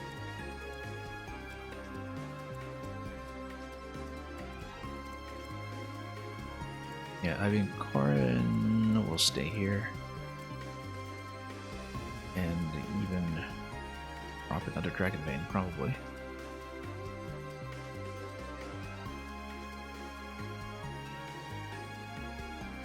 And then we can, I guess, we'll go back. I hear you. Oh, she can't drop another one so soon?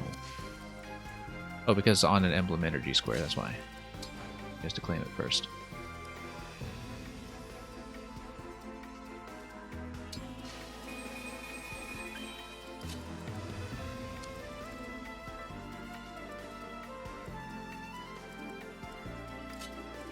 Then we can just refresh her.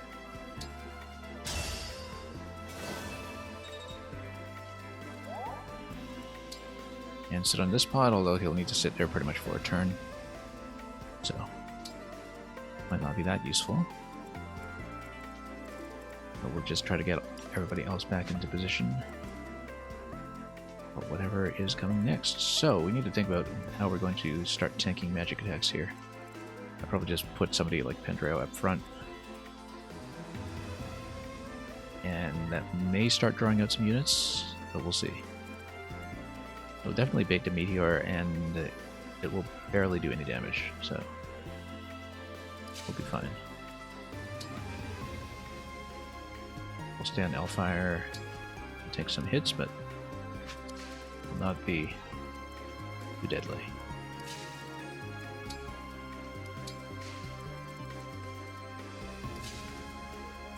I haven't used Micaiah's power on him at all this round. Probably should have considered it.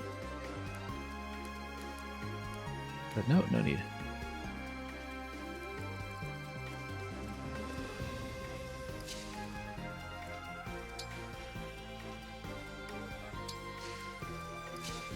And I might even do the chain guard with Jean. Really no need though. I mean, we'll take less damage just soaking up Pendreo instead. We might as well save the chain guard for when we actually need it.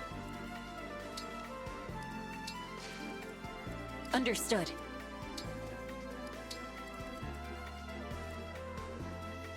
Yeah, Chloe and Lynn will hang back and wait another turn.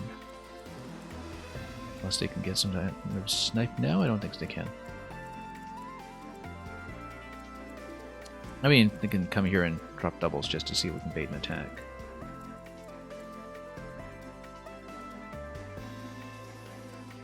Just to see if we can get anybody to start running up.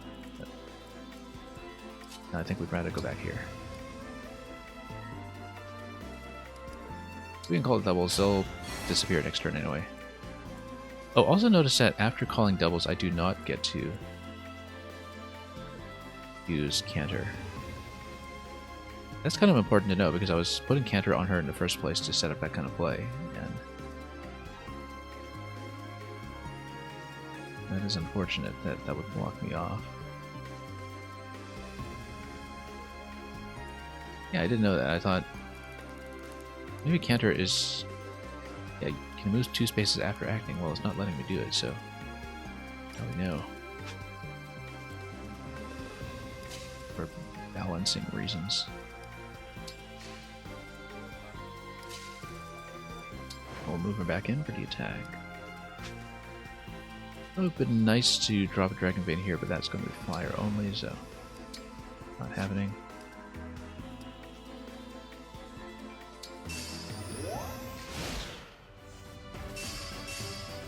Okay, here's going to start. Can we draw out the other attacker? We can draw out Roy. Oh. That's going to look rough. So many people flanking. That's okay, we've got bows, so we can take out everybody. These are pretty... no, same kind of stats as before. In fact, this guy's even a little bit tougher with a spear. We'll need to figure out how to kill him properly, almost certainly with Fagato, I'd say. Yeah, we just need to keep deflecting back here. Seagull's kind of way out of position now, we'll just need to run him out.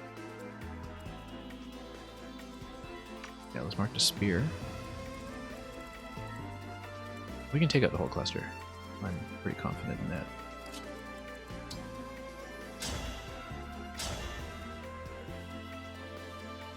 Yeah, it must be Fagato in this guy. I'm the leader. What a pain.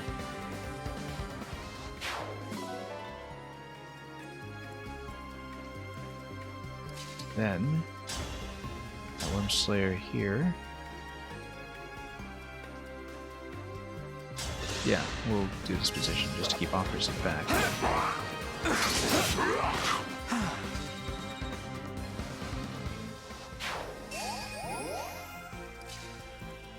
And then the bow should do just fine here as well, as it has so far. I can't believe I did that. The new order was great because it gave me the adjacency buff to put me just over the line when it comes to damage.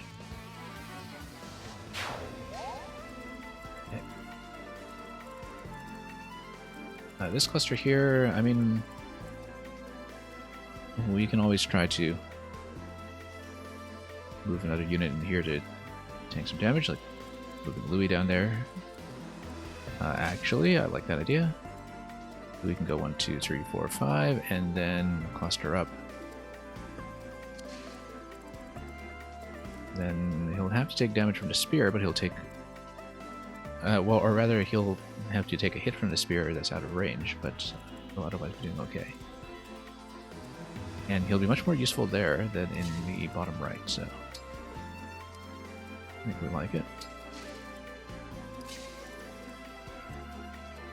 Does mean that I can't reload Seed all this turn yet. Let me do it next turn.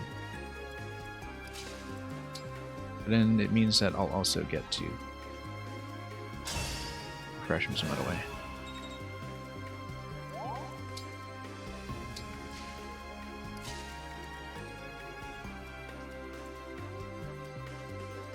Yeah, we'll stand him over here. Stay on Great Lance, he'll take out the cluster as before. Pretty simple as long as we check for type effectiveness, which will not be an issue. Okay, so neither cluster will give me any trouble, we'll just continue. Chloe and Lynn need to stay there this turn, so they can do another snipe. Now, we need to deal with Roy. Roy, we have to remember, can close in from 2 range with any weapon. I might have wanted to keep Louis over there to tank Roy, because he's actually my best solution to that, unless there's spell damage. Okay, that's okay. We'll send Louis back there next turn. We might just be able to hit Roy in the open anyway before dealing with any of the meteor mages. We actually want to pull out of meteor range. That's the most important thing right now. We want to have Roy attacking somebody. Let's see. Not really, because he's going to drop fire all over me. So we want to be out of his range entirely. 1, 2, 3, 4, 5. We'll just pull back. You can always freeze something with him, but you know, doing a hit and run over here. So, for example, Pokemon would kill, and then you could rescue her out. That would burn a rescue, but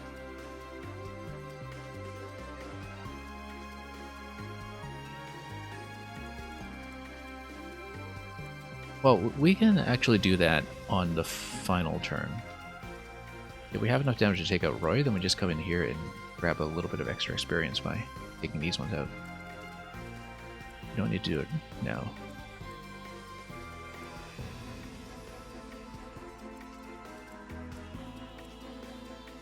I think what can happen is that if we just try to bait the fire in a position that will be a little more favorable to me. Like, he'll try to drop fire. He's going to do a very good job of it. Yeah, the problem is that he's going to double up against Jean. We can't use Jean on defense because Jean will actually get doubled. None of these guys really have enough going on in terms of speed. Well, I mean, these do. Anna's defense is too low. Marin would actually have to be our best option for fighting head-on, which we will not do. I'm just going to do a bit of a test here. We're not going to actually attack. And neither the Levin sword nor the dagger will do very much for me, so Let's move Citrian in here. Let's just move everybody out slightly. Using Erica's power might be helpful.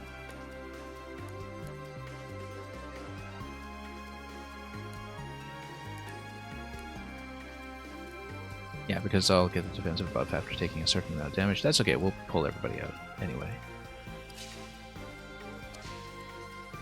And we'll in fact use Ivy to drop a Dragon Vein just to make sure we're totally topped off.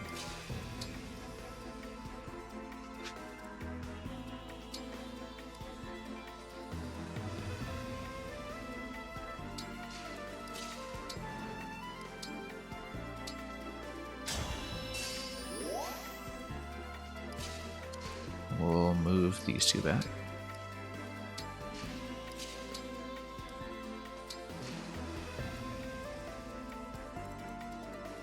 Put Emblem back here. Yeah, we're fine. I might actually want to move her over to this pod. No, I think we'll leave it as is because then Avatar and Byleth can drop here next turn.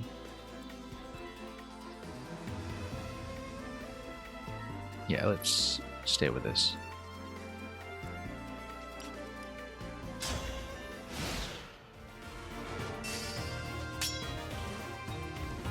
Yeah, the spear's gonna go. We'll just need to kill it manually.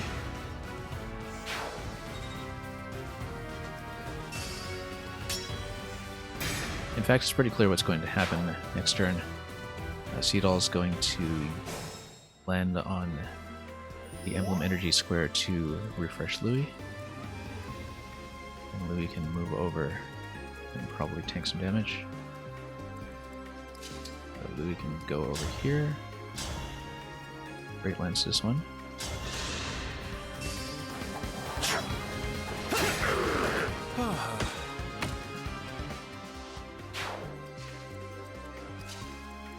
And we'll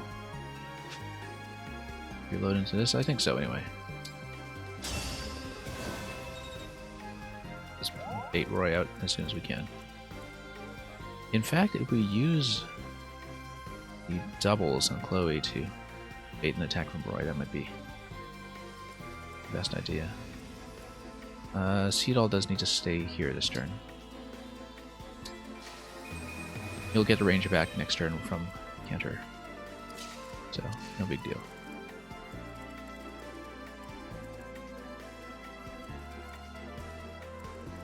Where's my Seedall? He's way back there, we just used him. Chloe hasn't refreshed her energy yet, and that's a problem. He needs to stay here and do it this turn, so we'll continue to pull back. But we'll also see what the possibilities are here when it comes to actually fighting. Yeah, so Roy's Binding Blade is currently on range 2. We need to not fight it directly. As you can see, that would be a terrible idea. What happens with Flashing Fist? Flashing Fist, he has him down to 4, which is not quite good enough. We actually want to get him down to 1. So this is potentially our route, is that we can do 2 attacks later on with Jean and Erica, which would account for 2 cycles out of 3 that we need to take down Roy. So we can do this. But we just need to test out what attacks will actually be relevant. El Thunder from range is able to do quite a bit as well. Not at that range, obviously.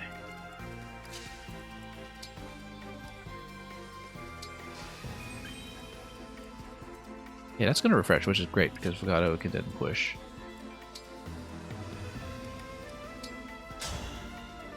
Yeah, basically you need a unit to manually wait in that spot to really have that work out. And Chloe will continue to wait there. It's the best thing I can do with her. Also, Roy is vulnerable to Ivy's ability freezing him. something we should consider is that we can freeze him in place here as long as we don't get within range of his attack. Or 2 range, which would allow him to approach me. And at 3 range we might actually be okay because we can do 2 Thoron attacks. And maybe get a longbow in there afterwards. Some kind of reposition. Yeah, just do 2 El Thunder attacks and have him avoid dropping fire. So the idea would be that we do an engage attack with Thoron. It will probably miss him, but it will freeze him. And we just continue locking him down there every turn. And nobody else is within range, so that'll keep him locked down while we move my units. Instead of worrying about baiting him into the choke point. Because we want a bit of open space to attack into him. So given that, let's actually do this. Oh wait, let's just make sure he's not immune to movement skills. He is not. Okay. Okay, we'll freeze him. And we can freeze him for multiple turns as before, so.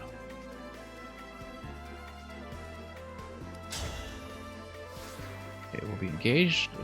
We'll drop Thoron. That will also lower his stats.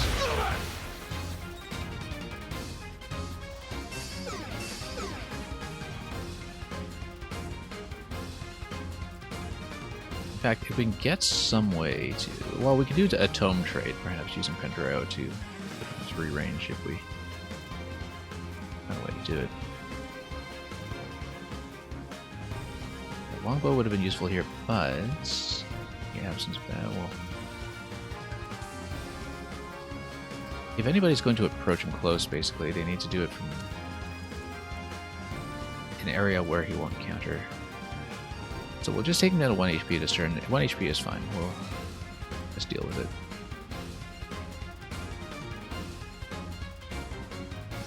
And it's based on surviving combat, so a double attack does not help.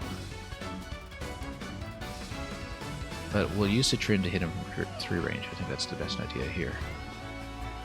Once we have more pull-out or warp abilities. We can use warp, but I don't really want to burn the warp staff on this move when we don't actually need to do it.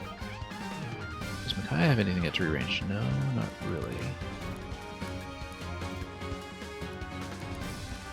Because she just is shine right now at this level. That's okay.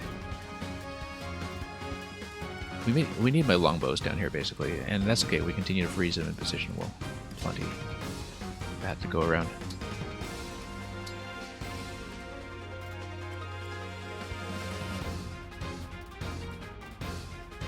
So let's pull Jean and Erica back by a spot. And we'll go Thunder. From me to you. And we'll just lock him down. And we can just chip him down like this, in fact. And it's totally safe because nobody's even coming out. So this will be a relatively easy ending, I think. Okay, and we have all these units remaining. We might want to pull them out into more open position, but no, we'll do it here because they may potentially need to escape.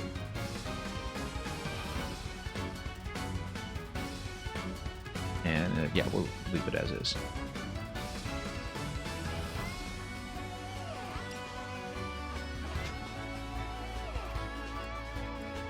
Okay, nobody to move. We might potentially have to deal with more reinforcements. That's the only thing that might throw a wrench into this, but no, seems not. So we'll just continue doing this strategy then. The only issue is, I think, if Roy loses a life bar, I think Corrin's effect no longer applies. I'm not exactly sure, but I think I ran into that in the previous map, where we need to maybe reapply the effect back on him after the first life bar is depleted. So, really should have put a longbow on Anna over here. Which is useful not to, but we can counter with Seed All, and we can just burn him down twice this turn. We can kill him this turn, actually. There's no need to fuss about it. It will require me to do 2 damage cycles with Jean. Why aren't Chloe and Lynn refreshing here? I thought we waited here so many times. How come we still don't have Emblem energy on them? Or... yeah, I don't understand why we didn't. I thought we stopped here. Brown plus Emblem energy. Maybe she's not allowed to pick it up off the ground? I don't know. Yeah, because that's 2 turns in a row now. I think that we were supposed to refresh our powers if we didn't. Maybe there's a limit or something. I actually don't know. I feel like I was supposed to pick up energy there, but I consistently didn't. That's okay, because we can create a cluster over here that will use Violet to reload everybody's position. Which position will that be? It'll be here, here, here.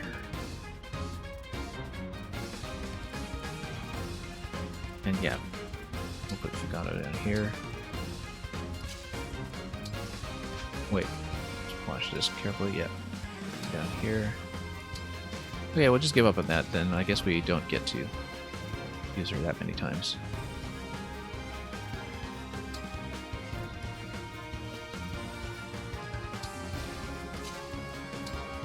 And we'll do another goddess dance. Lend me your strength.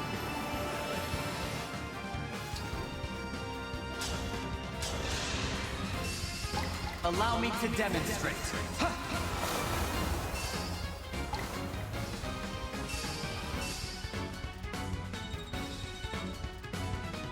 And that allows me to get longbows in the mix. Now we do need to account for potentially poor hit rates against Roy. But that's what the freezing maneuver will be if we need to reuse it. So we'll try to stay on longbow for the time being. Probably just get Citrine to tap him again. Yep, could potentially go down here.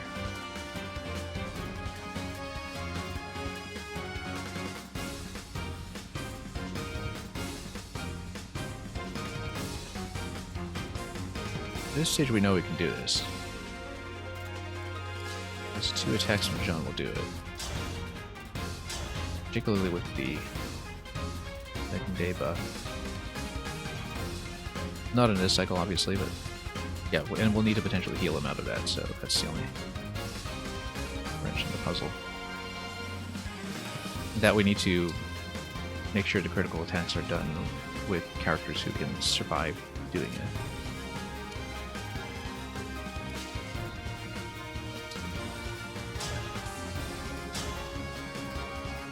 Oh, also, yeah, no, I think it was Break that was not preserved over the next attack. If that's the case, then we have plenty of flexibility here. So let's do Citrine again. Drops of Thunder. You shone like a jewel.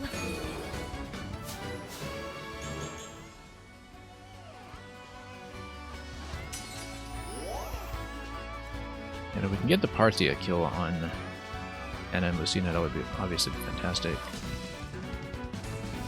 But we will, first of all, go Flashing Fist.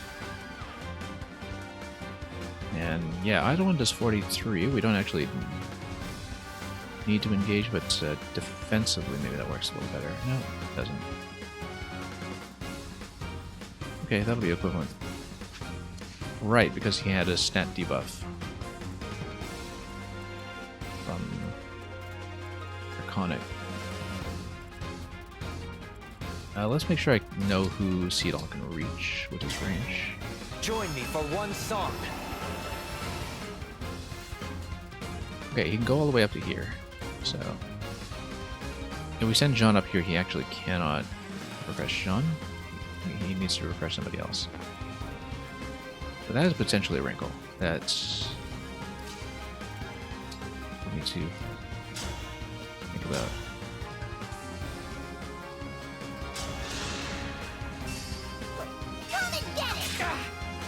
That movement-wise, Seedall is off by 1 square.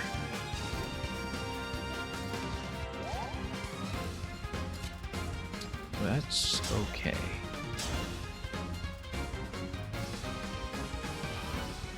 Yeah, 100% on a dagger. Well, I'll just do it. I'm in your debt. And if we can set up enough guaranteed attacks, we'll also take out some of the other incidental units just to farm them.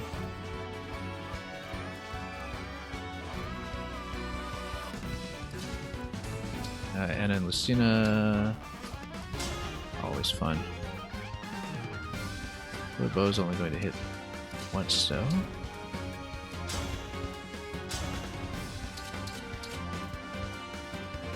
Brave Axe. That's pretty hard. You know what? Let's just go Chloe. Because that'll break him on the final life bar. That's great, because then he won't counterattack. And we know that he'll survive the attack, so the crit doesn't matter, and the turn won't finish. Come and get it! It's tea time! Still stand! Okay, easy. And we'll pull her out so we have a little bit more room to maneuver.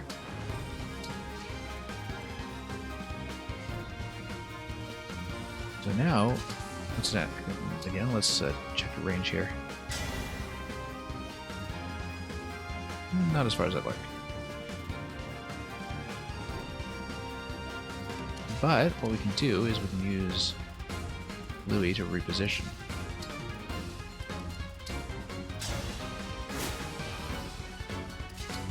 Now we're in business. Now we can refresh everybody. Ooh, it didn't quite go far enough though. I mean, we can tap him with literally any attack and he'll tip over. So it's really just a matter of doing a couple of style plays on the side at this point.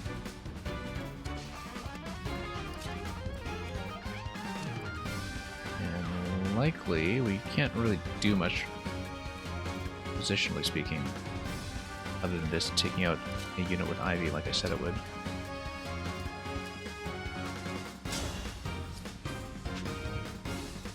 Yeah, I can't really get it in place for Torrential Roar. That would have been fun, though.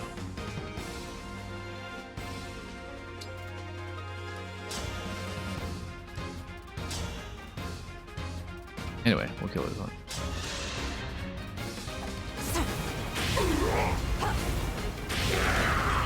Guess I did it right. I mean, the extra experience doesn't really matter that much, but it'd be fun to have around.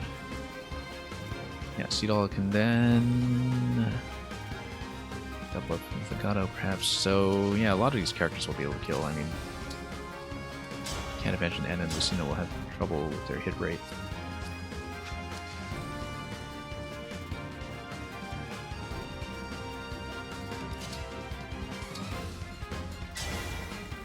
Seedall, let's see here. Basically, anywhere Fagato goes will be fine. Fagato can come in here and potentially and another attack. 4, 5, 6. Yeah, and he could go in and kill something. And then Lucina could also go down here and go 1, 2, 3, 4, 5.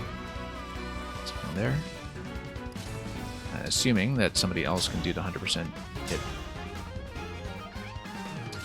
for the final attack, which might be fun. As before, though, having Anna and Lucina hit with Parthia for the final attack might be best.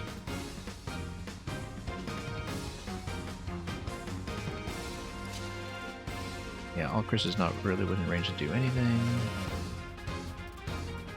We'll do it this way.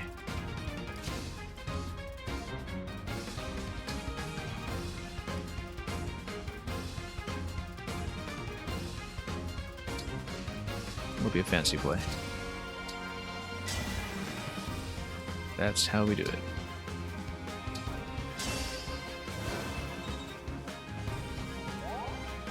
Just going to try to get some extra kills and possibly even farm some extra money.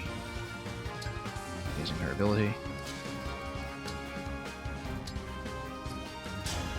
She should be able to get this. Yeah, killer bow.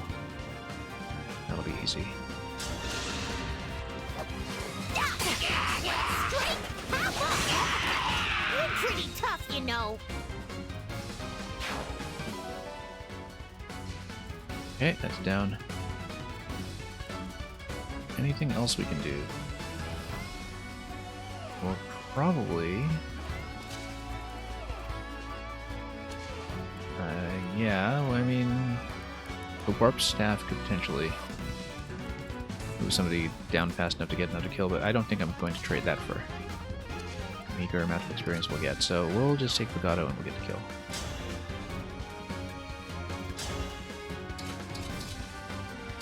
Iron Bow has the biggest hit and hits twice. So we'll just do it that way. Doesn't matter too much. And that'll be it. That'll be the map. First one's great. I concede.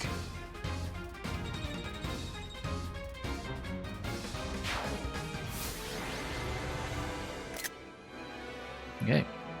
Pretty smooth, actually, these two paralogs.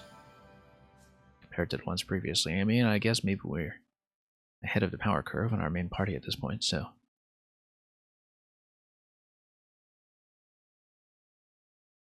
that worked out. Thank you for entertaining my wish to fight. It's good that we had so much anti-air. Up even once. Please, you're embarrassing me. Because we didn't really let him attack.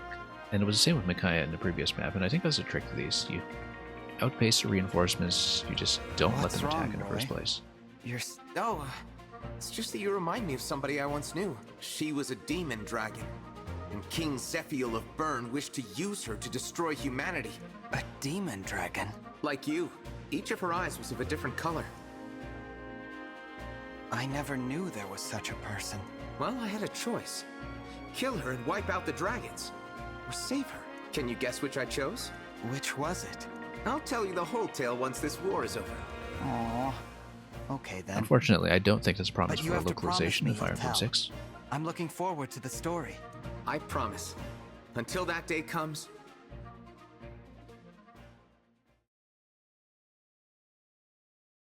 Sure, rather. Seems like an important story to tell, but...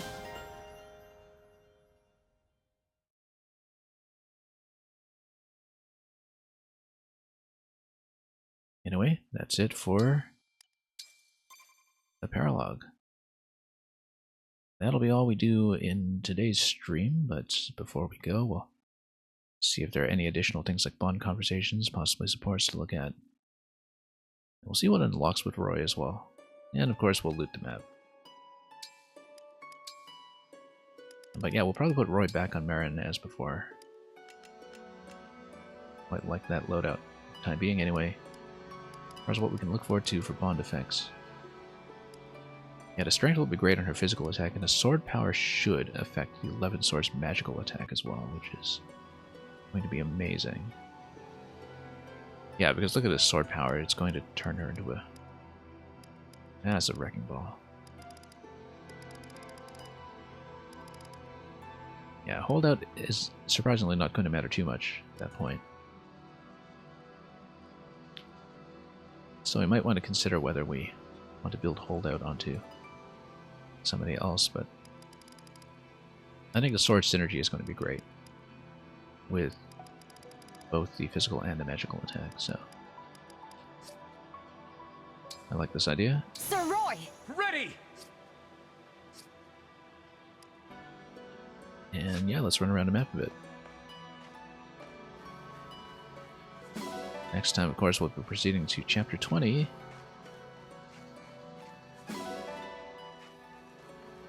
will probably mostly just be the main story from there. Not much optional content left to go of the emblems anyway, with only Celica and Martha left to recover.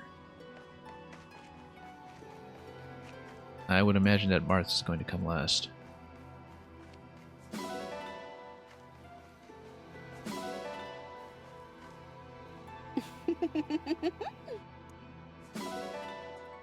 But we will see. And we will find out. And it'll probably give you a couple maps remaining to play with the full squad. I don't know if we'll ever get party sizes that are greater than 12, because I would strongly encourage you to run a main squad with each of the main emblem rings equipped for a full team of 12 to really sell the fantasy of the prologue battle that we saw so long ago. So we took on Sombron the first time.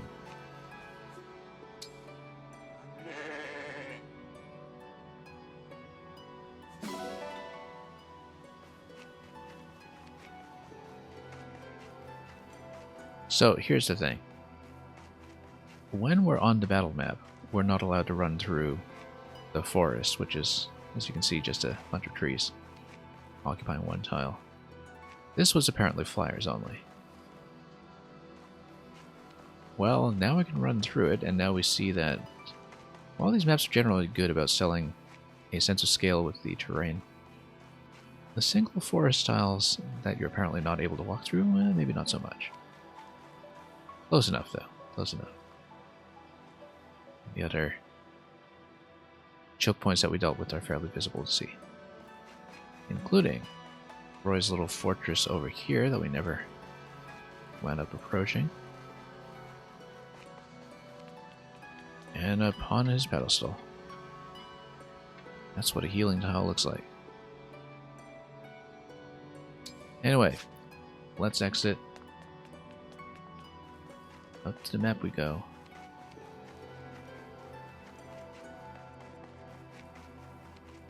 And we'll be continuing this as soon as we're able.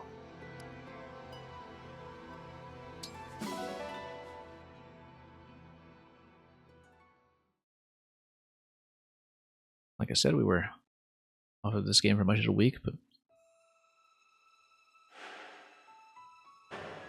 and we'll see how much longer it takes me in the month of March to really fulfill this completely, but and I guess, I mean, you know, usually most Fire Emblem games have main campaigns that are kind of between 25 to 30 chapters, so we have minimum 2 more paralogs, Celica and Mars.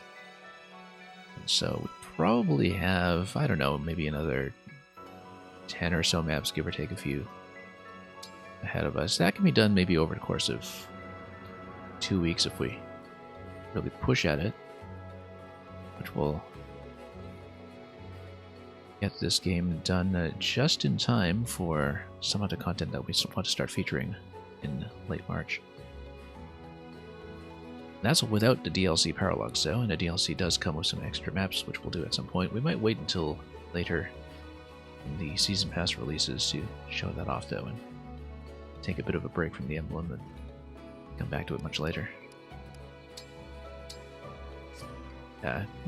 Not really much going on in the way of new supports recently. We should build up some of those A ranks by actually using the Somnial activities at some point, but for now, nothing new to look at. Next time, the map that we'll be at is, if we can find it, it looks like it's going to be up to Elusia Castle for Chapter 20. And we'll see if we recover both of the remaining rings then, or if it's going to be a bit of a further delay, but looks like we'll have a fairly substantial battle ahead of us. Anyway, that's all for today, until we continue with even more Fire Emblem. Thank you once again for watching, and we'll do a little bit of off-stream party management and inventory reconfiguration or anything like that. But I'll want to get back into this right away, and I've been saying so far that the story maps are comparatively breezy next to Parallax, but Parallax were really quite easy today, whereas the story maps have caught me in a couple of traps in recent memory, so we shouldn't be too complacent about that. And if we can sub in some other characters from our backline, I'd like to do that instead of just sticking with the same 12, but if not, sticking with the same 12 it is. Got a pretty good core team at this point. Anyway, until we meet again, have a great week ahead of you. Enjoy whatever it is on your plate, and fare thee well.